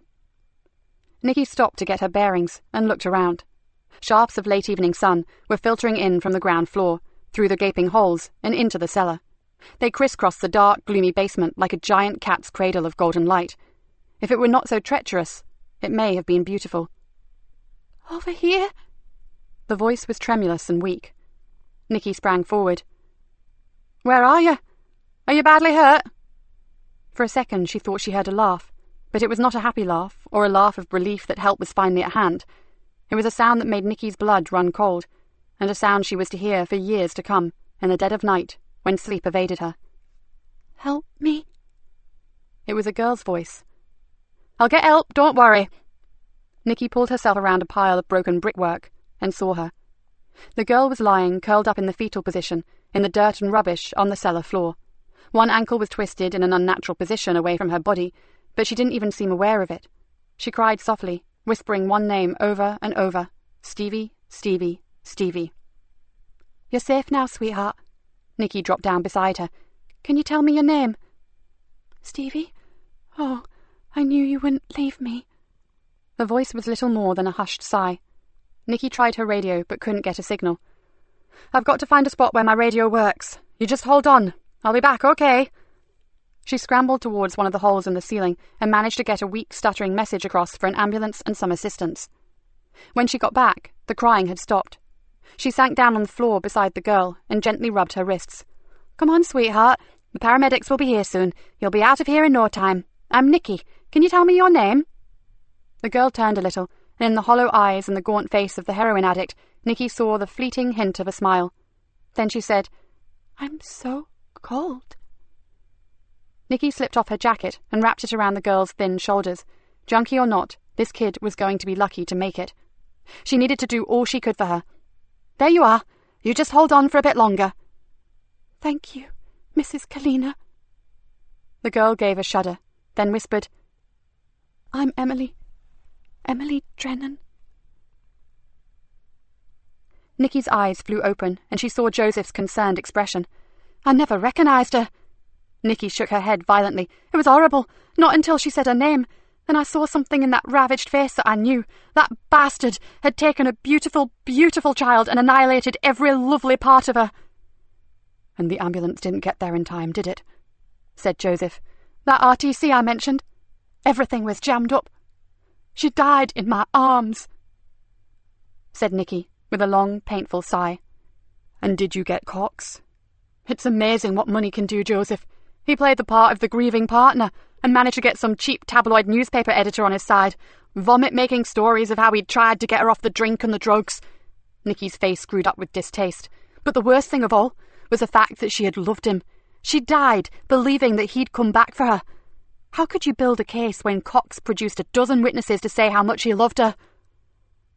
Joseph took a deep breath, then raised one eyebrow. "But I'm guessing that you didn't leave it there." "I hounded him. Every way he turned, he found me watching him. I spent every moment on and off duty haunting that evil little murderer.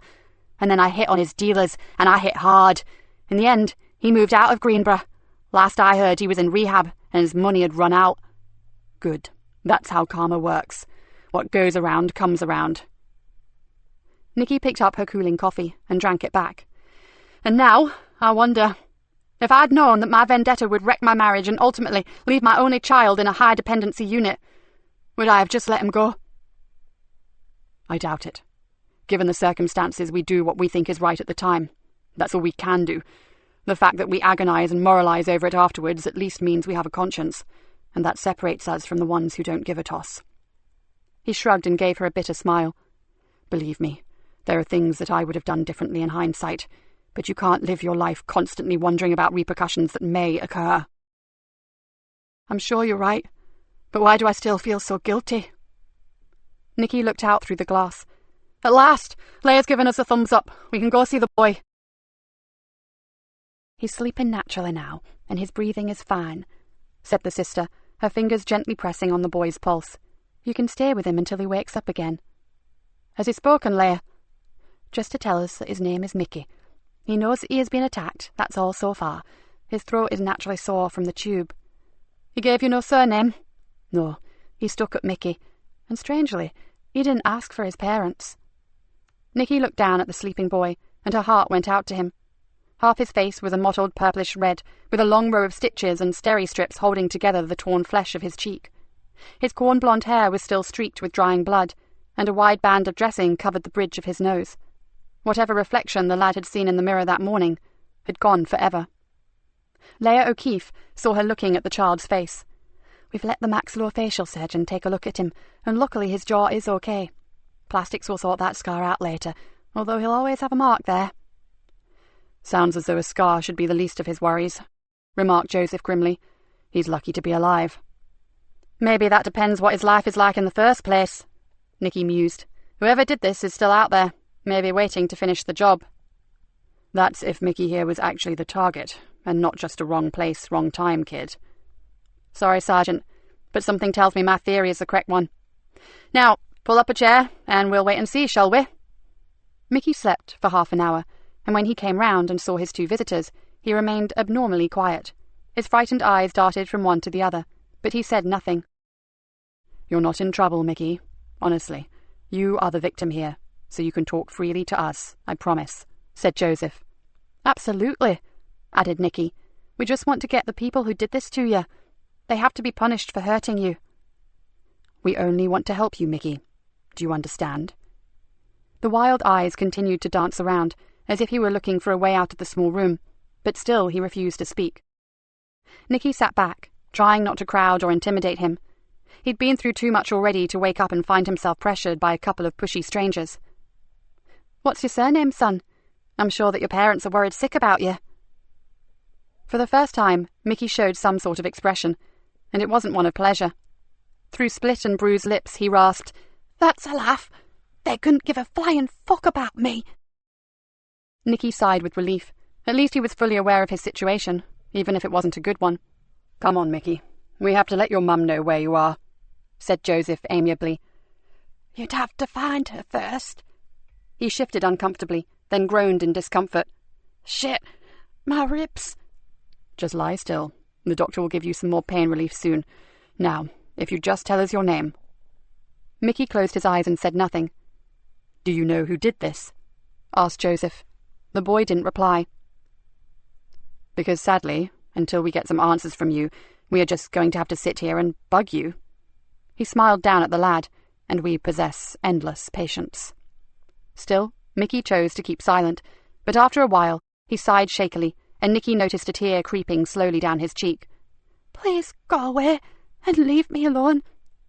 "We can't, my love," said Nikki gently. "Just let us help you." "I'm scared."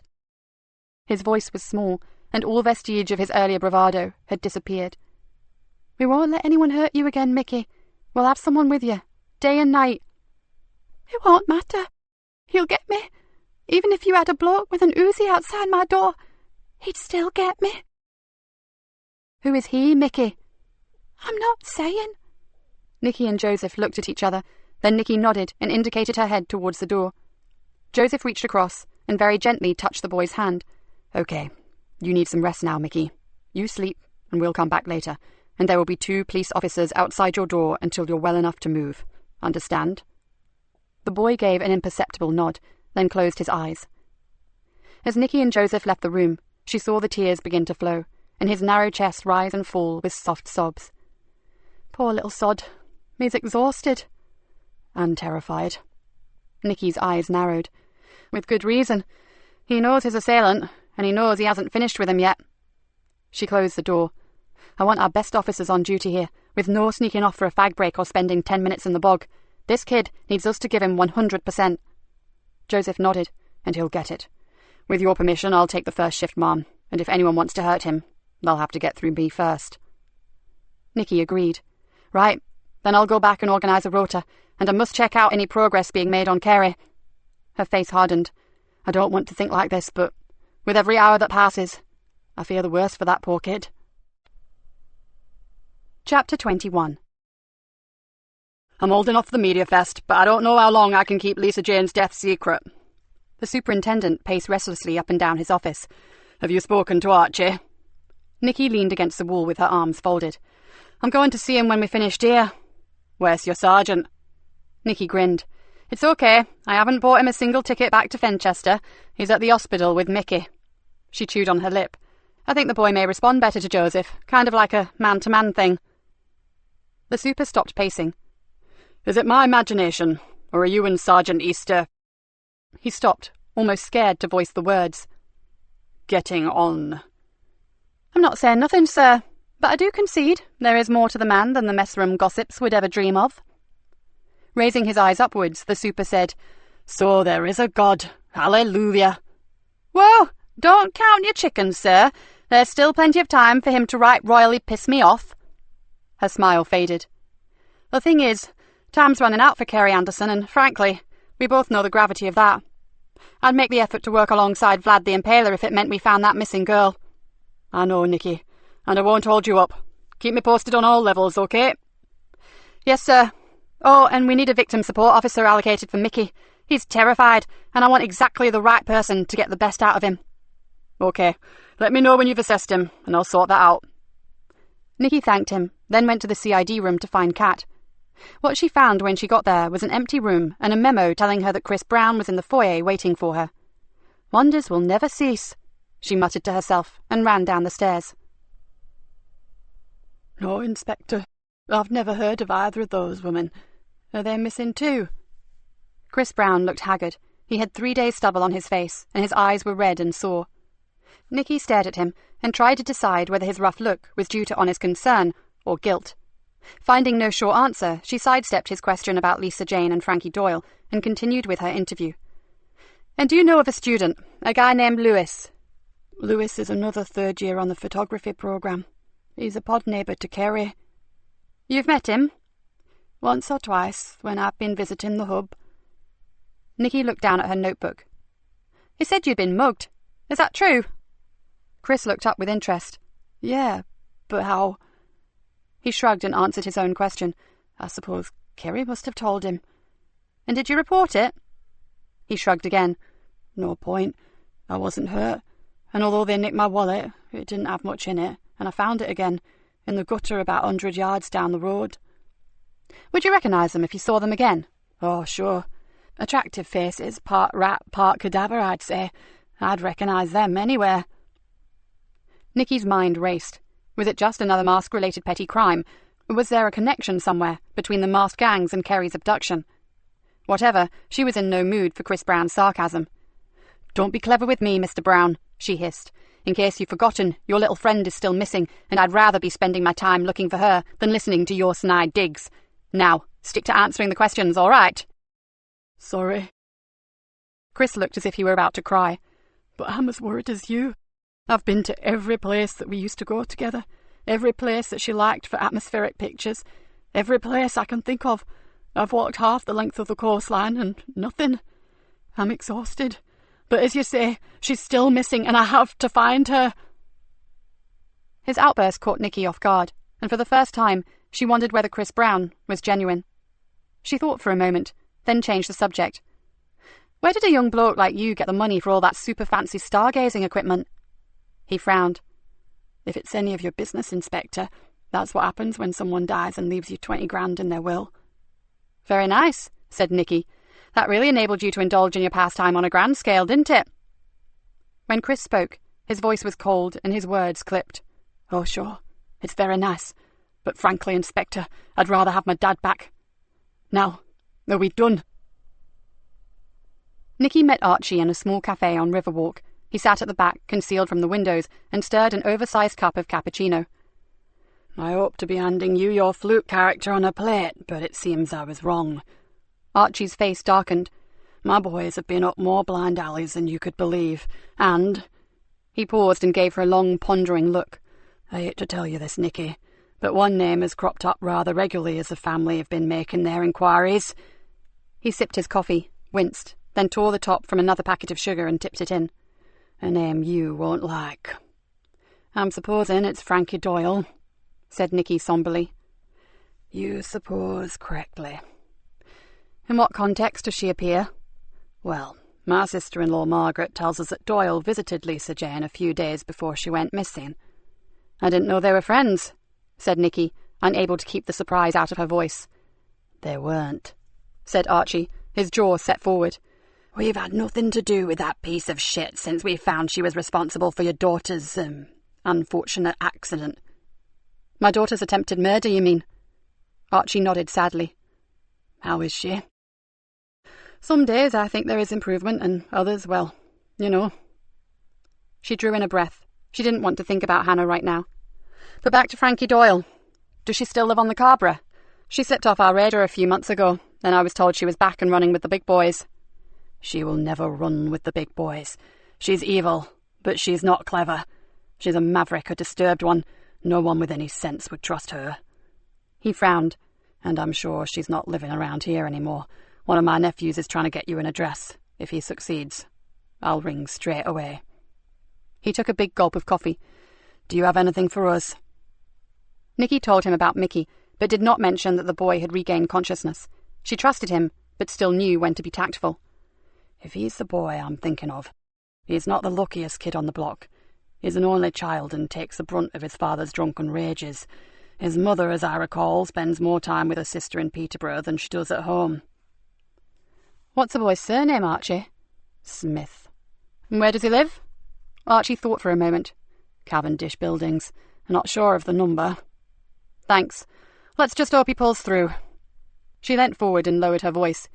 We may have a lead on the masks, or at least something about the name they're giving them. Ah, the Graphics. That's the one. Our techies are checking out some violent porno computer game. There's a definite link, and they're trying to trace its inventor. We know he's local, and he stole some poor unsuspecting website designer's identity to do it. Sounds probable. It's just the sort of thing some of the young yubbos around here would love. Anything brutal, vicious, or nasty. He shook his head. I think I'm getting old, Nikki. I don't have the stomach for all this anymore. You never did, my friend. Well, not gratuitous violence for the sake of it. She smiled at him. As you rightly said, you needed brains to get to the top, not just skill with a flick knife. But I really have to go. We'll speak later. She stood up and pushed her chair back under the table. Take care, Archie. And you, Nikki, especially if Frankie Doyle is back. The 4 p.m. meeting brought them no closer to finding Kerry, and the inquiries regarding the elusive fluke were inconclusive. In fact, there was considerable disagreement between the reports. Afterwards, Nikki sat with Joseph in her office and tried to make sense of it.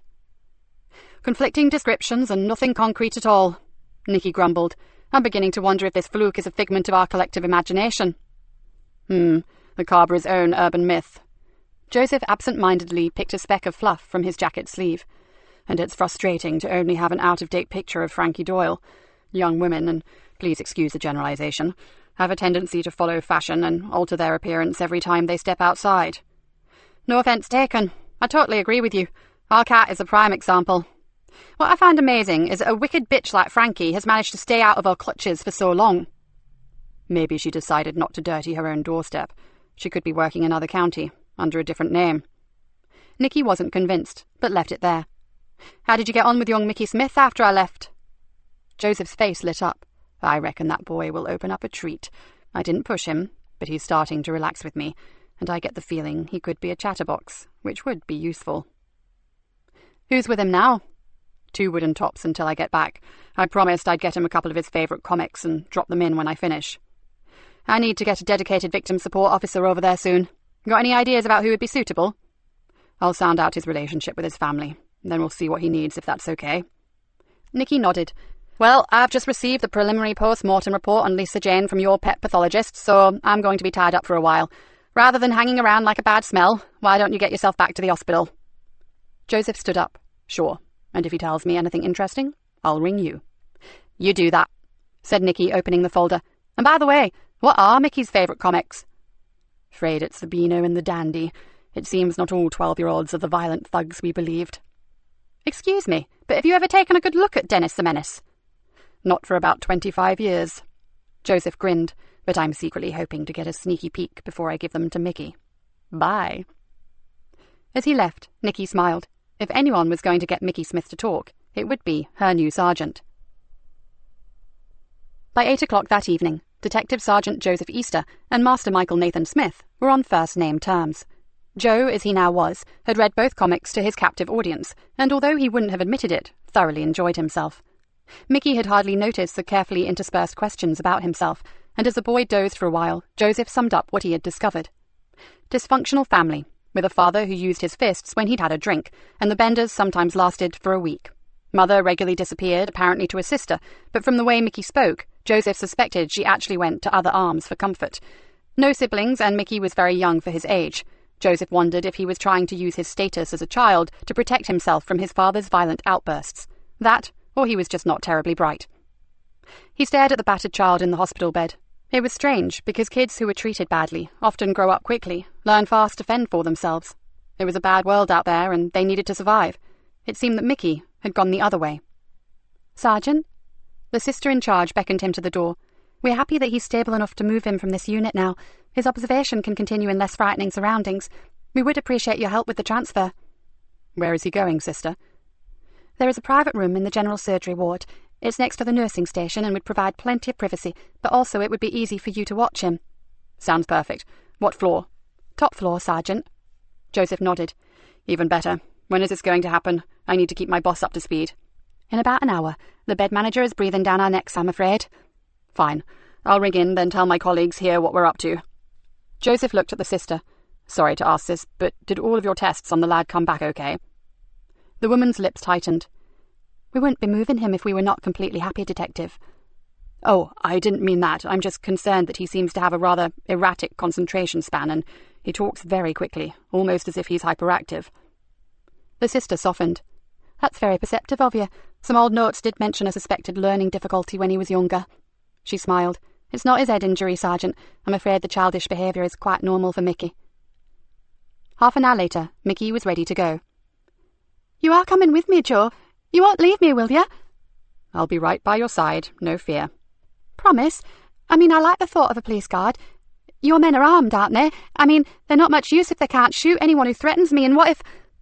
The boy's agitation was becoming almost alarming. Hey, slow down, partner. This isn't a scene from Lethal Weapon. It's sleepy old Greenborough, remember? He reached across and held the boy's hand. No one is going to get to you, understand? You've got Sergeant Joe right here with you. Yeah, I have, haven't I? Now listen, if you just stay calm until we get you settled into your private room, then when the doctors have checked you over, I'll tell you a secret, right? A really big secret. What is it? Asked Mickey, temporarily forgetting his fear. You be a good lad, and you'll find out. Deal? Deal, Sergeant Joe. The trip was uneventful, and in no time Mickey Smith was being made as comfortable as possible in his new room. Very nice. Even I've never had a private room before, said Joseph in mock awe. Look, Mickey, they've even got pictures on the walls, and your own toilet. How snobby is that? A tall, stick-thin nurse threw him a conspirational grin and whispered, You're a natural with the lad. If you ever need a new vocation, I'd seriously consider paediatric nursing. Joseph raised his eyebrows and whispered back, You have to be joking. This is really hard work compared to catching criminals. Finally, one by one, the nurses left, the last one saying, He's very tired, officer. I suggest you let him sleep now. Joseph checked that his uniforms were in place outside, then drew up a chair. So what's your big secret, Joe? Muttered a sleepy voice. You won't ever tell, will you? Cross my heart and hope. I believe you, Mickey, interrupted Joseph, not wanting to hear the unfortunate child say that he'd hoped to die. In the job I had before this one, I used to have to guard people, very important people, just like you. Mickey yawned. So who did you protect? Joseph leaned across and whispered a name in the boy's ear. Then he moved back to see the child's dark eyes widen and the lips form an amazed O. Never. Yup, I really did. Mickey's eyes began to close, but the smile stayed on his face. I got secrets too. Joseph stiffened, but kept his tone soft. Really? Big as mine? Bigger. Wanna share them? Maybe. As Joseph watched, the child's breathing changed, and his ravaged face relaxed into sleep. Great timing, Mickey. He sat back and tried to make himself comfortable. But I'll still be here when you wake up. Believe me. Nikki closed the folder and let out a long, audible sigh. The forensic findings showed that Lisa Jane had been grabbed from behind and throttled to death with great force. The whole horrible incident would have taken only minutes. She hoped that Archie and his family might take some sort of consolation from that fact. She could just as easily have been incarcerated somewhere and tortured. Nikki tensed. Which could be the fate of Kerry Anderson, if they didn't damn well find her. "Ma'am, may I have a word?" She looked up to see WPC Yvonne Collins, dressed in civvies, waiting in the doorway. "Sure, problem. I hope not, but I've got bad vibes about something, Gov." Nikki pointed to a chair, and realised that Collins, a woman who had never been her greatest fan, had just called her Gov, and her tone had none of its usual rancour. What's worrying you, Yvonne? Earlier today, Niall and I went to see an old snout of mine. We'd asked him about Fluke, and he said he'd get us some information and meet us at 5. Yvonne rubbed her forehead. Thing is, we waited at the rendezvous, but he didn't turn up. And he's normally reliable. I've known Vic longer than some of my work colleagues, and he's never missed. Do you drop him anything? Just a token amount, Gov, from my own purse. I'd do the same. It keeps them coming back. Yvonne looked miserable. It's not just that. I like the old boy. He's harmless and very intelligent. I'd hate something to have happened to him. I'm off duty now, and I'd like to go look for him, but I thought I should check with you first. I'm not sure that the carburer at night and out of uniform is a good move. It's far worse with your uniform on, believe me. But Niall has offered to go with me. OK, but keep your inquiries low-key and your phones switched on. I don't want 2 damned good officers getting hurt for the sake of an old wino whose liver finally gave up on him.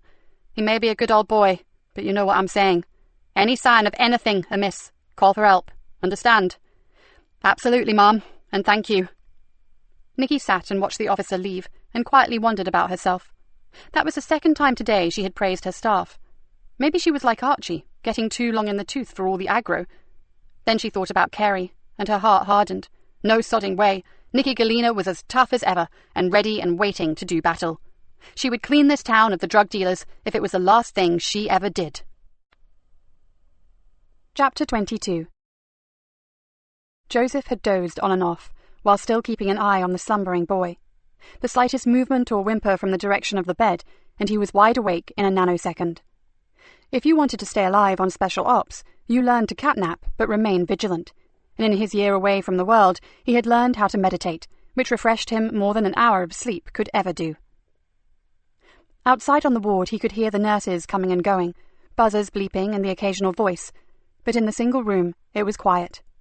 The last few days had been an unexpected roller coaster, and it was good to take a breather. He watched as the boy's chest rose and fell rhythmically, and decided that his move to Greenborough had been a good one. He liked his new team, even if the boss did call them dysfunctional, and then there was Di Galena herself. She was not what the jungle drums had warned him about. Yes, she had a vitriolic tongue, and yes, she could put people's backs up in an instant, but she was a complicated woman. There were deep, dark, and tangled parts to her, but there was also intelligence, shrewdness, and above all, compassion. It didn't show itself too often, but it was there all right. Joseph smiled and thought about Dave. Generally, he was considered a scruffy, lazy bastard, but Di Galena had made it her business to look deeper, and that was why Dave was working with her right now. Joseph didn't know the details. His guess was a disabled wife or mother, but the man had serious family commitments, which left him exhausted and with no time to look after himself.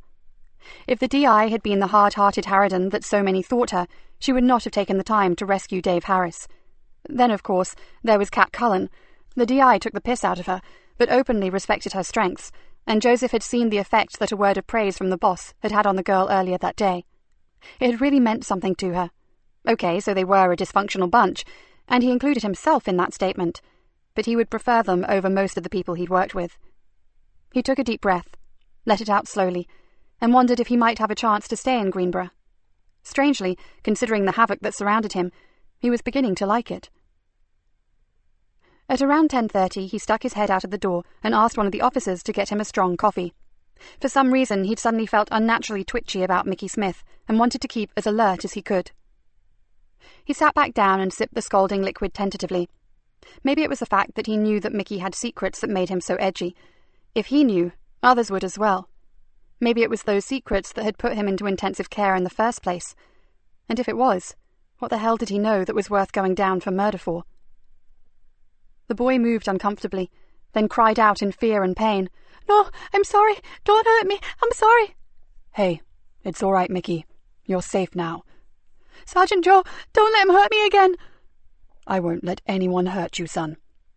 The cries faded into sobs. "Who hurt you, Mickey?" "The man my friend works for," he whispered.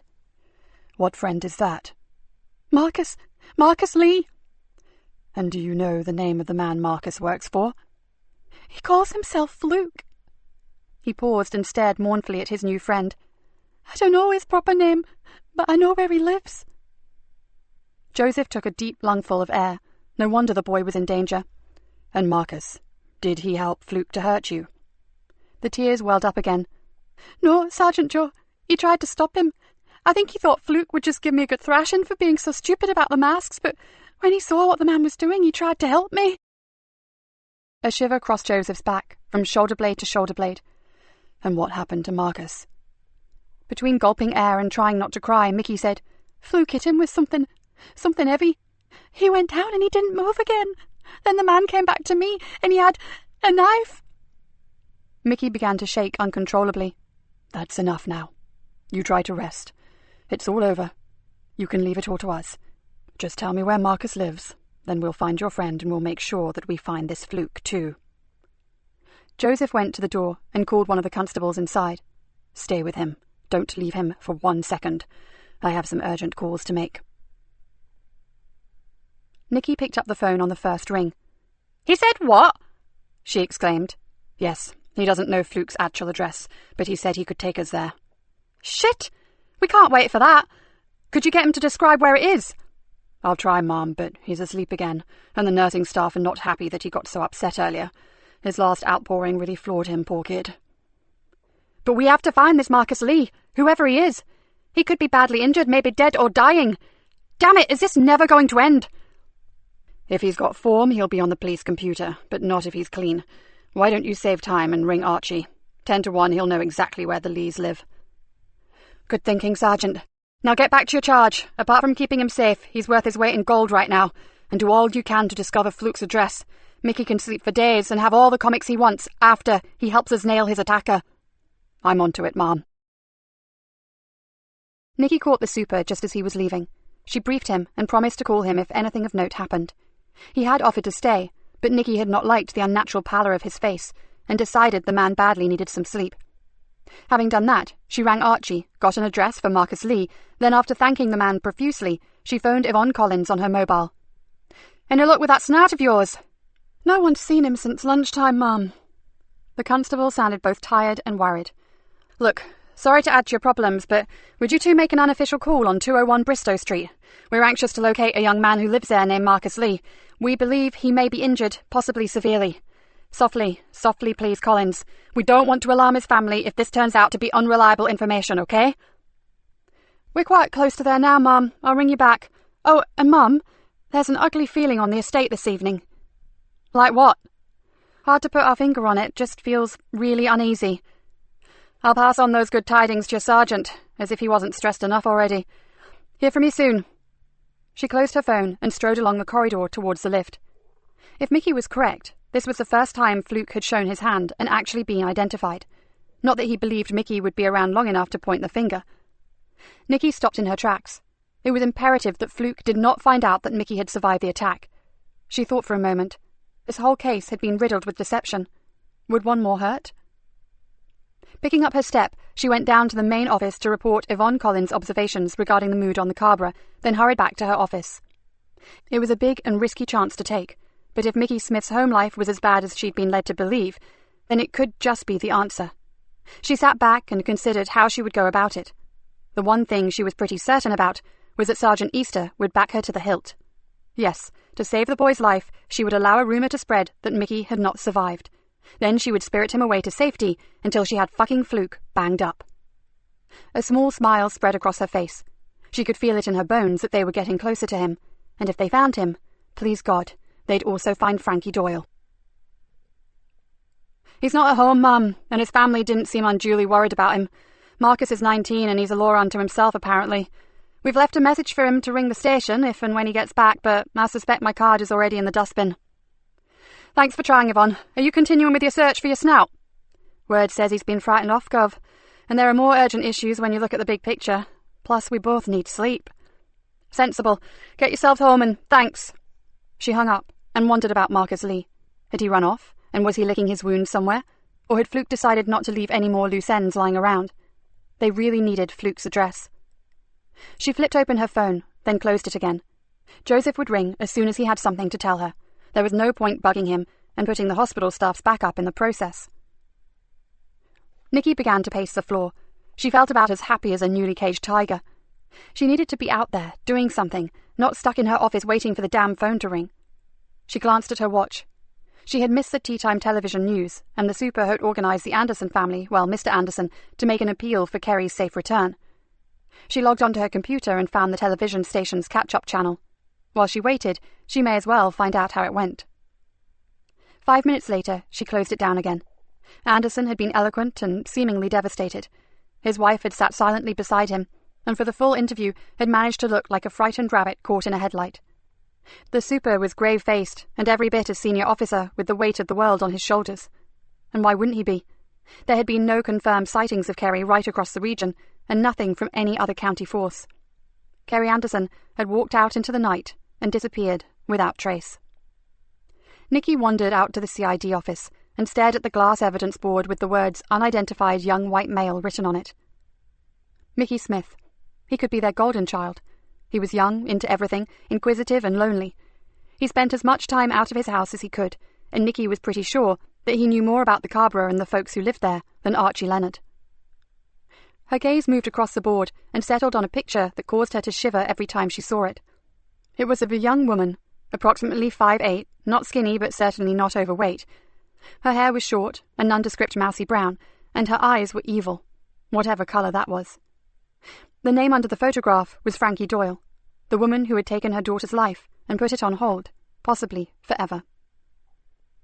Officers were still working in the big room, phones were still ringing, and printers clattered and whirred, but Nikki was lost in a private place, with only Hannah occupying her mind. She knew the grim facts about persistent vegetative state, and she knew that if it went on much longer, the hospital would be coming to her and asking that terrible question, the question that she could not even bring herself to contemplate. There had been miracles before, so why not a miracle for Hannah? Surely where there was life there was hope. That's what everyone said, and she was sure that Joseph would be the first to embrace that old adage, although he didn't seem to think it applied to his own daughter, Tamsin. Joseph. Nikki frowned and wondered why his opinions mattered to her. She had known him for such a short time, yet, no, this was not the time. She turned from the board and swiftly walked back to her office. As she opened the door, the phone screamed into life. "D.I. Galena here. I hope that's damn well you, Joseph Easter." "Funnily enough, it is, Mom." She could hear the excitement in his voice. "So, what have you got?" "First, a clear description of Fluke." Nikki scribbled down everything he said. "And what else?" "I've narrowed down his address to within 2 or 3 houses." "Brilliant. Fire away with that and I'll get uniform and an armed unit straight round there." "Okay. This is what Mickey says. From the traffic lights on Main Ridge, go down Haltoft Lane, then into Fishmere Crescent. There's a small dead-end street down there. He can't remember the name, but there's only 6 or 7 small terrace houses. Fluke is staying in one of the middle terraces. It has a blue front door." "He's talking about Carson Villas. Quiet, tucked away. Perfect." Nikki sighed with relief. "If that kid were here right now, I'd hug him." "With 3 broken ribs. He wouldn't thank you for it." "Joseph, I need your thoughts on something." "Fire away, Mom." Nikki sank back in her chair and told him about Mickey Smith's faux demise. For a while, Joseph said nothing, making her wonder if she'd been wrong about him. Then he said, "I'll get an idea from the doctor of when he'll be safe to move. It's not just a good idea, Mom. I think it's critical to get him to safety." He paused, then added, "And to be honest, I don't think that's here." Nikki's shoulders tensed. "Why?" "Gut feeling, Mom." "Right, that's good enough for me. Get his name changed on the hospital records and talk to his doctor in the strictest confidence, understand? There must be no reports to the press on his progress. As far as the media are concerned, he's still in a serious life-threatening condition, and we have no name for him. It must be believed that we do not know who he is. That's vital." She paused. "And Joseph, I know you feel something of a personal responsibility for this boy, but you have to get some sleep yourself. We'd like to believe otherwise, but we're only human." "Speak for yourself, Mom. I'm off to find his doctor." Chapter 23. Nikki took the information that Joseph had given her and went directly to the CID room. Within minutes, the officers on duty had identified the correct property. It was time to go visiting. "This is a description of your target, Sergeant. We have no name, just a tag of Fluke. We know the property is let, but the agency is closed and we can't locate anyone to give us the name of the tenant." The uniformed sergeant nodded. "The armed unit should be with us in minutes, then we go in. I've held off scrambling the chopper. I think we'll have enough personnel covering back and front, don't you, Mum?" "Yes. If this turns out to be bad information, the powers that be would probably hang me out to dry for wasting money on the helicopter, as well as the firearms boys. We'll rely on your troops on the ground, Sergeant." "Very well, Mum. Are you coming along?" Try and stop me. I've been waiting to see this elusive villain for too long to miss out on this. It had only taken one swing of the heavy metal enforcer to shatter the front door of 9 Carson Villas. "Front room clear, sir. Kitchen clear." Men stormed through the property, checking room after room, and as each call of clear came back, Nikki's hopes of finding Fluke sunk further and further. "Sir, back bedroom, we have a white male not responding." Nikki ran up the stairs 2 at a time. In the small room, huddled on his side on the floor, was a dark-haired youth. Drying blood was caked around his ear and in his hair, and had soaked down into the soft material of his hooded jacket. She dropped down beside him and felt the side of his neck with her fingers. "Get an ambulance, quickly! There's a faint pulse, but he needs help, and fast!" From what she had seen on the police computer, the teenager oozing his lifeblood into the cheap nylon carpet was Marcus Lee. "Hold on there, son. Help's on the way. Can you hear me, Marcus?" There was no answer, and although Nikki was pretty sure they were going to be too late, she continued to talk to the boy. Calls were still being shouted from around the house, but after checking the loft space and the cellar, the place was declared safe. Nikki still sat on the worn carpet with her hand across the boy's shoulder and cursed the day she had ever heard the name Fluke. The raid may have been a success from the point of ascertaining the whereabouts of Marcus Lee, but they had lost their main man. She looked around the filthy room. Well, at least if Marcus had been brought here, then Fluke must have been here too, and forensics would have a good chance of picking up some DNA, once they had managed to discount 20 sets of policemen's boots that had stamped all over the place.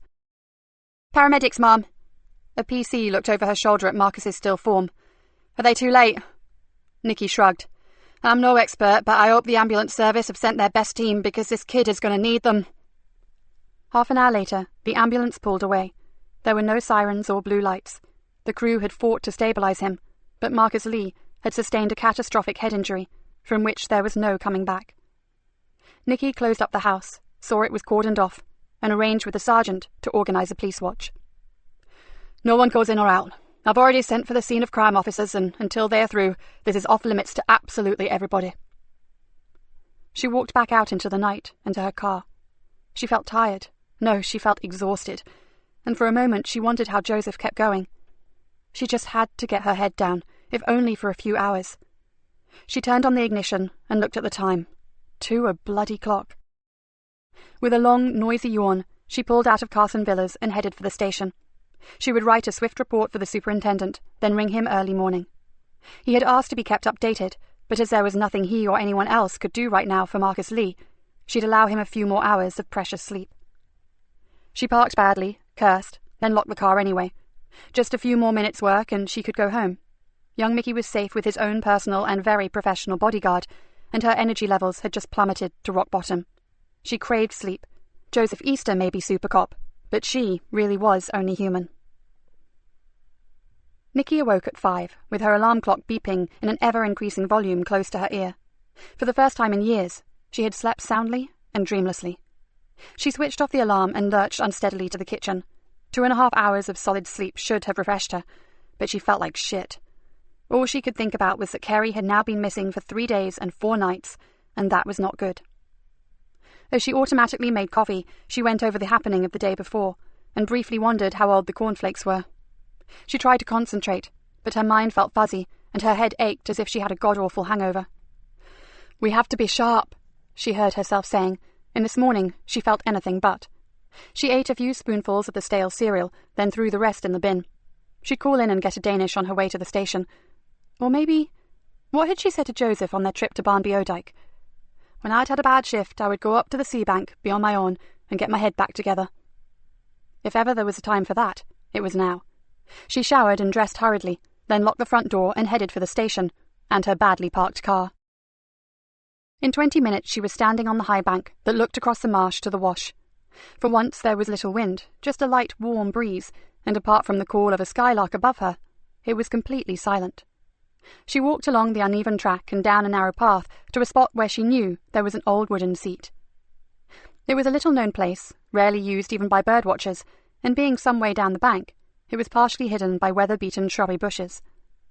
Nikki sat down and gazed out across a salt marsh.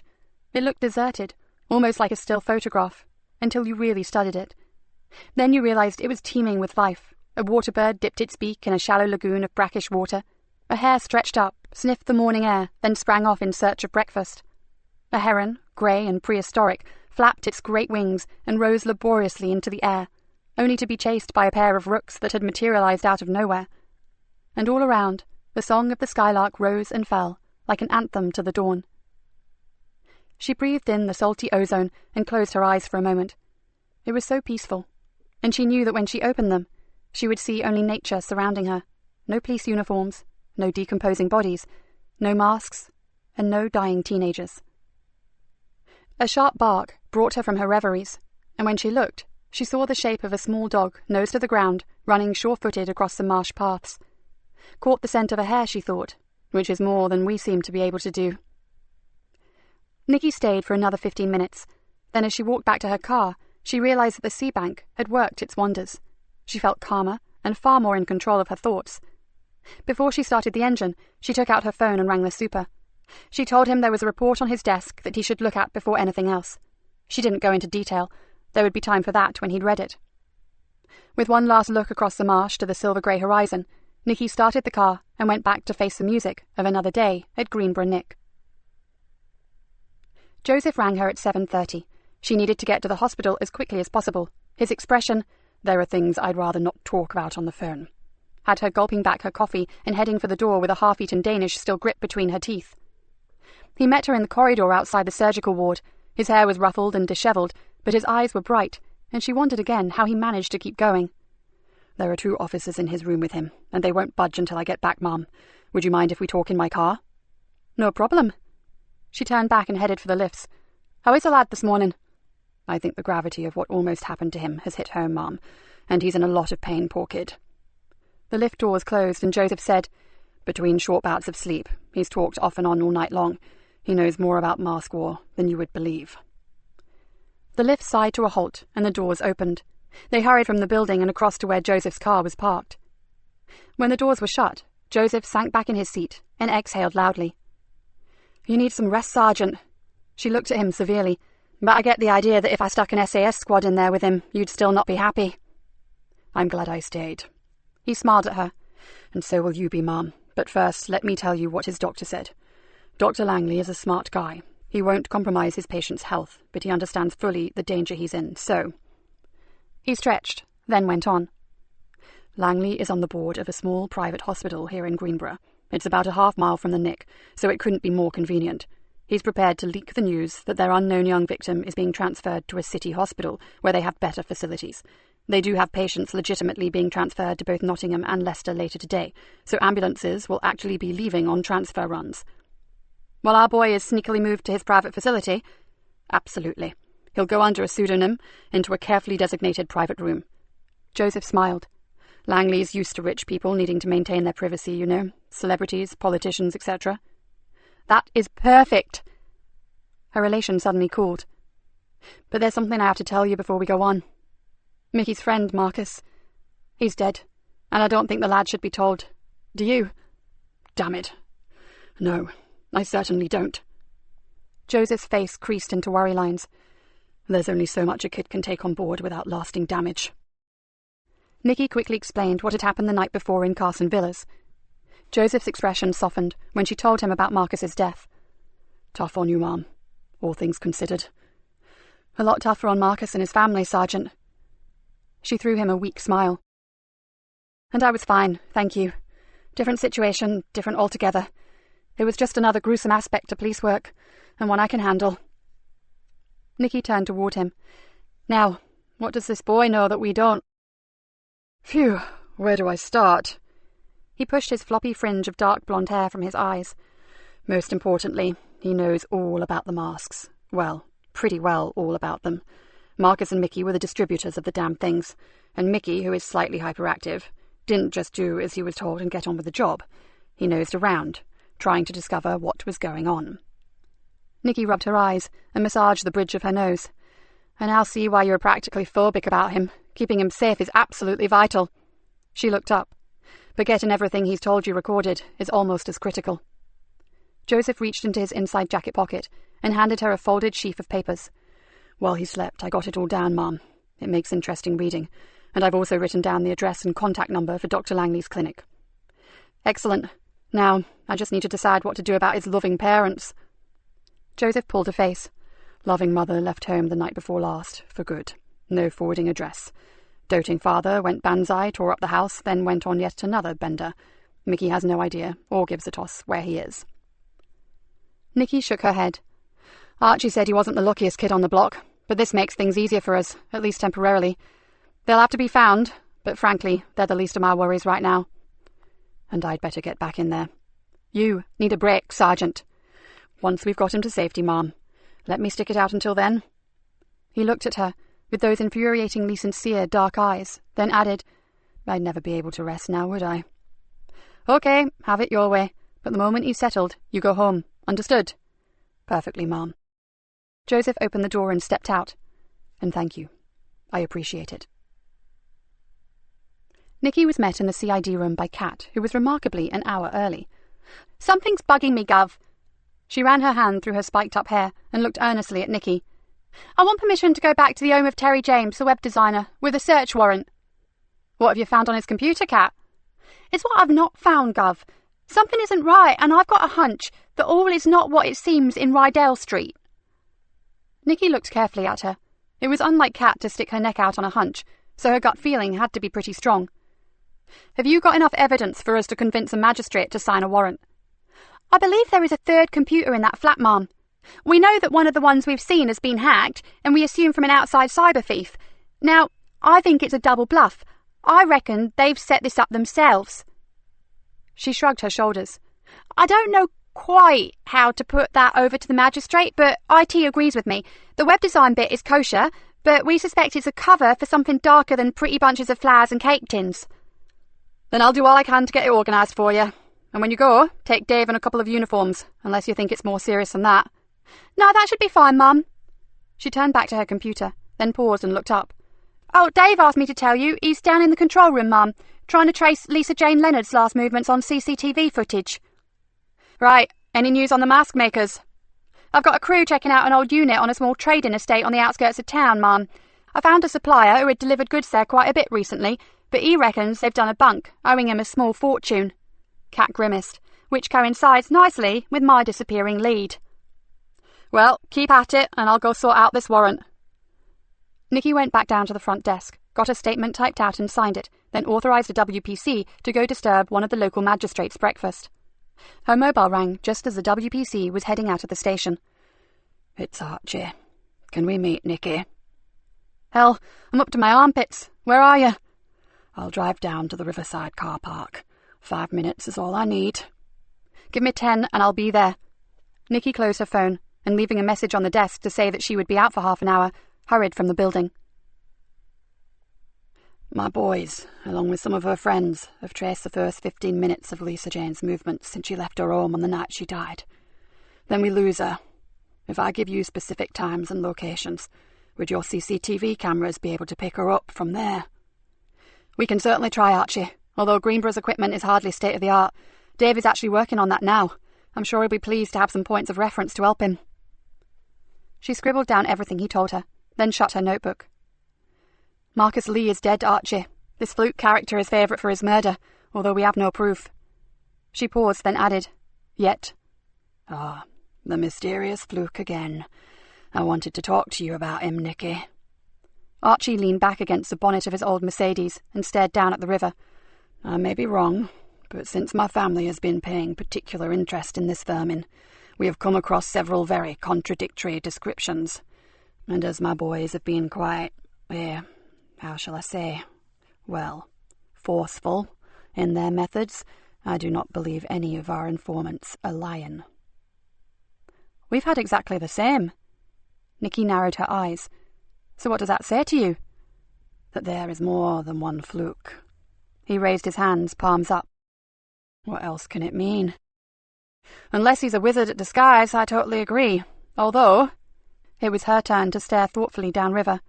I have no bloody idea what these bastards are playing at. For a while, neither spoke. Then Nikki said, One of my officers said there was a bad feeling on the estate last night. And I expect we haven't helped much either. He gave Nikki a slightly apologetic look. We have offered to help you, and we appreciate your help in return, but it doesn't mean that the family isn't at boiling point. Some of the younger ones, Lisa Jane's peers. They're wanting blood. Hardly surprising, Archie, but for God's sake, rein them in. I don't have to tell you what more violence erupting on the Greenborough would mean. Nicky paced up and down angrily. What with this bloody fluke, mass scans, the stabbing, the attacks and the death of Marcus Lee, added to your own tragedy and the missing student, we're at our fucking wit's end. I'm sorry, Nicky, and I'll do what I can with the young guns, I promise. We'll continue to track Fluke, if you'd help us with that CCTV footage. Yeah, I'll do that, never fear. She went to move away, then said, And Frankie Doyle? Any news of her? Archie Leonard shook his head. So far we haven't located her, but she has been seen in the last few days, and I've heard her name has been tenuously linked to Fluke. What does she look like now, Archie? Asked Nicky, thinking of the old photo on the CID room wall. Sly as ever. Short-cropped, boyish style, fair hair, and stick-thin, is all I can say. He looked at her with a chilly expression. But believe me, Nicky, the minute she shows her head above the parapet, you'll be the first to know. Mickey's midnight confession certainly did make interesting reading, but as far as Nicky could see, the boy had done nothing serious enough to warrant an attempt on his life. She read it again. Mickey had stolen a mask from a consignment, worn it to impress his cousin Liam, then nicked 6 more from the next delivery and sold them to Liam. Enough to get him chucked off the team and maybe a good thumping, but to strip him and almost beat him to death? No way. Nicky placed the handwritten document on her desk and stared at it. The boy had given them the exact locations of the mask drops and a concise list of the places where they were to be distributed. Plus, he had sneakily followed Marcus, listened into private phone calls, and even managed to track Fluke to his rented property, which was more than the police and Leonard family combined had managed. So, what more did the boy know? A streetwise kid like that may well have heard of Frankie Doyle, and if he could get an address for one slimeball, maybe he could get an address for another.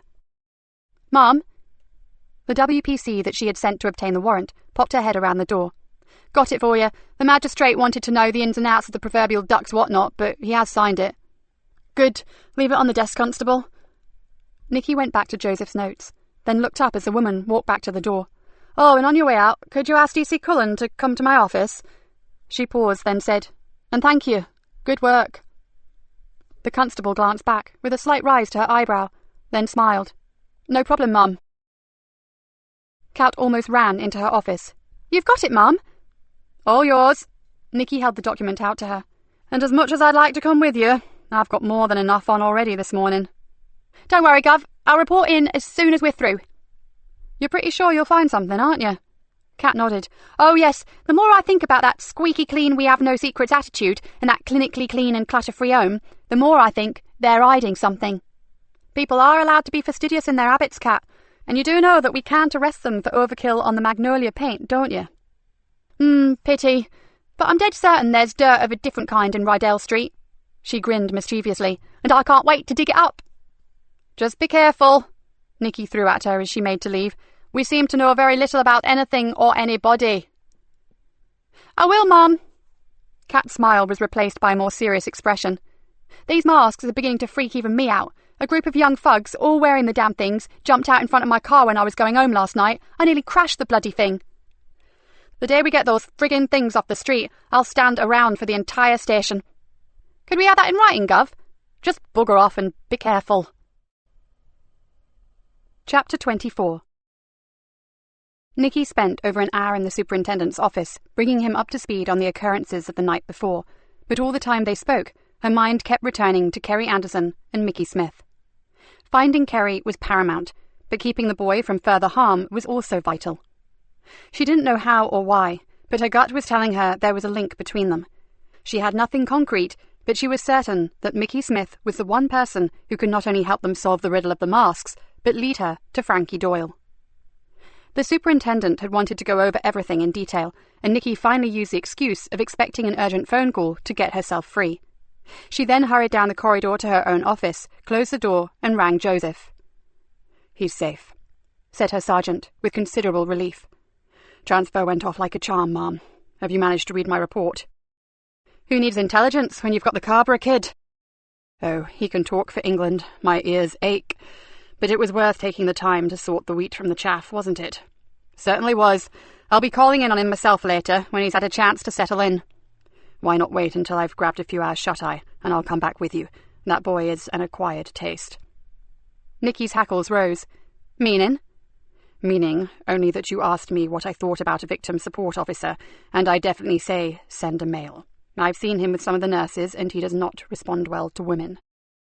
Nikki festered quietly for a moment. She had been hoping to follow the Frankie Doyle route privately, but the last thing she wanted to do was upset their main source of information.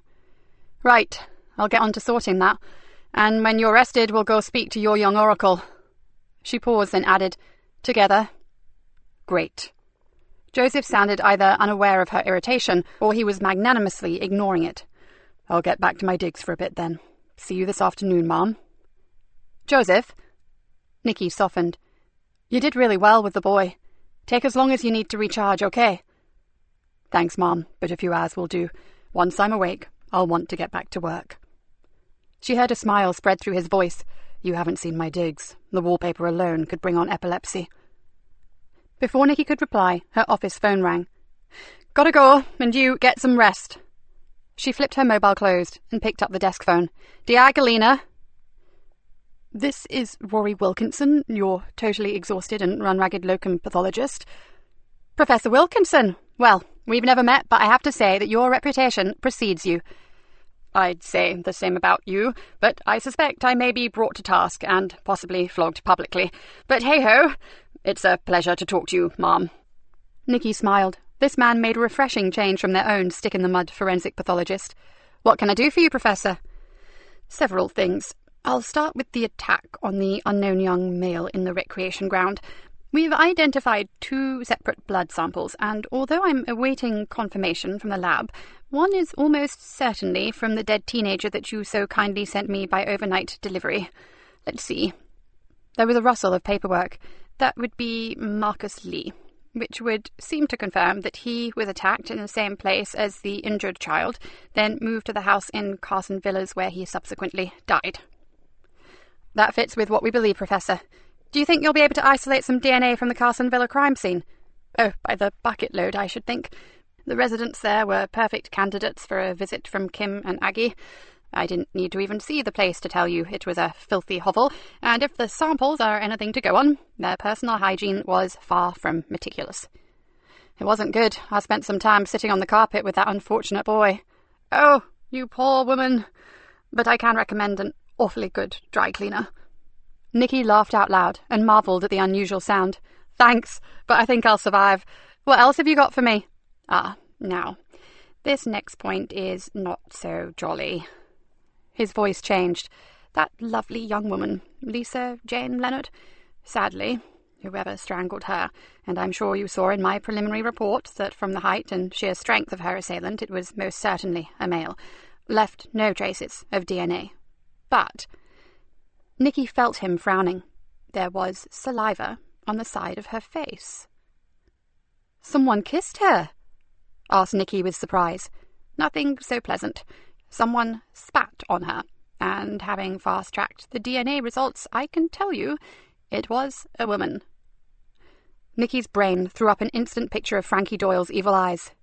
So, continued Rory Wilkinson, if you just happen to come up with an accessory to murder, and you suspect she has a heart as cold and hard as a grave digger's shovel, then I'd be more than happy to prove you correct, if I can only get her onto my dissecting table, that is. If it's a woman, I think it is. I couldn't think of a more fitting place for her, muttered Nikki through gritted teeth. Spoken with sincere venom, Inspector. I like that, said the pathologist appreciatively.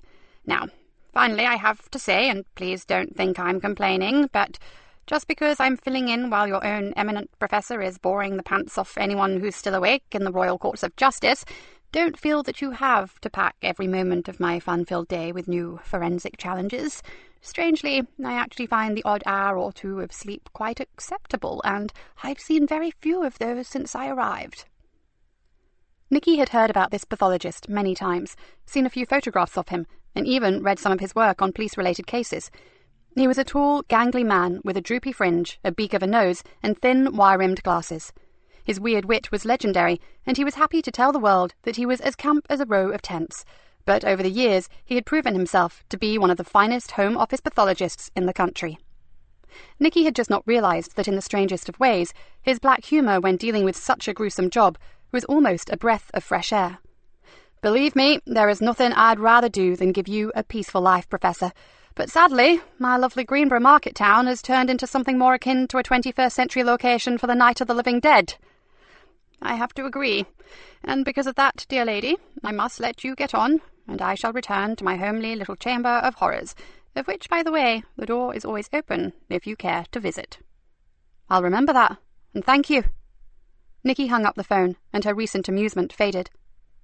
Frankie Doyle had contacted Lisa Jane a few days before she was killed, and a woman had spat on the girl's dead or dying body. Nikki's eyes narrowed to little more than slits. It had to be Doyle. But why the hell couldn't they find her?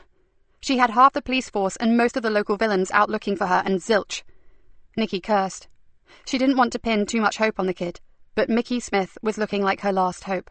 Fluke was linked to Doyle, and Mickey knew Fluke, ergo Mickey may well know Doyle too. She glanced at her watch. Almost midday, and Joseph wouldn't be in for a while yet. It was very tempting to just ignore his advice and go see the kid on her own. But did she dare risk it? She flopped down in her chair and stared at her sergeant's report. The answer was probably not. Apart from shooting herself in the foot if her plan backfired, it was hardly fair on Joseph if she cocked up all the hard work he'd done gaining the boy's trust. Oh, but finding Frankie Doyle was a very strong incentive. No. Nikki closed the debate she was having with herself. Like it or not, she'd wait, and use the time to catch up on the latest reports from Kerry's search. An hour later, Kat Cullen came striding through the door from the CID room with Dave Harris puffing along behind her. "From your expression, I gather your policeman's nose was correct." "Was it ever, Gov?" said Dave, easing himself into a chair. "She's got good instincts, our Kat." "So, from the beginning, please." "The bad news is that the Terrys are not directly connected to the case." Kat scratched her cheek, "which is something of a bummer after all the work we've done tracing the mask design back to them." "So why are you two looking so bloody pleased with yourselves?" asked Nikki impatiently. "Because there was another computer in the house, in a very interesting attic room," answered Kat. "Blimey, Gov, I've never come across the like in all my life," said Dave, his eyes wide in almost childlike incredulity. "Sadly, I have," added Kat. "When I worked Vice. The thing is, Mum, Lyco Rapture is the brainchild of Mr. and Mrs. Squeaky Clean, only the dirty bastards are far from that, and that particular perverted game is just one of many. The pretty web design stuff is legit, but they keep it up purely as a front." "So they are the originators of the Rat Death masks?" Nikki felt mildly confused. "No, some sleazebag downloaded the game, saw the hideous creature, nicked the character's design for the masks, and named it Griffix." "So it's another dead end." "Not exactly." Kat leaned back against the wall. "James and his wife are both top IT boffins. I checked her out after she said she'd worked at the university, and she did. She taught high-level computer studies. He's a graphic designer, moved on to web design, and the other thing they have in common is weird sex. The more perverted, the better." Nikki's mouth dropped. "You are talking about the same couple that we met the other day." "Oh, yes, Gov. Mr. and Mrs. Prim and Proper have produced some of the worst pornographic computer games I've ever seen in my life." "And they charge extortionate money to download them, Mum," added Dave. "One of them cost nearly 500 quid. "And as you can imagine, Gov, it's not one to play with your mum or dad around." Kat screwed up her face in distaste. "We've got them both downstairs in custody, Gov, and frankly, I think we are only scratching the surface with these games. If it's okay with you, I'd like to hand the old thing over to a specialist unit to deal with." "Considering what we're trying to handle at present, I wholeheartedly agree." Nikki frowned. "But you said something about it not being a dead end." "Ah, yes. Well, before the mask materialised on the streets, you had to pay to get hold of Lyco Rapture, and the Jameses may be a pair of pervs, but they are painstakingly precise on their bookkeeping." "They have copies of all their transactions for the last 3 years," said Dave. "How does that help us?" Dave leaned forward. "Because a few of their customers were particularly interested to know if they had any other games that had the Griffix in them, and the Jameses made notes to that effect. When they produced a follow-up game, they contacted the interested parties and told them." "And they kept the contact details?" Nikki was beginning to understand. "Yup," smiled Kat. "But when they saw kids suddenly wearing Griffix masks, dear Terry and Bella nearly shit a brick. It didn't take too long to realise that the masks were going to be big trouble, and they may be implicated." which could scupper their very lucrative sideline. Dave interjected. So they ran a blog with a link to a free download of the game, then hacked into their own business computer to make it look like they were the victims of a cyber theft. And we'd have swallowed that if it hadn't been for you, Kat. Well done. Nikki gave her a rare smile. So, have you got the list of names? I've sent their hard drive to IT to retrieve the data. Terry James offered to get it for us, but I didn't let him within touching distance. I suspected he'd installed some ingenious destruct program. Smart thinking. Nikki sat back in her chair and looked inquiringly at Dave. So, tell me about this attic room of theirs. Dave's eyes widened again. Well, part of it was like some high-tech recording or photographic studio, more equipment than it would take to launch the space shuttle, but the rest was more like a home cinema. He swallowed noisily. Big screen and a row of seats, but they weren't like normal armchairs, His face reddened, and he looked helplessly at Kat. They were electronic, Gov, and the coverings were made of thick rubber. They enabled you to relax and play along with the game. They reclined and had certain accoutrements to assist with one's pleasure. Need I say more? Nikki shuddered. You've said too much already, thank you, but it's my fault. I did ask the question, didn't I? A soft knock on the door made her look up. What am I missing? Joseph's benign smile entered the room before he did, and he was greeted by a roar of laughter. Bagsy, you tell him, Dave, called out Kat, and Dave blushed even deeper. Come in, Sergeant, said Nikki, and believe me, you've missed nothing of importance. Well, nothing any of us are prepared to share with you right now. She turned to the others. OK, you two get onto those contact details and let me know what you come up with. The Sergeant and I are going out for a while. Chapter 25. The private hospital was concealed at the back of a small industrial estate. From the front, it looked like an upmarket office block, nothing like a fancy clinic, and that was perfect as far as Nikki was concerned. Mickey, now known as Jonas, from his favourite group, Lincoln, his favourite football team, was in a small private room on the first floor. When he saw Joseph, his eyes lit up. Then a sullen look spread across his face when he saw that his hero had not arrived alone.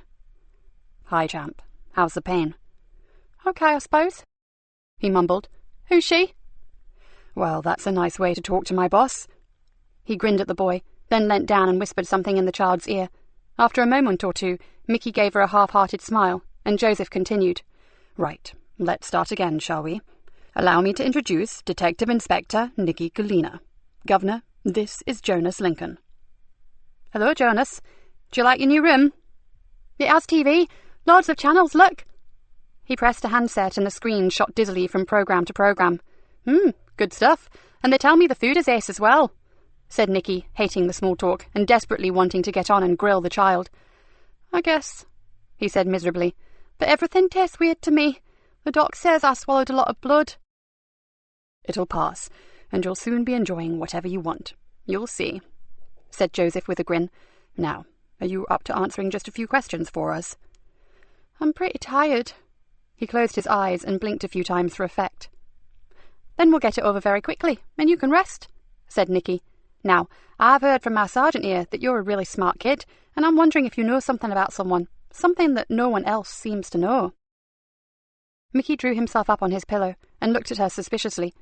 He reacted to the compliment, but was obviously wondering who she was talking about. Ever heard of Frankie Doyle? Mickey didn't even need to consider his reply. I don't like her. You know her? I've seen Marcus talking to her, and hey, have you guys found Marcus? Is he okay? Sorry, sport. We've got no news for you yet. Joseph looked apologetic, then turned to Nikki and with a tiny wink said, See, Mum, I told you this was the boy to ask. Not much gets past Jonas here. So, you've actually met this Frankie Doyle. Mickey, Jonas, visibly inflated when he heard Joseph's words of praise. I know her well enough to stay clear of her, and the people who do mix with her say she's not right. Not right about what? Not right in the head is what I mean. He shifted uncomfortably and clutched at his damaged ribs. I don't want to talk about her. Has she ever hurt you, Mickey? Asked Nikki. Don't call me that. My name is Jonas. Sergeant Joe said so. I'm sorry, Jonas, but I have to know about her. Does she live near you? No, she moved away, but she's been hanging around again. Nikki had a strong feeling that the boy had had some kind of dealings with her at some point in his young life, and she had not exactly made a good impression. Does she hang around with Fluke? Maybe, but I've never seen them together. He looked at Joseph pathetically. "I'm really tired, Sergeant Joe. Can we leave it at that, please?" "Sure. One last question and we'll be off. Have you seen her with anyone in particular?" The boy shook his head slowly. "No, no one. But they say she's hooked up with a drug dealer, someone from out of town. That's all I know, honest." "That's cool, Jonas, old buddy. You get some rest. I'll check in on you later, okay?" As they left, Nikki spoke briefly to the two officers outside, then walked down the corridor to the lifts.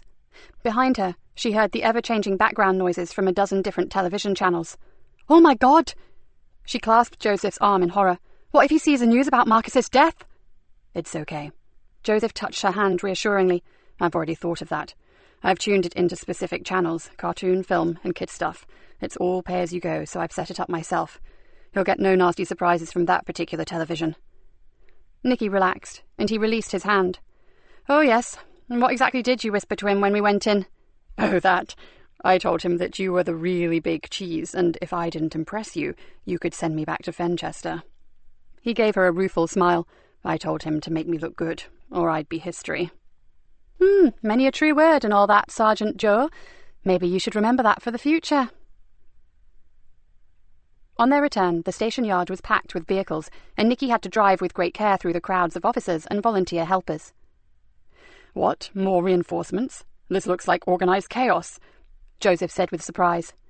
"The super said they were going to send us help from other forces." She looked around at the sea of uniforms. "At least they'll be able to extend the search for Kerry out to the Fen villages." "About time," said Joseph gravely. "This is day 4. If we don't find Kerry soon, we'll be searching for a body, not a survivor." They made their way up to the relative peace of the CID room, where they were met by a disconsolate cat. "The officers who went out to my possible site for a mask-making factory have found it totally cleared out, Mum. It was definitely the right place. They found odd pieces of rubber and a few damaged masks, but the trail ends there, I'm afraid." She looked down at the floor, clearly angry at herself. "It was gutted. All the equipment, the moulds and the basic ingredients have gone. If I'd just got on top of it a bit quicker, we may have got 'em." "You did better than most, Detective. Don't beat yourself up over it." Nikki stared at her thoughtfully. "I suppose they paid their rent in cash and under a bogus name." "Naturally, and Scarpa'd owing most of it." "No one saw them go? No one could identify their vehicles?" Cat sighed. "No, and the area is dead, CD. No cameras, no security. They just disappeared into the night. It's like they never existed." "Cheer up. You did your best," said Nikki. "What are you working on now?" "Helping Dave to trace Lisa Jane's movements on the CCTV." "Good. Stick with that for the time being." As Kat left the room, Nikki was suddenly hit by a frightening thought, and one that left her mind reeling. "Something wrong, Mom?" Joseph stared at her. For a moment she could only look at him. Then she said, "I'm not sure. Grab us a drink if you would. Something's just occurred to me, and I could do with a hefty shot of caffeine to help me get my head around it." As Joseph went to the coffee machine, Nikki carefully removed a large map of Greenborough from the wall, took it into her office, and tacked it up where they could see it. Joseph placed the mugs on the desk, then threw her a puzzled glance, but remained silent. Still trying to rearrange her thoughts, Nikki pulled a tin of coloured marker pins from her drawer and began to stick them in various parts of the map. "Think about this, Joseph, and tell me what it says to you. 1. The mask factory shuts down. 2. The distributors of the masks are both disposed of. So..." "They've finished with them. No more use for them.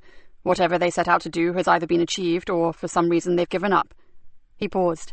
"And I don't think it's the latter." "Nor do I." She fixed him with a steely stare. "And I'm pretty sure they've done exactly what they planned." "Which was?" "You answered your own question as we drove into the car park. Chaos. Organised chaos, you said." Joseph stared at her uncomprehendingly. "What if..." Nikki rubbed hard at her temples with her middle fingers and tried to concentrate. "What if the whole damn manic scenario is just a smokescreen for something else, something bigger?" She began to pace the room, and suddenly felt other things start to slot into place in her mind. "Oh my God." She stared at the map. "Why didn't I see this before?" "What?" demanded Joseph. "What the devil have you seen, and what could be bigger than multiple murders and abduction?" Nikki grabbed another handful of coloured pins. "Where do we believe Lisa Jane met with her killer?" She stabbed a pin into the map. "Somewhere close to this area, right? Now." She didn't wait for an answer. "We have the university here." Another pin. "Kerry walked off from here and was accosted on the sea bank at this point where her phone was found." A red pin. "Lisa Jane's body was left in the barn way out here." She jabbed a blue pin into a spot close to the coastline. And all those pins I'd already placed indicate Mickey's list of where the masks were delivered and the specific places where the boys were told to take them. She drew in a deep breath and pointed at the map. Notice anything, Joseph? For a moment, he frowned and stared unblinkingly at the pin-spotted map. Then his eyes widened, and his mouth made a silent "oh." Exactly. She slowly circled her finger around the one area that was pin-free. The docks. The only location in Greenborough that isn't either heaving with flat-footed policemen or being patrolled both day and night by vengeful criminals. Something is going to happen at the docks. Joseph sank down onto a chair. I don't believe it. You mean all these petty crimes, the gang fights, the mask war, the murders, all orchestrated just to keep us chasing our tails and tearing our hair out?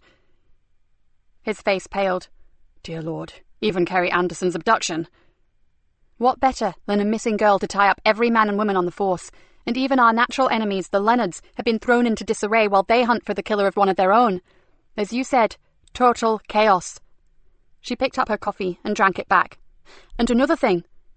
She picked up Joseph's earlier report of his talks with Mickey and leafed swiftly through them. I know exactly why they tried to kill your boy. She found what she was looking for, then flung the folder on the desk. I thought so. Mickey Smith was selling masks to his cousin, who lives here. She stabbed a finger on the map. In a small estate of cottages right on the edge of the docks. Joseph puffed out his cheeks. That's why they were so specific as to where the masks were distributed, and why they chose Scarborough. The damn place is located way across Greenborough at the farthest point from the docks. He leant forward, head in hands, and Mickey, the silly little sod, was introducing the masks straight into their mask-free zone.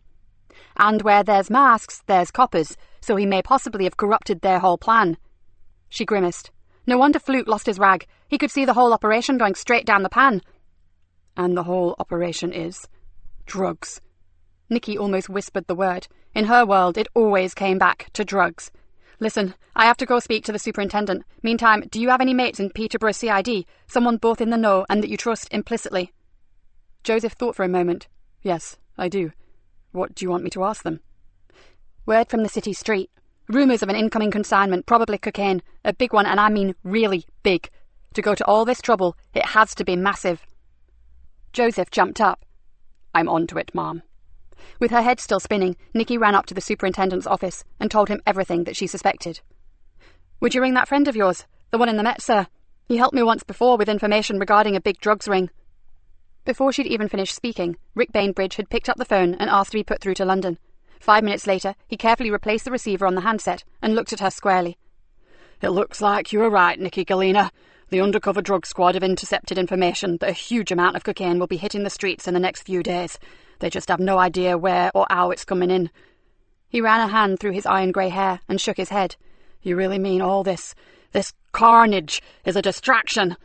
I do, sir. What would focus us more than a murder inquiry? What would stretch us to the limits more than a hunt for a missing girl?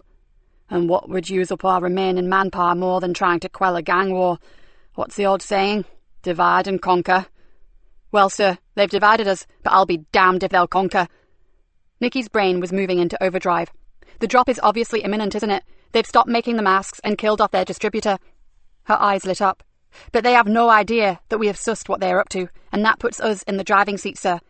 We need to get onto HM Customs and Revenue and the port authorities and see what ships are due to berth in Greenborough Port. And we'll have a very big and extremely well-armed reception party waiting for them.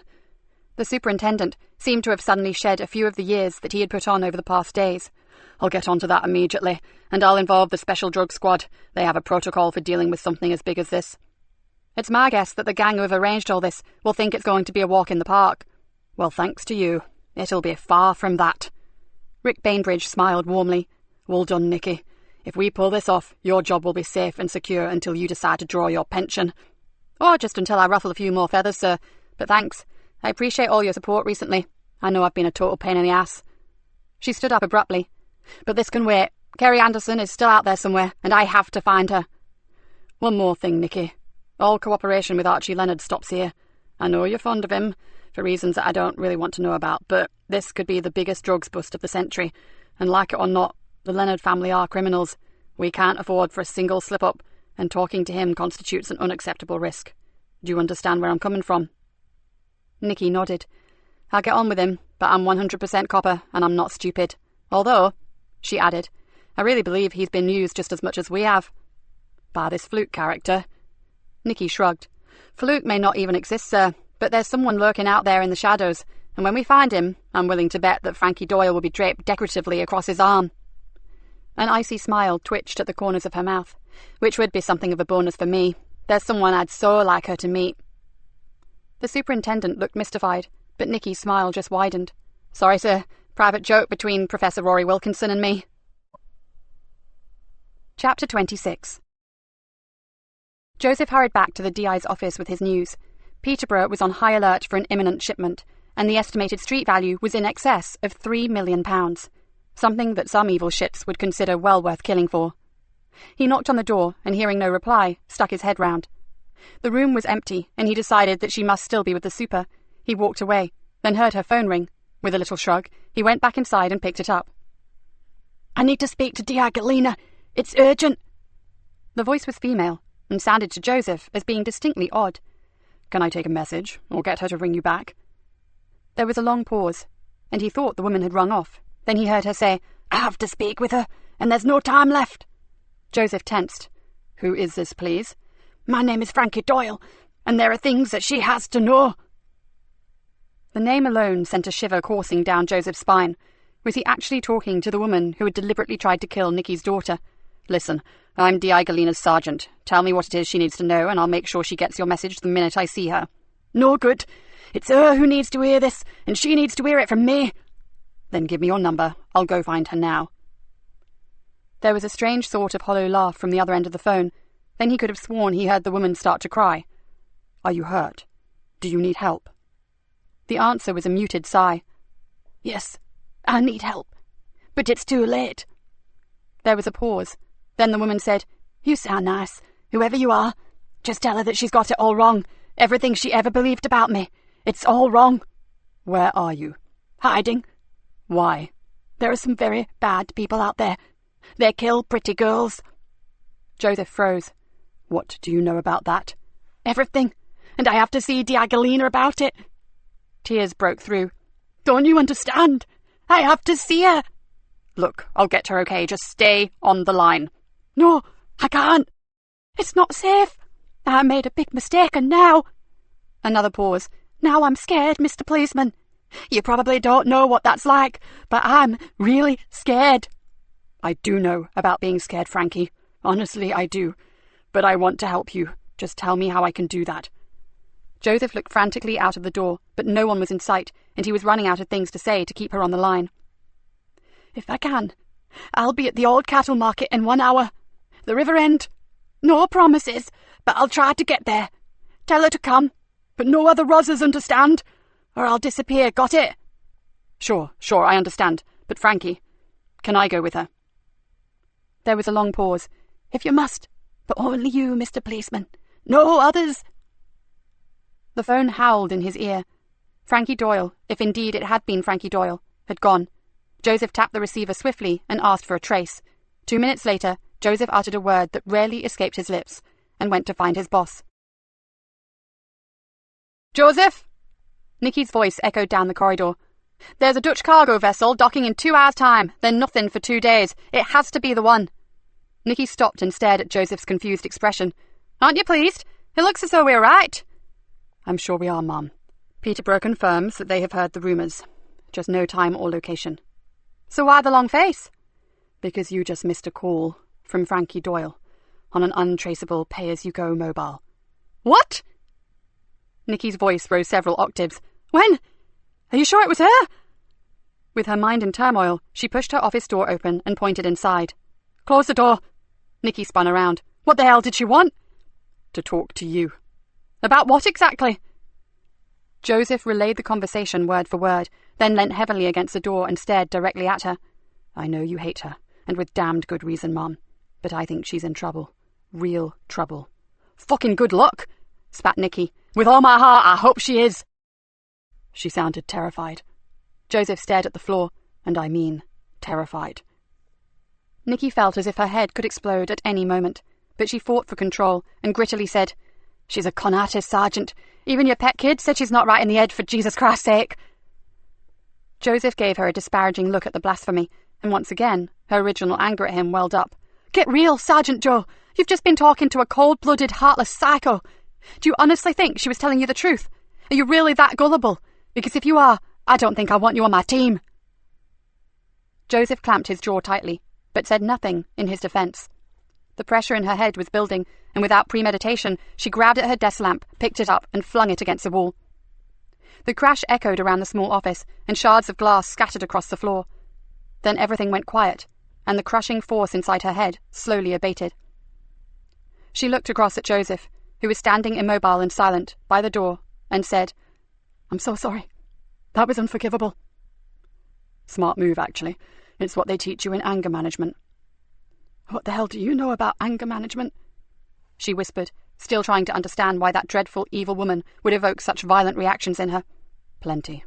I've screamed into more pillows and smashed more plant pots than you've had hot dinners, but that's another story." He looked at the pile of mangled cheap metal and glass in the corner. "Hope that wasn't one of your favourites." Nikki looked at it and shook her head. "I don't think I've ever even noticed it until I picked it up." She sat down heavily in her chair. "And when I said that was unforgivable, I was referring to what I said to you, and I apologise." She looked up at him. "What on earth are we going to do? The ship is arriving in under 2 hours, and now this. What should we do?" "At the risk of endangering more electric light fittings," Joseph raised his hands in the absence of a white flag and said, "I have to say that I would meet with Doyle, even if just to see what the hell she's on about." Nikki took a deep breath. "And I suggest that this is just another ploy to keep us occupied, to keep us away from the docks." "And if that is the case, the gang would be even more complacent if we did turn up. They would believe we know nothing about the consignment." He turned his head a little, then looked at her sideways. "And what if, just possibly, Doyle is out of her depth? You told me once that she was evil, but she wasn't clever. What if she has pissed off the wrong people?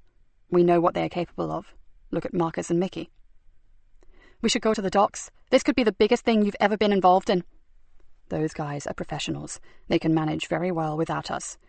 Joseph perched on the edge of her desk and looked down at her thoughtfully. "You've been hunting this woman at the expense of all else for a very long time. This is your one chance to find out what really happened to Hannah." Nikki bit down hard on her bottom lip. It was true.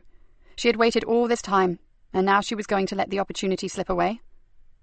She closed her eyes and saw her daughter, her lovely girl, as she was before she went out for a drink one night with a deadly friend.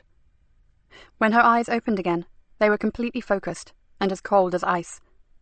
"So, where exactly are we meeting her?" Chapter 27. "What is this place?" asked Joseph in a low voice. "It's got a bad atmosphere." "It is what it says, a cattle market, only we haven't had a livestock market here since the first outbreak of foot and mouth disease." Nikki looked around. "They are gradually demolishing it.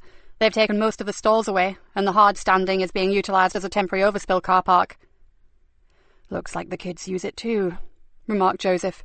"I think I recognise some of my friend Petey's artwork over there." One wall, in front of which were a few randomly parked cars, was completely covered in graffiti. "Yeah, we try to keep them out. There's a lot of junk and old wood around. What's left could go up like a tinderbox if they decide to have some fun with a box of matches." Nikki's eyes were continually watching for movement. They were early, but she did not feel at all comfortable about this meeting. The place was secluded, but not completely unused. People took shortcuts through it to the town centre, and although not many felt confident enough to park their cars there, it was frequented on a fairly regular basis. She looked around again and shivered.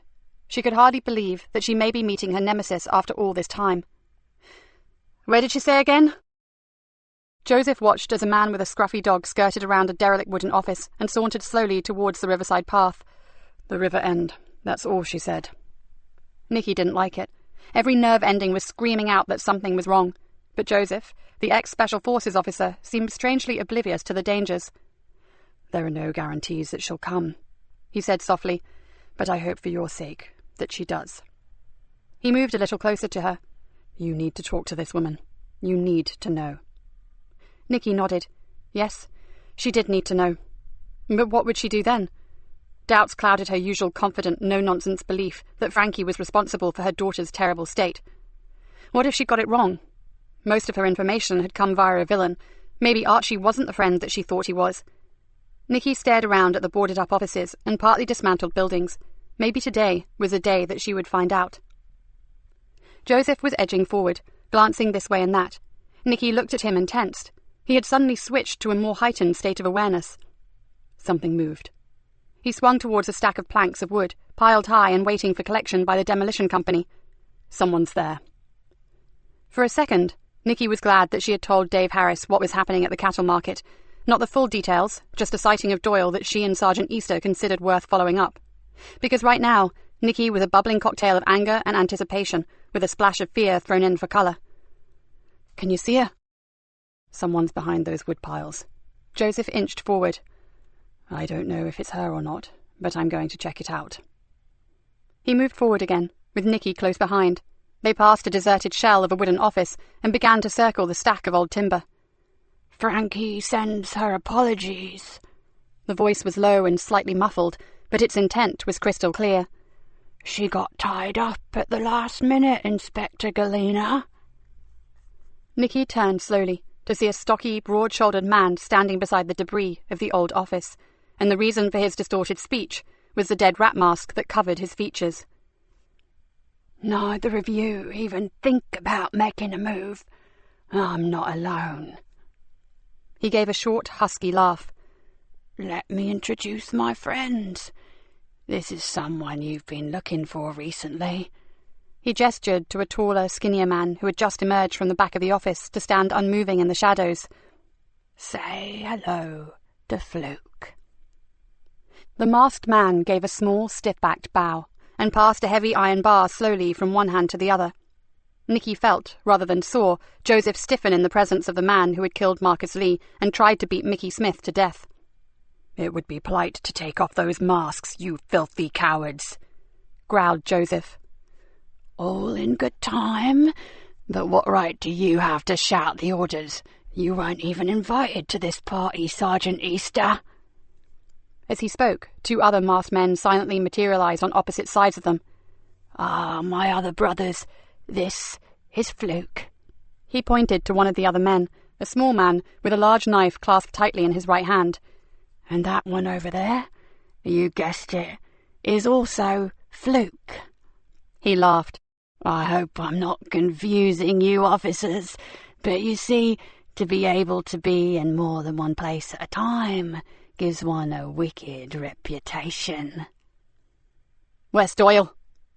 Nikki's voice held nothing but contempt. "You and your freaks don't interest me one bit. I want Doyle." "Don't be a fool, Inspector. Frankie was never going to be here. It's me you should be worried about. It always was." As the man ranted at her, Nikki half heard his words and half watched Joseph as she saw him glance back along the narrow avenue that they had just innocently walked down, and visibly pale. To her horror, she looked past him and saw the reason why. Across the concrete parking area, a young woman was just unlocking her car and extracting a child's pushchair from the boot. Her knowledge of the area automatically kicked in, and she saw in her mind the children's play school situated at the end of the river walk. She even saw the rainbow-coloured sign above the doors, "Busy Little Bees." She swallowed hard and tried to think of a way of alerting the girl to the dangers that lay ahead of her. "One word from either of you, and I'll let one of my freaks have her, for as long as they want her, if you see what I mean." The voice had a sibilant quality, and Nikki imagined snake eyes beneath the mask. "Then just let her go on her way," she hissed back. "She has nothing to do with any of this. It's me you want, isn't it? Well, you got me, so let her be." "Then you better be as quiet as the grave. Her life, or maybe just her sanity, depends on it." As they spoke, the click-clack of the woman's shoes got closer. Nikki's mouth was dry as chaff, but she managed to whisper to Joseph, "Say nothing. Do nothing." "Wise words, Inspector," came softly from behind her. The silent masked men had blended back into the shadows, and as the girl got closer, it took all of Nikki's strength to stop herself screaming out loud for the woman to run for her life, or she may never see her child again. At that point, her helplessness, her inability to change this terrible situation, caused the world to slip into slow motion. All Nikki could see was the girl's long auburn hair swaying from side to side as she walked, handbag casually over her shoulder, and pushing the bright blue buggy ahead of her. And for the first time, since Emily Drennan had died in her arms, Nikki prayed. "Oh, dear Lord, don't let this happen. Just don't let this happen."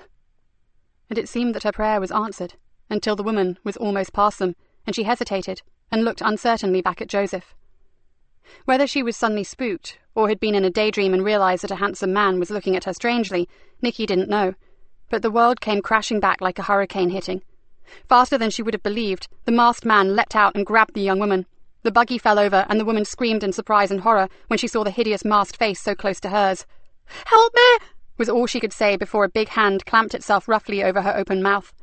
The girl's eyes flew wide open, and she looked directly at Nikki. Those eyes. In that single second, Nikki knew they had been tricked. She swung round to Joseph, but he was no longer there. In the time it took her to scream out to him, Joseph had leapt on the masked man, wrenched the terrified girl away from him, and grabbed her to safety. But there was no safety. Not for Joseph. As he opened his mouth to calm her, no doubt to utter some soothing words of comfort, as he prepared to rush her away from her assailants, his face changed. Shock and disbelief fought for recognition, then distress screwed his handsome face into a knotted mass of pain. "Joseph!" Nikki's cry echoed high above the deserted marketplace, and she lunged forward to catch him as he fell. Above him, with a long-bladed knife still in her hand, stood Frankie Doyle. Nikki took Joseph's weight and went to the ground with him, holding him and trying to roll him away from the woman who was standing there laughing at them. All she could think of was protecting him from any further thrusts with that wicked knife. "Ah, touching. Don't you think it's touching, Stevie?" Stevie? Not... Shit. Right now, she didn't give a damn who it was. She had to get help for Joseph. She held him closer and saw that her hands were covered in his blood. If she didn't act quickly... Nikki looked up, saw a semicircle of jeering faces looking down at them, and her heart sank. The masks had been thrown to the ground, all except the main man, who was carefully peeling his over his head. If they didn't care about being identified, then they were certainly going to kill her. So nothing mattered, did it? Nikki swiftly turned Joseph onto his side, checked his airway, then placed herself between him and the gang. If there was any chance for one of them, it had to be him. She looked up at them defiantly, then saw the uncovered face of the ringleader, and her defiance turned to revulsion. The Rat Death mask had almost been an improvement on his distorted features.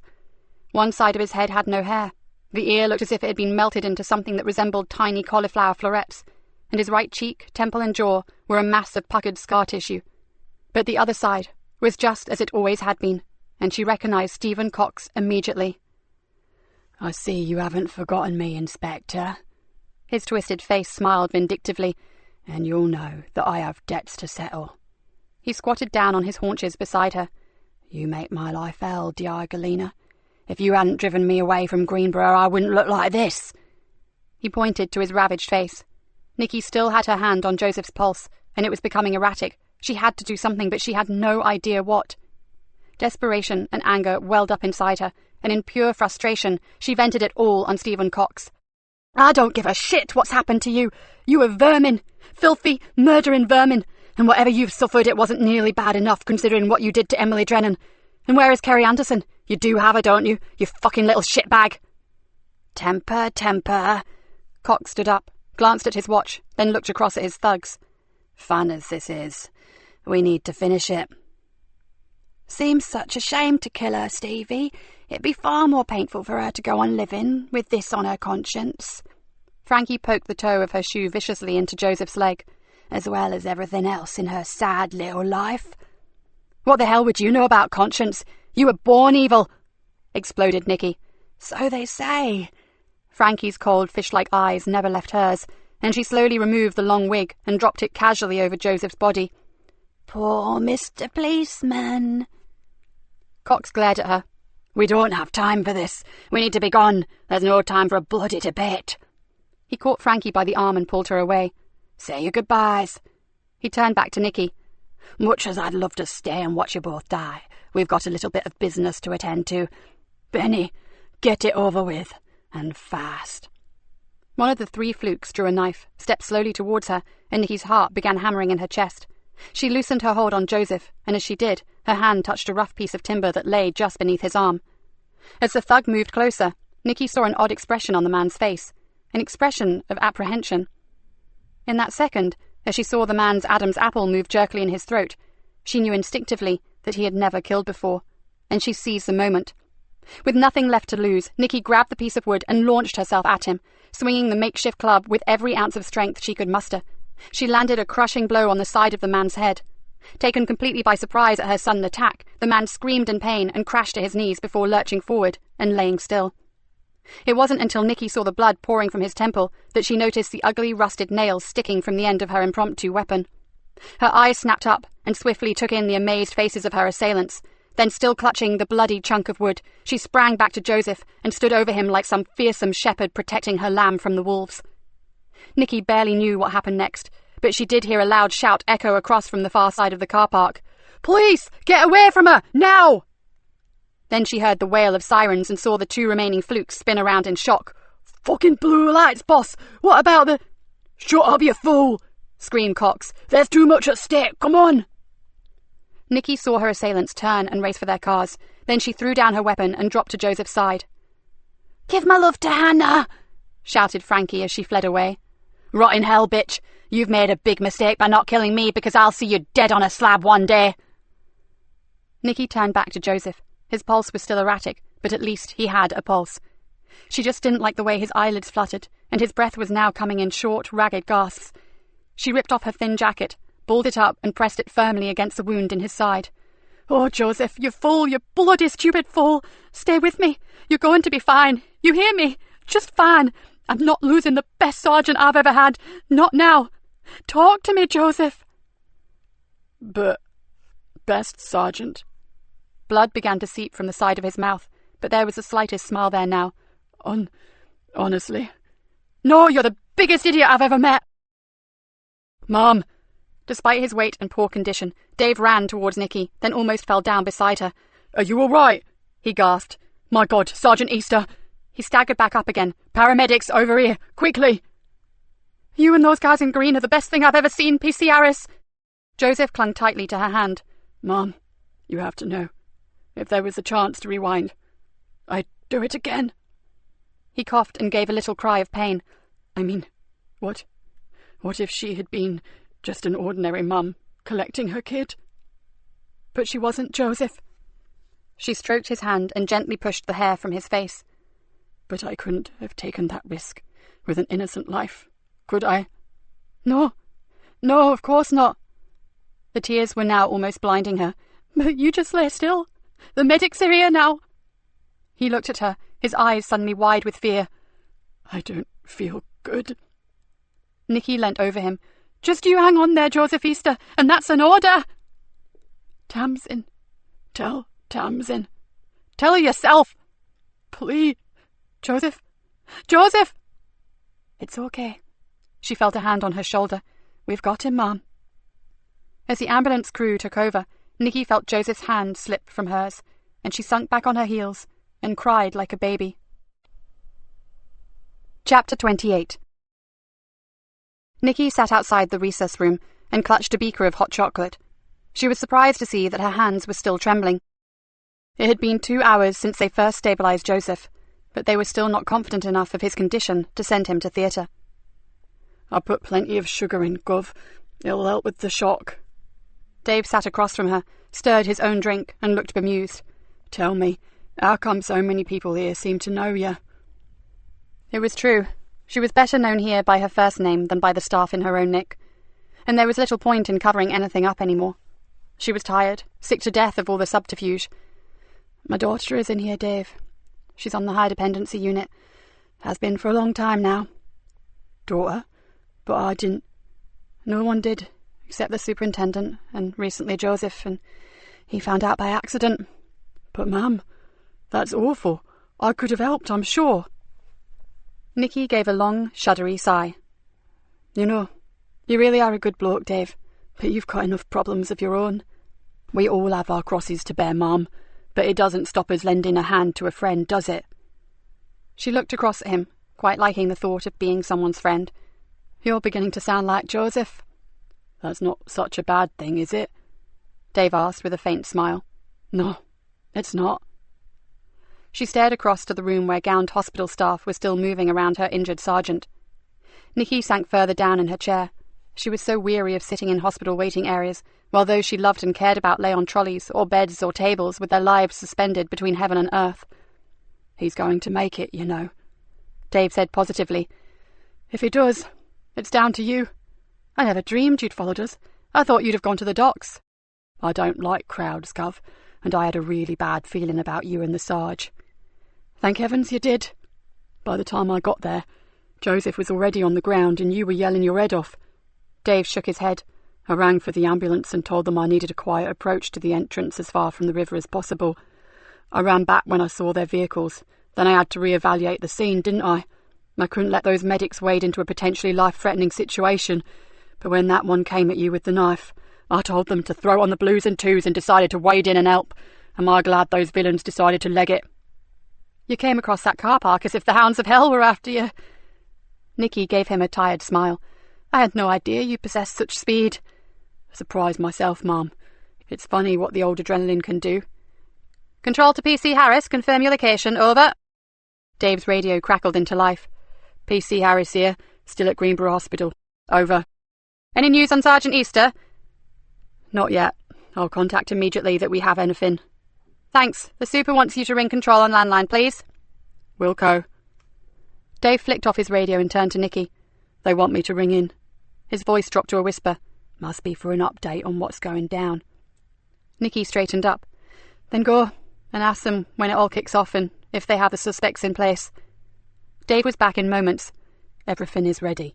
They reckon within the hour, and they have 4 suspects in their sights, 3 male and 1 female. Nikki gave up a silent thank you. "Sorry to interrupt, Mrs. Galena, but we are ready to take your officer to theatre." The doctor, yet another who had attended Hannah, gave her an exhausted smile. "Touch and go, but he's much more stable now, and we'd rather not wait too long. We can't afford an internal bleed, but as long as his vital signs stay as they are, he's got a really good chance of pulling through. You can wait with him until they take him up if you like." "Try and stop me?" Nikki grinned at Dave, who immediately passed on the good news to their colleagues. At the door, she faltered, her legs suddenly unable to carry her into the room. What if he didn't make it? What if there was another bleed? What if he finished up like...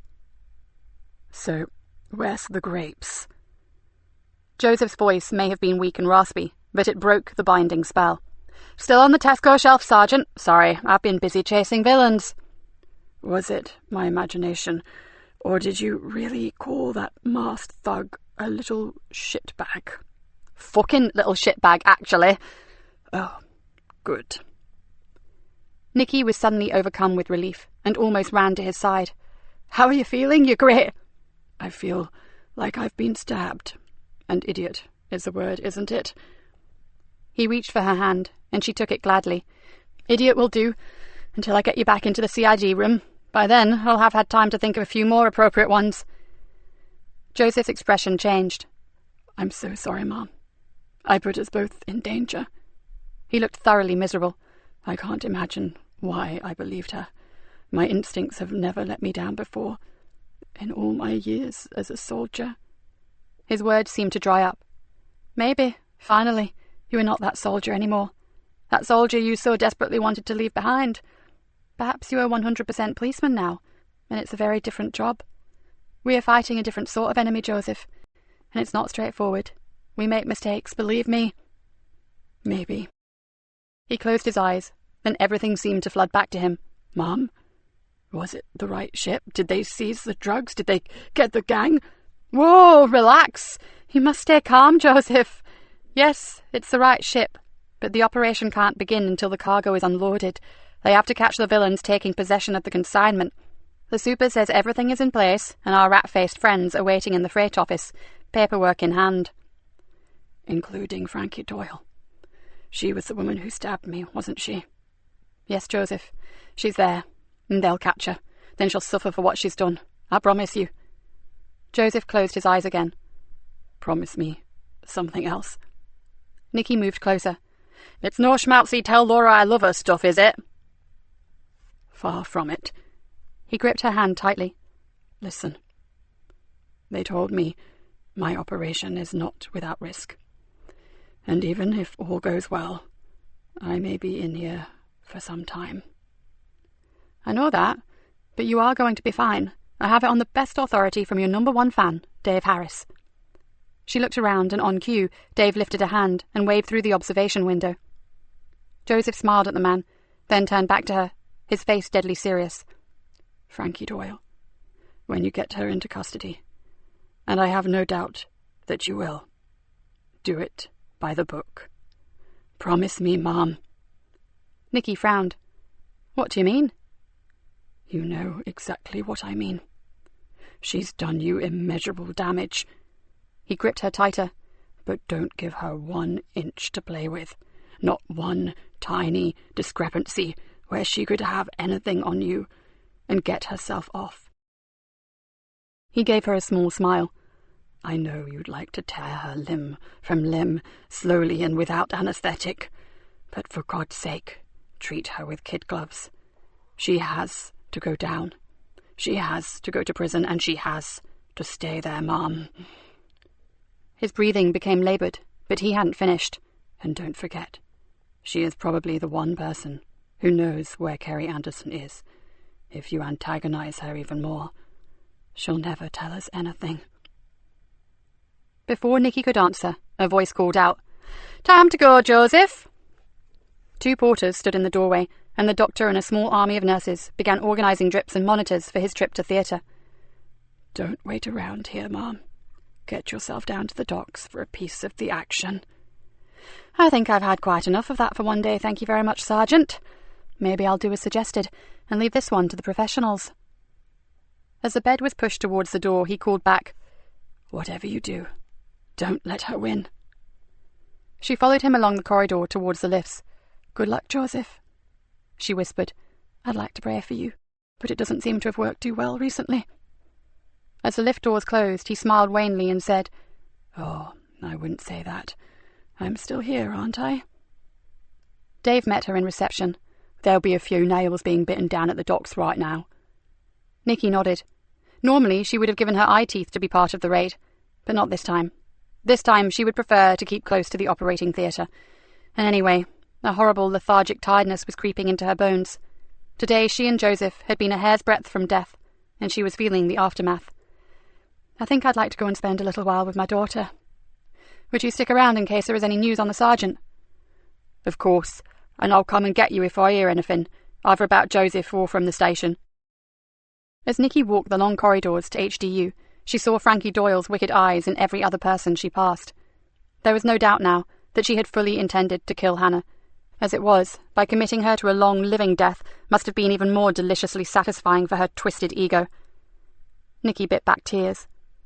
Sadly, the bitch had been right. Maybe it would have been easier to die out there in the cattle market than to keep living the sort of life she had now. If Hannah had died, she would have buried her, then grieved, and finally, as everyone has to, moved on with her life. But the night she spiked Hannah's drink, Frankie Doyle had committed them both to limbo. At the door of Hannah's room, she stopped. Through the window, she could see a nurse carefully washing her daughter's face. Hannah seemed to be awake, her eyes were open, but there was no interaction with the woman that was caring for her. There never was. Nikki swallowed back the sob that was rising in her throat. How could she go in there and sit with her child? How could she talk inanely to her, knowing that the woman who put her there was still very much alive and had just cold-bloodedly knifed her colleague? She remained at the door, looking in for a moment or two more, then turned and walked slowly back down the corridor. She couldn't face her. Not today. As she walked, she decided that Joseph was right. Everything regarding the treatment of Frankie Doyle had to be carried out by the book. There should be no legal loophole that she could squeeze through. But could she do it? The punishment meted out by the judges didn't always reflect the severity of the crime, and Nikki wasn't sure she wanted to leave that judgment to chance. Frankie Doyle was going to pay, one way or another. Chapter 29. It was just before 11 when Nikki and Dave walked slowly across the deserted hospital car park to their vehicle. Straight back to the station, Mom? Asked Dave with a yawn. Yeah, I just hope to God they get hold of all that white stuff and the scum that we're about to make a fortune out of it. They will, Mom, said Dave confidently as he unlocked the car. I know there wasn't much time to organise such a massive operation, but those specialist units really know their job. Nikki didn't feel quite so positive. She'd been part of some glorious cock-ups in the past, and knew that the slightest thing, the most inauspicious action, could ruin the whole operation. She closed the door, buckled up her seatbelt, and switched on her radio. I'll see if I can find out how it's going. The radio crackled into life, and her heart sank. From the shouts and barked orders that were being sent to the police vehicles in the area, things were far from peachy at the docks. D.I. Galena, present location Greenborough Hospital. Can we assist? 2 suspects apprehended, 2 on their toes, Mom. Last seen running from the docks 30 minutes ago. No sighting since. Damn, cursed Nikki. Do we know who they are? Don't let it be Doyle. Just not Doyle. No, Mom. One is a white male and one a young white female. Nikki signed off, then crashed her balled fists down on the dashboard. She could barely bring herself to say the words. She's got away. So where to, Mom? Shall we go help look for her? Where would she go? Who would help them out? Nikki was thinking out loud. They're going to need transport. A car. Surely they'll nick one. Frankie wouldn't want to damage her nail polish. But who is she with? One of the Flukes or Stephen Cox? The henchman could hotwire a car in seconds, but Cox, no, probably not. We better get back to the station, Dave, and get some more details before we chase our tails all around the town. For a while, she could hardly speak. Her blood boiled at the thought of that scum on the loose again. Okay, maybe she'd lost all her merchandise, but Doyle still had her fucking freedom. Any cars in the vicinity of Adams Way, lone female, possibly our subject, heading towards the Cabra estate. The radio screeched at them. The Cabra, Dave, and fast! Dave hung a Yui and drove at speed down a series of side streets that led towards the estate. If she gets in there, we'll never find her. Don't be so sure. Nikki flipped open her phone, punched the speed dial number for Archie Leonard, and talked earnestly for a few minutes. As she closed the phone, a cold smile spread across her face, and she half whispered, Nowhere to hide, Frankie Doyle. The big boys are very unhappy with you. So where should I go now? Asked Dave, looking around the deserted streets. Just cruise, and keep your eyes peeled. She's here somewhere. It's the only place in town that she believes she may be safe. As the car toured the lonely streets, Nikki suddenly realised what Yvonne had meant when she said that the atmosphere was bad. In a very short time, the Cabra had subtly changed. The streets that she knew so well felt sinister and threatening. Shadows were no longer just shadows. They were pools of darkness that concealed the shapes of men. The whole place had seemed to come to life, but you saw nothing clearly. Nikki felt her pulse quicken. They were out there. They were looking for her. Other police cars drifted in and out of side streets. A window went down and a few negative words were spoken before the cars sighed off again. It seemed like an eternity, but it took less than 30 minutes for her mobile to ring. Archie? Her voice shook in anticipation. The voice on the other end was slow, calm, and carried all the warmth of the polar ice cap. Come to the Zigzag Cafe. Back door is unlocked. Tell no one. Nikki stared at the phone, then pressed the end button. Where to, Mom? Has he found her? Nikki inhaled, then held her breath for several seconds before she blew the air out. I think he may have. Fan-bloody-tastic. That was a stroke of genius, Gov. Asking the enemy to help. Archie Leonard isn't the enemy, Dave. He's a villain, but he's hung on to some sort of values. Stephen Cox and Frankie Doyle are the true enemy, and they don't have any friends, either in our world or Archie Leonard's. So where is she, Gov? Close by. She turned and looked at Dave. And I'm going to suggest that... Before she could continue, Dave swore loudly and swiftly pulled the car into the curb. Shit! Dave jumped out of the car and stared down at the front driver's side tyre. Jesus, look at that! In the narrow side street lay part of an improvised stinger, the sort of equipment that they use themselves to stop stolen cars and joyriders by shredding their tyres. We sure aren't going any further until I change that, muttered Dave, pushing up his sleeves. We don't have time. Nikki leapt from the car. This was her golden opportunity. I'll go and find Archie. You stay with the car, or we'll come back and find no wheels, no radio, and possibly no engine. But you can't go on your own, Mom. Dave looked completely torn. He knew exactly what the Cabra kids would do to his vehicle if he walked away from it. I'll call for backup. Not yet, Dave. Think about it. I've got the biggest, baddest man on the block plus half his extensive family all looking out for me. Who's safest, me or you? And Doyle? He asked. If she's there, you know you shouldn't see her alone, Mom. After what she did to the sergeant and all that. He looked at her, his eyes full of concern. You would do things by the book, Mom, wouldn't you? If you knew the half of it, Dave Harris. Trust me, Dave. I just need to know that Archie's actually got her, or at least that he knows where she is. Then I'll ring you, and we'll go arrest her, okay? Nikki looked back at him. Stay here, wait for my call, and hang fire on radioing in our position just yet. Not everyone thinks my trusting Archie is such a good idea, so just in case this is a blind alley, let me check it out first, okay?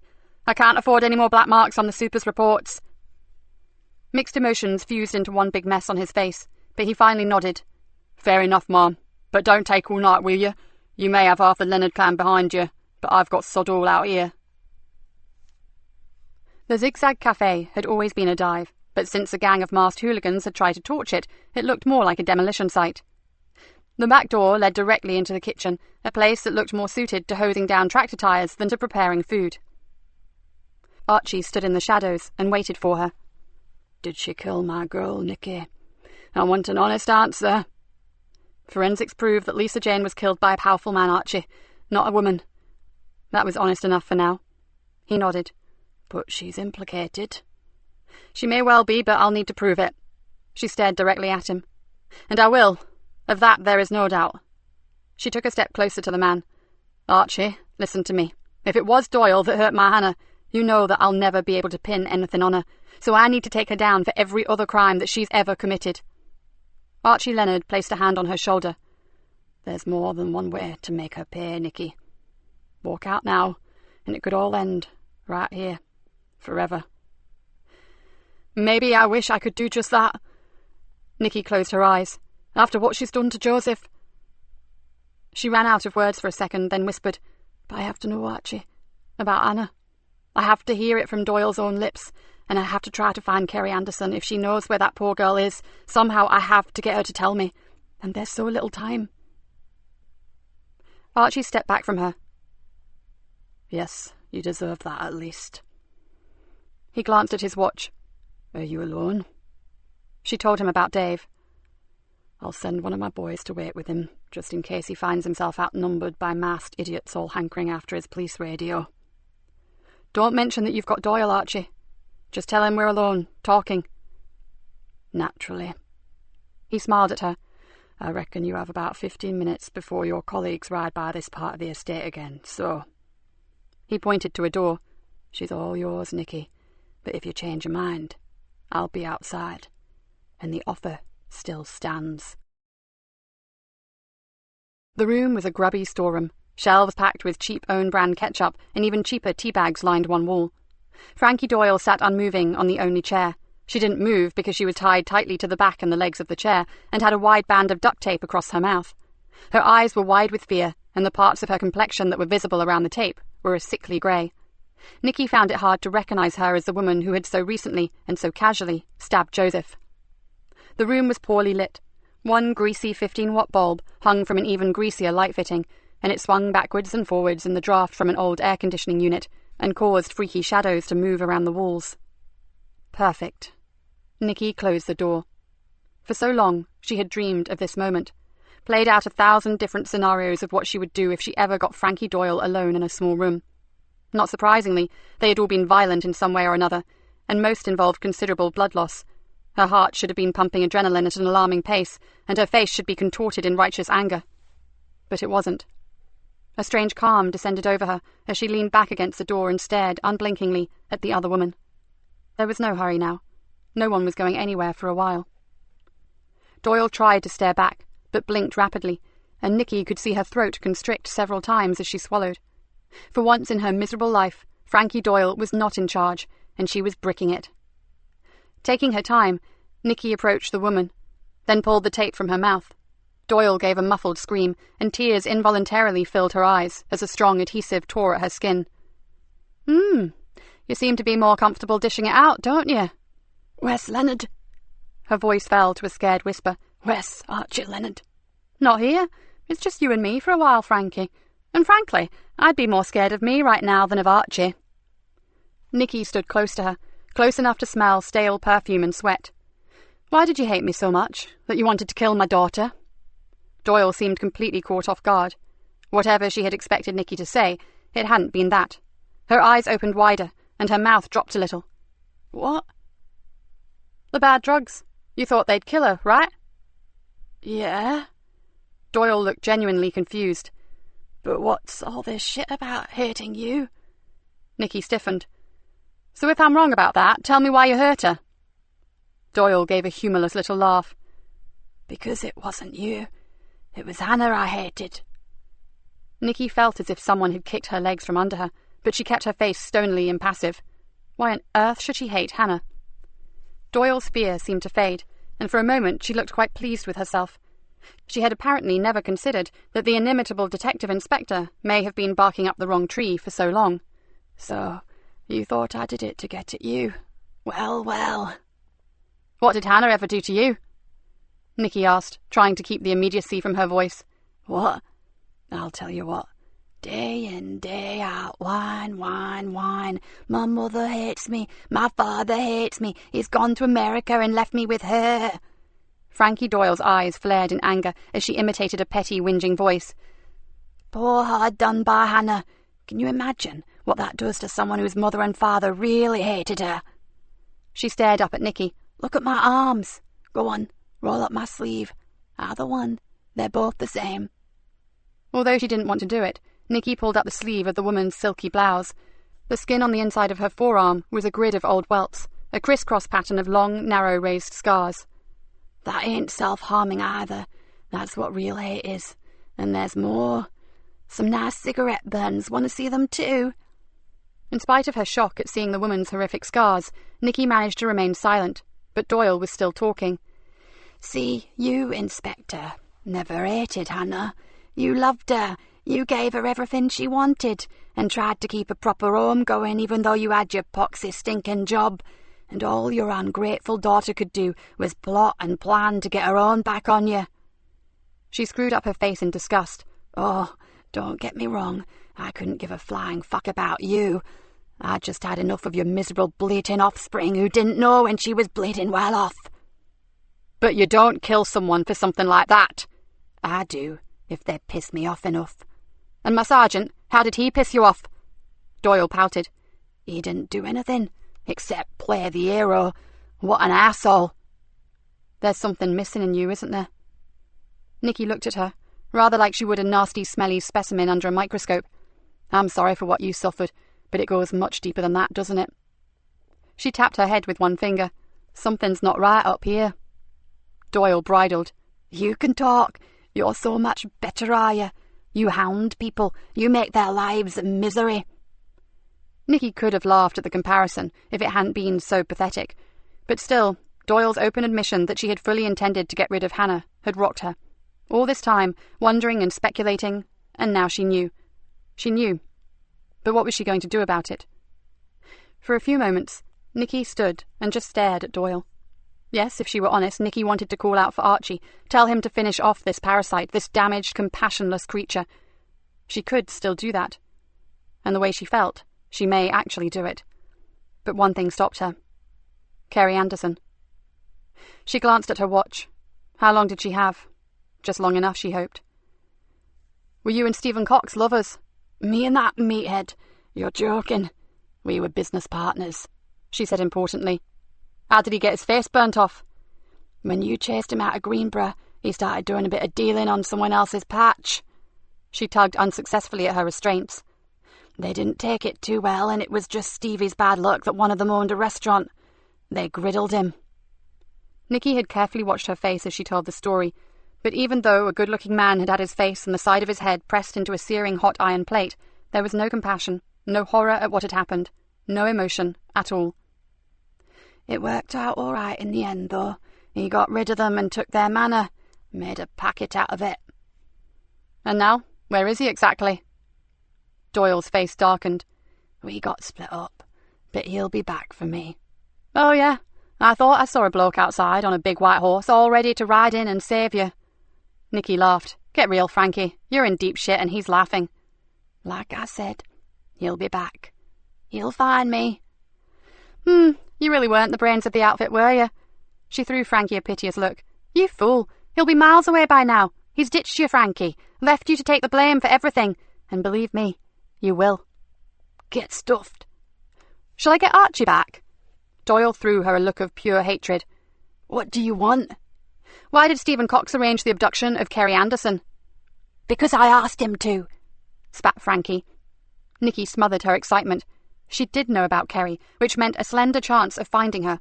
Ah, so she was someone else who pissed you off, I suppose. Let me guess. Kerry was bright, intelligent, and was making something of herself, even if she came from the Carborough. Stuck-up cow, muttered Doyle. She had it coming, just like the Leonard bitch, all fucking airs and graces, the pair of 'em.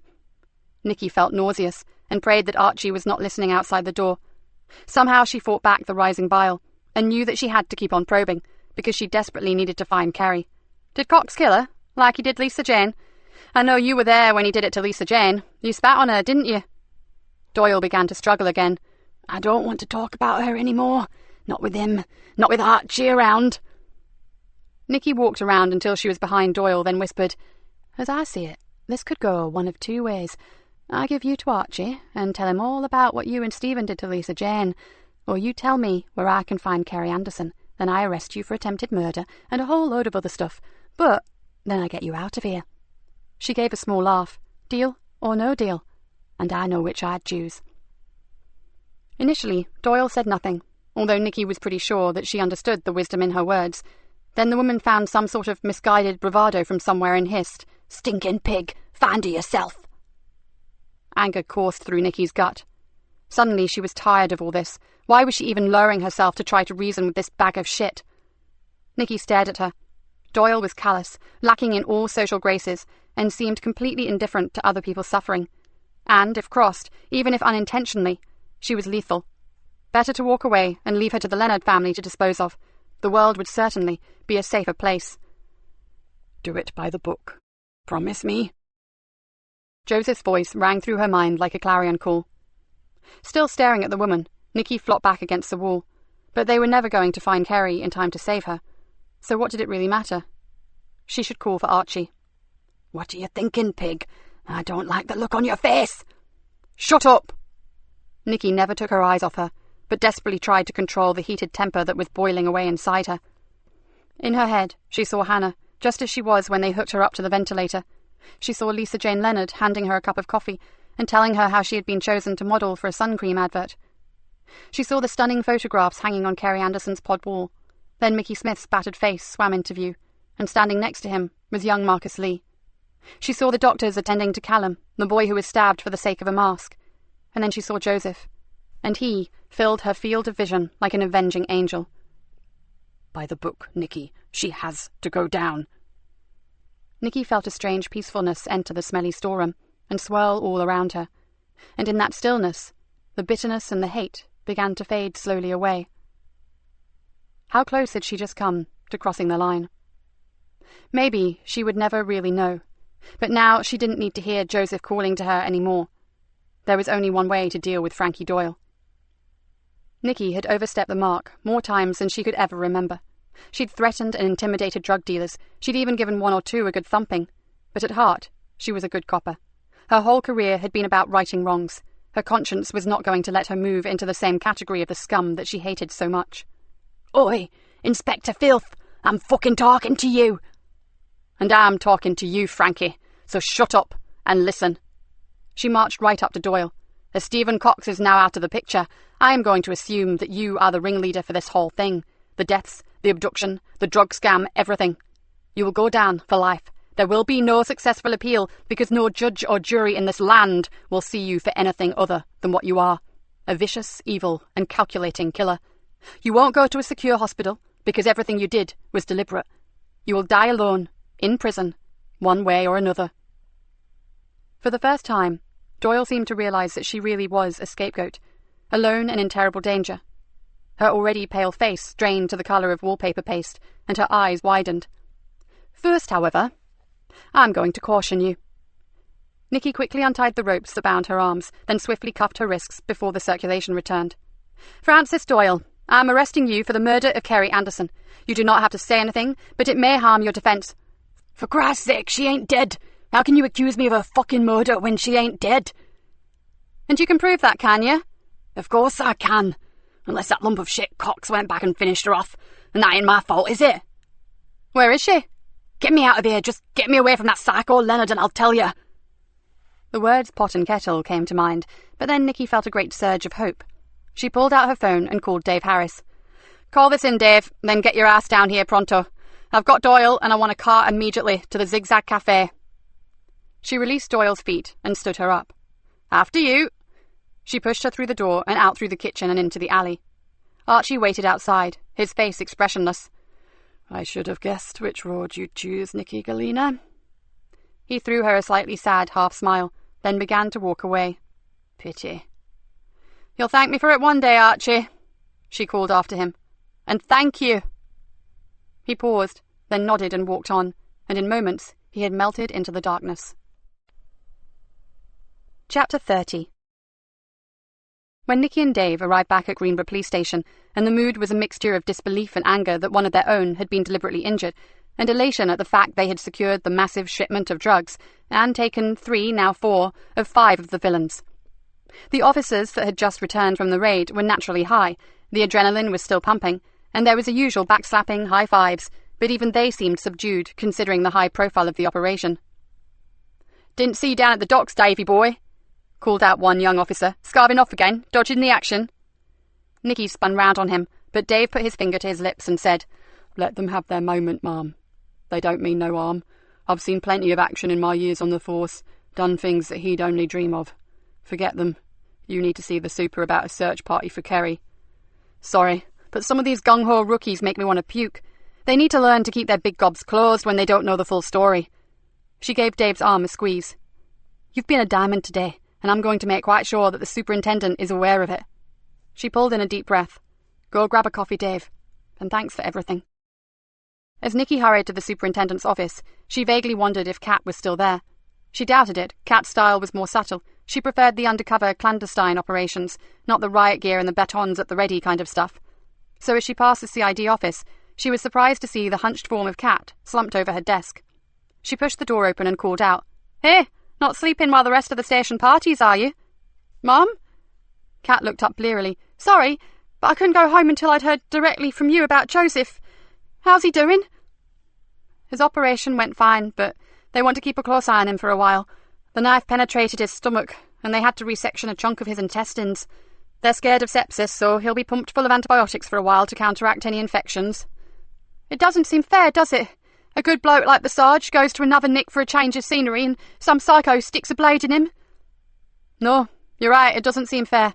But good news, I've caught Doyle, and she may know where Kerry is, so I need to see the super right away." Kat brightened instantly. "Go, Mom! That's fantastic!" She had expected the super's office to be jam-packed with gold braid and shoulder pips, but oddly, the man sat alone at his desk, with an expression on his face that Nikki found difficult to read. "Ah, Nikki, come in and sit down. Thank you for keeping me posted on Joseph's condition." He reached into his drawer, took out the familiar half bottle of whiskey and 2 glasses. "It's such a relief that he's pulled through." "You may want to put that on hold, sir."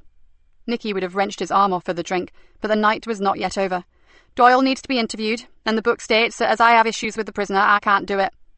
The super looked at the whiskey, then returned it reluctantly to his drawer. "So, you really have got her downstairs? How did you manage that?" He raised an eyebrow. "When the rest of the force failed."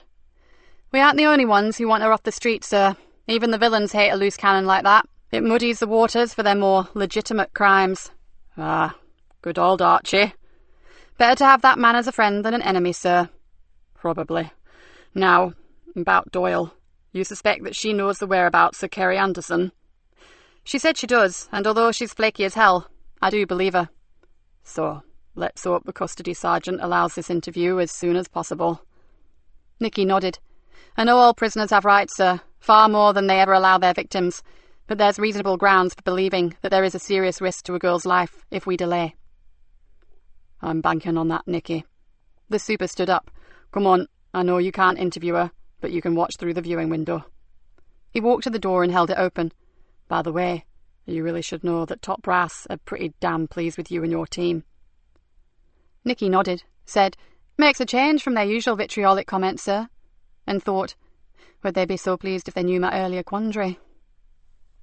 "Well, let's face it, you were the only one to find some sense in this whole bloody shambolic war." He shook his head, as if still astounded at what had just happened.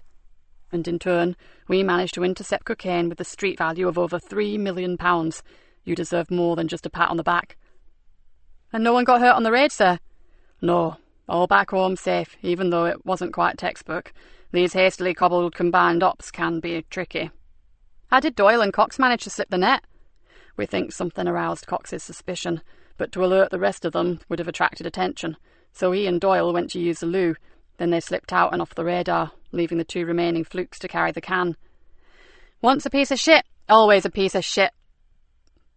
At the lift, the super pressed the down button. Remind me, this is the man you believe to have been instrumental in Emily Drennan's death, isn't it? The footballer.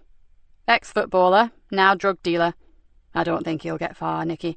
Not with a face as distinctive as that. We've circulated a description to all forces and to all airports and ports. I'd be surprised if he lasts more than a day on the run.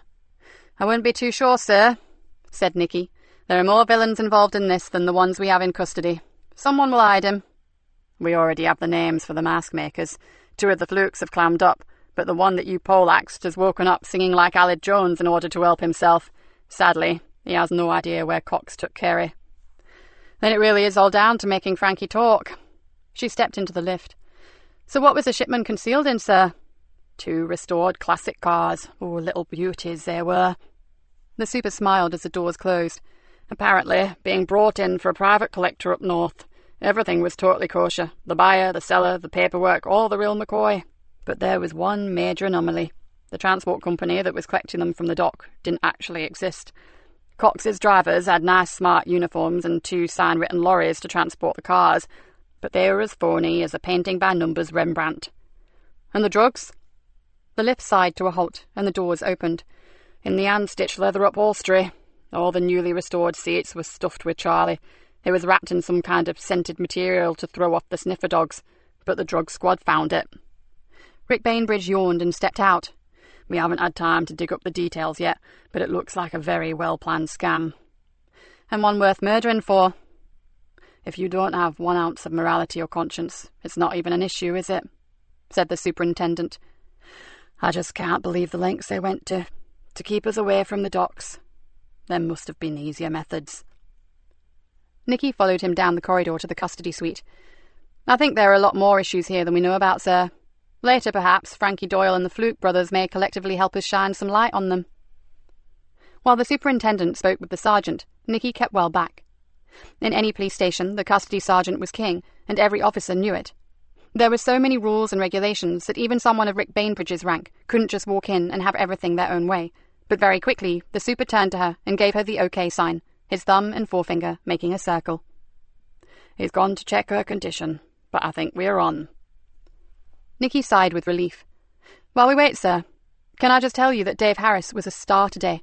If he hadn't used his initiative and acted quickly when it was necessary, I'm not sure that I'd be standing here with you right now, and I'm damn certain that Joseph would be in the mortuary getting reacquainted with his friend, Professor Wilkinson. I'm aware of that, Nikki. Andy gave us the reg numbers of Cox and Doyle's cars.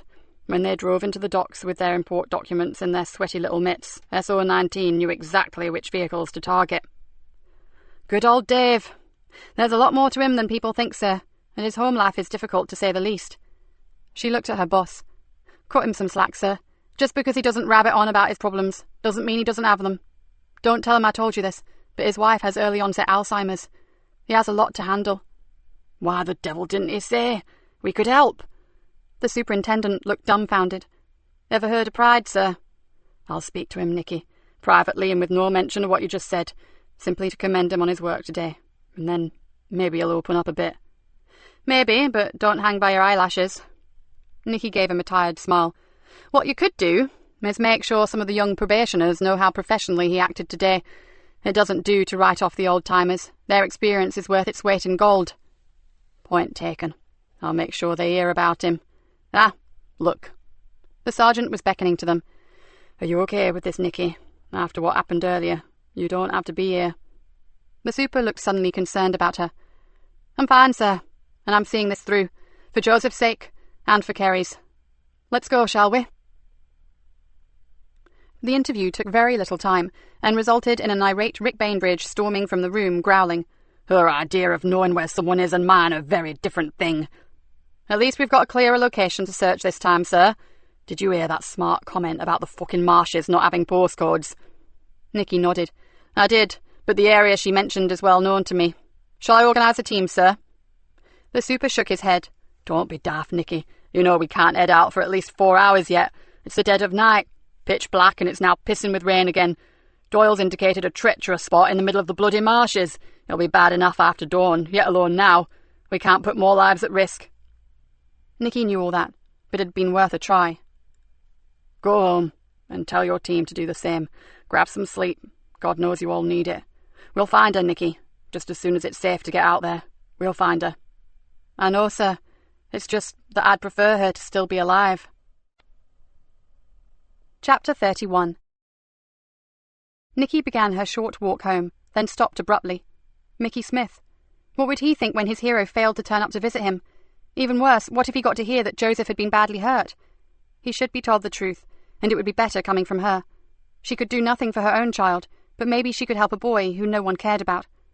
With a sigh, she turned around, went back for her car, and drove to the clinic. The night staff told her that Jonas had been fretting, unable to settle, and seemed unduly frightened, even though the protection officers were with him. As Nikki pushed open his door, she was glad she had made the effort. He had helped them, and no matter how tired she was, it was only fair that they do the right thing by him. She pulled up a chair and gently explained about Joseph. Although she softened the story, she decided not to lie to him. After a while, the boy cried, and to her astonishment, she cried with him. "He's special," said Jonas, wiping his nose on the sleeve of his pyjamas. "I know," said Nikki, sniffing into a tissue. "And now you two have got a lot in common, haven't you? When he's better, you'll be able to compare war wounds." The boy nodded. "He will get better, won't he?" Nikki didn't want to frighten the lad with the real prognosis, one that was far from reassuring, so she said, "I've spoken to the doctors, and they are all really happy with his progress." "Good. Maybe you could come here when he's a bit better. We could share a room." "He'd like that," Nikki said with a grin, "except he'd nick all your comics." "Who hurt him?" the boy suddenly asked. "Frankie Doyle," said Nikki evenly. "Then we've got even more in common." He looked at her warily. "But I don't really want to talk about that. Okay." "I knew it," she thought, then said, "Absolutely. No questions tonight, I promise." "And you really have caught her?" Fear clouded his bruised face. "Locked up in a cell." "And her bloke, the dealer?" "Not yet, but we will. We got all the others, including Fluke, so you really are safe now." "I don't feel it. And Doyle's bloke is still free. Maybe he'll come after me in the night." "He won't. I won't let him." "But you're not going to be here, are you?" Tears filled the boy's eyes once again, and Nikki's heart went out to him. Joseph had finally made the lad feel that he had someone in his world, someone who cared about him, and then, bang, no one again. "I've got an idea," said Nikki softly. "Give me a minute, and I'll be back, okay?" She slipped out and found the night sister, and after a short conversation, returned to the boy. "Sorted." She smiled at him. "You, young man, are going to get some proper sleep." The door opened, and a nurse entered carrying a smart fold-up bed and some brightly coloured pillows and covers. "And so am I. We're in this together. Okay, Private Jonas, old buddy?" Mickey Jonas gave her a relieved smile, pulled the bed covers closer to him, then saluted. "Understood, Inspector Nick." The night nurse woke her as arranged just before dawn. After several hours spent in a camp bed, lying next to a boy who had more bruises than a bare-knuckle fighter, Nikki had not expected to wake up feeling good. In fact, she hadn't expected to even sleep. But she had, and she felt very good. She had dreaded going back to her miserable flat, a place that was only inhabited by her own dark thoughts, and Mickey's night fears had provided her with the perfect compromise. The boy had slept soundly too, and the weak light of dawn through his window seemed to melt away his earlier terrors. Nikki felt happy to leave him. His distress had been out of proportion, but considering what had happened to him, he had every reason to be scared. And there was always the outside chance, 1,000,000 to 1 maybe, that one of the gang had sussed out their deception and decided to close his chatty little mouth forever. She didn't think that was the case for 1 minute, but she was still happy with the decision that she had made. She left him with promises that she would keep him updated with news of Joseph, and that she would return at the end of the day to visit him. As she stepped out into the corridor and looked back, she saw the pathetic, bandaged child, and a feeling of intense emotion flooded through her. Some sort of bond had developed between them when they had spoken about Joseph, something she couldn't define, but she knew that Mickey had allowed her in, and she felt almost humbled because of it. She waved to him, and he gave her a thumbs up. "You really helped him, you know." The nurse lightly touched her arm. "He'd been agitated all the evening. We were considering a sedative, but we prefer not to with paediatric head injuries." She looked back through the doorway. "He looks a different boy now. You and that nice sergeant would make a good team. You both seem to have the knack with a problem child." As the nurse walked off, Nikki smiled in amusement. Her previous reputation with young tearaways had been far from creditable. In fact, most of her colleagues liked to keep her at least 100 metres away from anything in trainer's jeans and a hoodie. This was something of a first. She left the clinic, called in at a small market cafe, and grabbed a large coffee and a bacon sandwich to go. The sleep, albeit short and sweet, had been great, and now she needed sustenance to keep her grey cells ticking over. She was going to need both energy and a brain if she were to find Kerry Anderson. As she waited for her sandwich, she rang the hospital to check on Joseph. The nurse on the ward was cagey, but said he was comfortable, whatever that meant, and they were cautiously optimistic that he would not need more surgery. The next 24 hours were the testing time, apparently. Nikki sent her best wishes, hung up, took her breakfast, and left. Superintendent Bainbridge had everything organised and ready when she arrived, and Nikki was pleased to see that she had Yvonne, Niall, and Kat with her. Doyle's directions had been hazy, but as she said, she had never been there. She had just listened to what Stephen had told her. The first wave, 4 small search teams, were waiting for instructions, and a fleet of emergency backup vehicles were being sent to a rendezvous point on the main road above the marsh coastline. Nikki took a look at the maps and the details of the areas to be searched, then said, "I'll take this one, sir. It's old home ground." 10 minutes later, with every one of their senses switched to high alert, they moved out. "We've already been over this part of the marsh." "Then we go over it again. Give me the map." Nikki swung around in the speeding police car and grabbed the map from Niall. "I used to live near here, and I was only a mile from here on the sea bank yesterday morning." She drew in a deep breath. God, I could have been metres away from her and never realised. "There are only 3 possible spots on the search record, ma'am. The old watchtower, a decrepit shack that bird watchers occasionally use, and a derelict cottage." "What have they said about them?" "Watchtower and 1 outbuilding, totally clear, nowhere on site suitable to hide or conceal." Niall turned over the sheet of paper and continued. "Bird hide, a single room, derelict, totally clear." He ran his finger down the page. "And the place called Coggin's Cottage, demolished, no longer standing." "Nothing else about it?" asked Nikki sharply. Niall shook his head. "Just a pile of bricks, apparently." Nikki felt a rush of hope course through her. "Then that's where we go. Yvonne, in about 500 yards, take a right at the fork in the road. Go careful. It's single track and the reeds are high on both sides. Head towards the estuary." "But why?" asked Kat, looking anxiously out of the window as Yvonne capably swung the vehicle around a blind corner. "Because, although the report is right, it's little more than a chimney stack and a couple of collapsed walls. It once had a cellar." Nikki exhaled. "I haven't thought about that old place in years. It was strictly out of bounds and a magnet to us local kids. It was dangerous even back then, so it's liable to be a death trap today, but that cellar was pretty well built." For a moment, she saw herself, a little kid doing what she shouldn't, slipping through the doorway and down the worn stone steps to the creepy old cellar. "Where now, ma'am?" asked Yvonne, braking sharply. "It looks like there's nowhere to go." "There's a track that leads down to the bridge. See over there?" Nikki pointed. "It's really overgrown, but someone has been down there recently. Look, the grass is flattened." "If this is it, God help the ambulance crew trying to find us," muttered Kat. "Maybe we should go the last part on foot." "It'll probably be quicker. Come on." Nikki threw open the car door and hit the ground running. "And Niall," she yelled back over her shoulder, "bring a thermal blanket just in case." Every fibre in her body screamed out that this was the place. Oblivious of her trouser legs snagging against tall reed grass and nettles, she ran like a hare, and in her head she saw herself standing on the sea bank and seeing a small brown and white dog running across the marsh paths towards the estuary, towards this place. A broken skeleton of a 5-bar gate blocked her way, but she scrambled swiftly over it, all the time thinking about the dog. What was Chris Brown's dog? A Springer Spaniel. Swampy, he'd called it, but this stretch of coastline was miles away from Barnaby Odike. Could it be the same animal? And if it was, what other reason would it have had to travel so far, but to go to find someone it loved? "This is it! I know it!" she called to the others, hardly even knowing if they were managing to keep up with her or not. She felt so sure, because another thing had just hit her. Stevie Cox would certainly have known about Coggin's Cottage. Years ago, the Cox family had lived close to her own, but that was before Stevie found money in football, and they moved on to some posh address closer to the Wolds. "Kerry!" Her voice echoed over the vast reaches of the watery landscape. "Kerry!"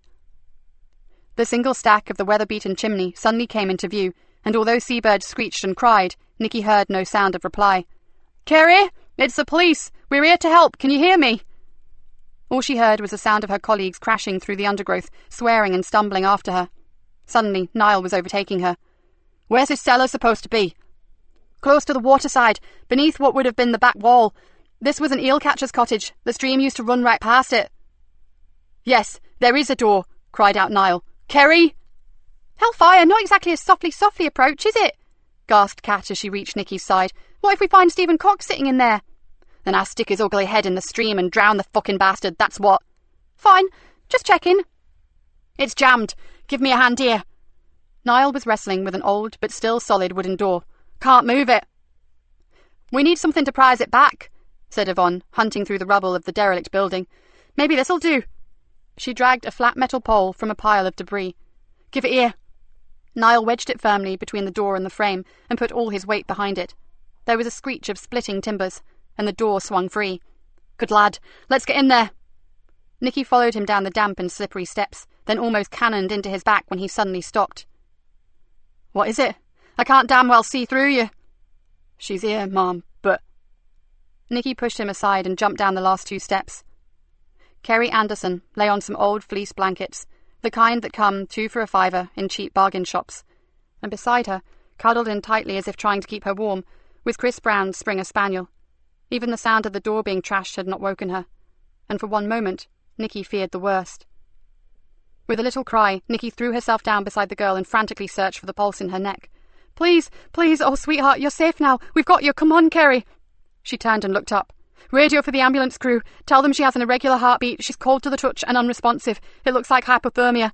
Yvonne, can you remember the way back to the marsh lane? No problem, Mum. Then go meet them and escort them as far as their vehicles will go. Then bring them in on foot.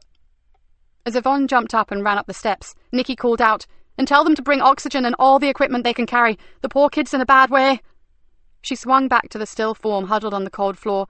Niall, over here with that thermal blanket. The dog's done its best, but she needs more right now. She ripped off her jacket, recalling recently doing the same for Joseph, and laid it over her. Yours too, Niall, and you, Kat. We need to get her core temperature up. As she tucked the last jacket around Kerry's narrow shoulders, she felt the spaniel gently lick her hand. You're a good boy, Swampy. She ruffled the fur under his chin. And if I had half your intelligence, I'd have been here a day ago, after I saw you running across the marsh. Any change, Mum? Asked Kat. No, damn it. We just need those paramedics. Should we try to get her out of this damp hole, do you think? Nikki chewed on the inside of her cheek. I'd love to, but no.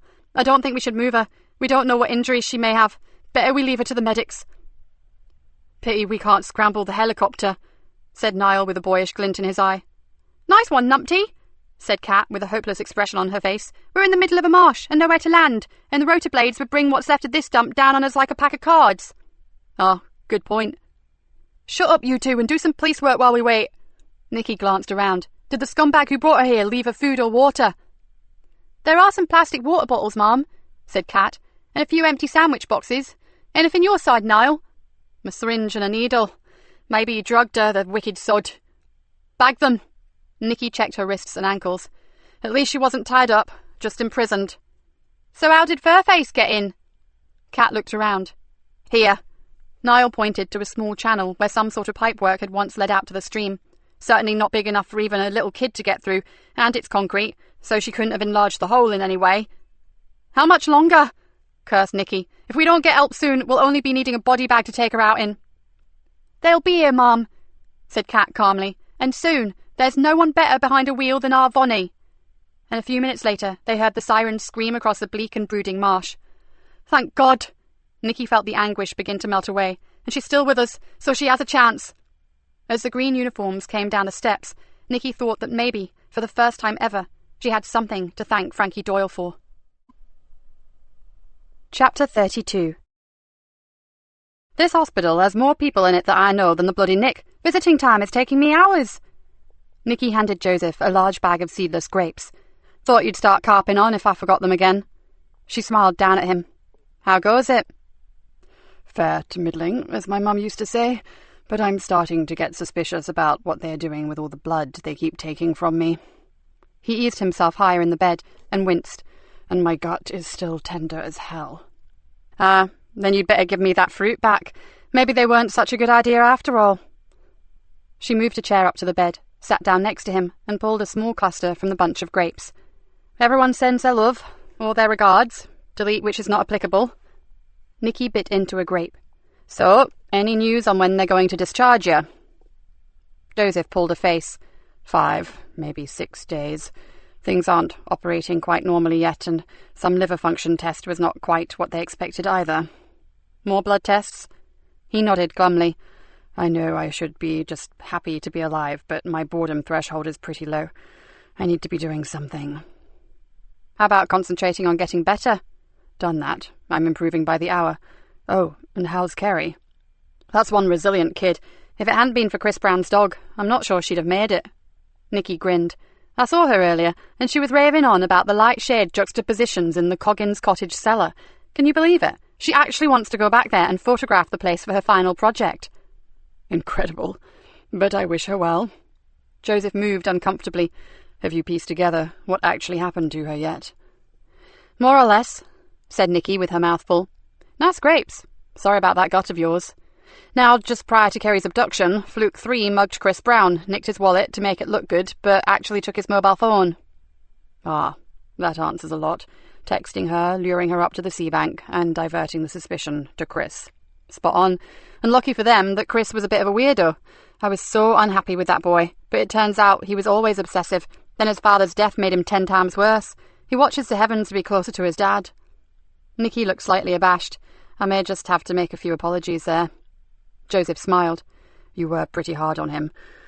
But going back to Kerry, why didn't Fluke kill her? Fluke 2 and 3 were the work ants. It wasn't in their remit to murder, just cause chaos. So why kill Lisa Jane? I'm afraid that was simply a whim on the part of Frankie Doyle. Jealousy and spite. Lisa Jane was all the things that Frankie was not. Beautiful and loved by her family. So no vendetta, no takeover, no revenge on the Leonard family for past crimes? Nope, just a twisted, bitter woman without a scrap of humanity in her heart, if she has one. Nikki thought how right Rory Wilkinson, the pathologist, had been when he said she would have a heart as cold as a gravedigger's shovel. And Stephen Cox, the original Fluke. Nikki's face darkened. Disappeared. With a face like that. How on earth did he manage that? Beats me, but I really wouldn't want to be him right now. What, with the entire British police forces hunting him? No, because Archie Leonard has offered a reward. A strictly unethical and totally below-board offer, you understand. Right now, the Cabra looks like Dodge City, with wanted, dead or alive posters everywhere. The faster we take them down, the quicker they spring back up again. Sounds like a bit of light relief, actually, said Joseph. It shouldn't be, but it is. Oh, and we're running a mask amnesty.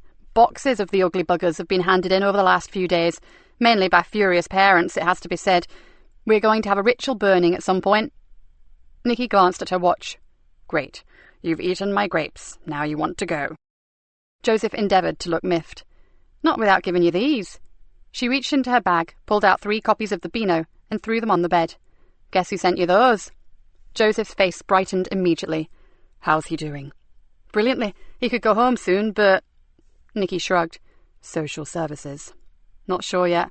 I'm working on a few ideas. Joseph tilted his head to one side. And they are? You'll be the first to know, if I come up with something more suitable for him. She smiled. And now, I really do have to go. To see Hannah? How is she? Nikki looked at him, but didn't answer for a moment. Then she smiled again and said, Fancy a trip in a wheelchair? I've never brought anyone here, Nikki said softly as she gently stroked her daughter's hair. Joseph watched the girl, and Nikki noticed a tear glistening in the corner of his eye. It's disconcerting at first, but you get used to it, she said. Don't we, Hannah? There was no response. She seems to be awake, but there are no signs of awareness, are there? Can she hear us? Asked Joseph. They say not. They say she is completely unaware of her surroundings, but I'm not convinced. Nikki took Hannah's hand and gently massaged her fingers. She breathes for herself. She goes into a sleep cycle and she wakes up, but it's widely accepted that any other movements or noises she makes are just involuntary. This must be so hard for you. Joseph's voice crackled with emotion. It was worse when she was in the coma. At least this is a slightly better neurological situation. Nikki, hello. I'm sorry I didn't see you come in. Hi, Bob. She turned and indicated towards Joseph. This is a colleague of mine, scarving off active duty at present. Joseph Bob Traynor, one of Hannah's ministering angels, or one of her specialist nurses, as they like to be called. So how's my girl doing today? I was just going to bathe her. She had a great workout with the physio earlier, didn't you, Han? We'd better leave you then, said Nikki. No hurry. Have you got a moment before you go, Nikki? Hannah's consultant asked me to give you a letter if I saw you. It's in the office. Nikki's heart lurched in her chest. Please, not like this, not after all this time. Surely not in a letter. Somehow she kept it together and said, "Would you stay with her, Joseph, just for a minute or two?" "My pleasure. Time we got acquainted. I've got such a lot to tell this girl about her mother." Nikki followed the nurse into the office. "Do you know what the letter is about, Bob?" She tried to keep the tremor out of her voice. "I do, actually, and I know he also wants to talk to you personally about it." A shiver rippled from shoulder blade to shoulder blade. She wasn't ready for this. Not on top of everything else that had just happened. "And?"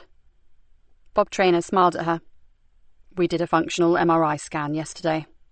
"I know, I consented for it, but I didn't know you'd done it already." "It threw up some very slight differences from the last one we did." Nikki stared at him. "For the better, or?" Bob rubbed his hands together. "Let's just say that her consultant, Mr. Layton, has been in touch with the Cognition and Brain Sciences unit at Cambridge. He wants to do further tests and he wants their expertise. That's what this letter is. An explanation and a consent form for you to sign. He would have spoken to you himself, but he's in Liège in Belgium at the university. He's taken Hannah's case for them to review." For a moment, Nikki felt as if she would pass out. "You know that this is not a cure, Nikki, don't you?" He looked at her seriously as he handed her the envelope. "But we do believe that she has some new brain activity that we may be able to stimulate." He exhaled, then added, "Just don't expect too much. She's been in the state a very long time, and that's not good, but—" Nikki tried to stop herself from grabbing the man and hugging him. "But it just may be an early sign of recovery." "I wouldn't go that far, but stranger things have happened in medical science." "If nothing else, it's a reprieve, isn't it?" "Oh, yes, it's that for sure." As Nikki walked back to Hannah's room, she felt as if an enormous weight had been lifted from her. It was the smallest improvement, a tiny drop in the ocean, but it was a step forward, not another backward slide. She felt as if someone had given her a little piece of her daughter back. At the door, she paused and looked in. Joseph sat with Hannah's hand in his and chatted comfortably with her. She saw him talk, then smile, then laugh as if they were sharing some secret joke. And who was to say that they weren't? Nikki stepped back from the door and watched them unnoticed. Joseph was a natural with Hannah. She thought of Mickey Smith and the way that Joseph had handled him. Hyperactive or not, he had got through to the boy, and very quickly. She then saw him take a tissue from a box beside the bed and carefully wipe the corner of Hannah's mouth. He was a good man, and those around him should see past the rumours and the gossip and see the real Joseph Easter. Nikki took a deep breath. He deserved better, especially from his own family. Epilogue. It was called the Garden of Tranquility. Lots of hospitals have them, if you know where to look. Greenborough's was set at the back of the chapel, and could be accessed either by a door from the chapel or by a long, straight pathway that led from the car park. In the centre was a rectangular fish pond, its surface interlaced with oriental-looking pink water lilies and a scattering of tiny lime-green duckweed. All around were tall, scented shrubs and beds of brightly coloured summer plants. It was well kept, but Nikki had hardly ever seen it used, which was a shame in one way, but when Hannah had first been brought here, it served as a private place for her to bring her broken heart and cry unnoticed. Today, as she entered the garden, she didn't feel sad. She felt excited, almost elated. But part of her was as nervous as a school kid waiting for A-level results. With a rueful smile on her face, she walked across to the wooden bench with a faded brass plaque on it, sat down and wondered if she had done the right thing. But then again, she had done rather a lot of quite radical things in the last few days, and most of them were still open to question. The first thing she had done was to ring her landlord and give him a month's notice on her grim little bijou residence in the town. She had then driven out to Cloud Fen, taken with her a builder and a decorator, and told them that they had 4 weeks to get her old home livable again. She knew it would mean a very different work schedule for her, living back out on the marsh, but she also knew it was time for changes. In the last few days, she had done a lot of hard thinking. The dark thoughts and intentions that she had harboured when in that small room with Frankie Doyle had scared her badly. If she had continued with her old crusade, if she had travelled much further down that ever-spiralling pathway of bitterness and revenge, without ever being forced to take a look at herself, what would she have done in that room? Nikki shifted uncomfortably. It was the fact that she really didn't know that had sparked off her new mission, to make some big life choices, some big life changes. before it was too late. The second thing she had done was to champion the cause of Mickey Smith. There had been no way on God's earth he could have gone back to his family, and Nikki had been certain that a foster home was not appropriate, considering what the child had gone through. So she had approached Archie Leonard. To an outsider, it may have seemed like madness, but Nikki knew quite a lot of well-kept secrets about the Leonard family, and in particular one that involved Archie's youngest son. Peter wasn't a rogue like most of his family. He had a home, a wife, and a small business of his own, and the previous year he had lost his only son, a boy with severe learning difficulties. The death had left a big aching chasm in the little family's life, and she had no doubt that given the chance, Mickey could go part of the way to healing it. And let's face it, Mickey had been brought up rough, very rough. He was at home on the Cabra, and this was something that Peter understood, given his own background. Give Mickey to a nice middle-class family, and he'd be running riot in no time. So she'd arranged a month's holiday for him. It may not work, but it was worth a try, for Mickey's sake. A warm breeze blew across Nikki's face and brought with it the smell of orange blossom. There had been an orange blossom tree at her old home. She wondered if it was still alive after being neglected for so long. She hoped so. She inhaled its perfume, and it made her think of happier times. Nikki sighed. She was making changes all right, but it was too soon to think that happy times may come round again, although she would dearly love that to happen. One day. She glanced at her watch. Joseph was meeting her here in just about 10 minutes, and she had some news for him. The problem was, she was not sure if it would be welcome news. As soon as the doctors had assured him that in time he would make a full recovery, she had gone to Rick Bainbridge and asked if he would consider assigning Joseph to her team as her permanent detective sergeant. The super had practically tripped over his tongue in saying yes, but it would all hinge on Joseph. His time in Greenborough had been hardly peaceful, and whereas once she couldn't wait for him to hightail it back to Fenchester, now she felt very different. She touched the delicate petal of a rose that grew close to the seat. If Joseph hadn't been with her, even if only in her mind, in that stark and dangerous room, she may not be sitting here now, smelling flowers.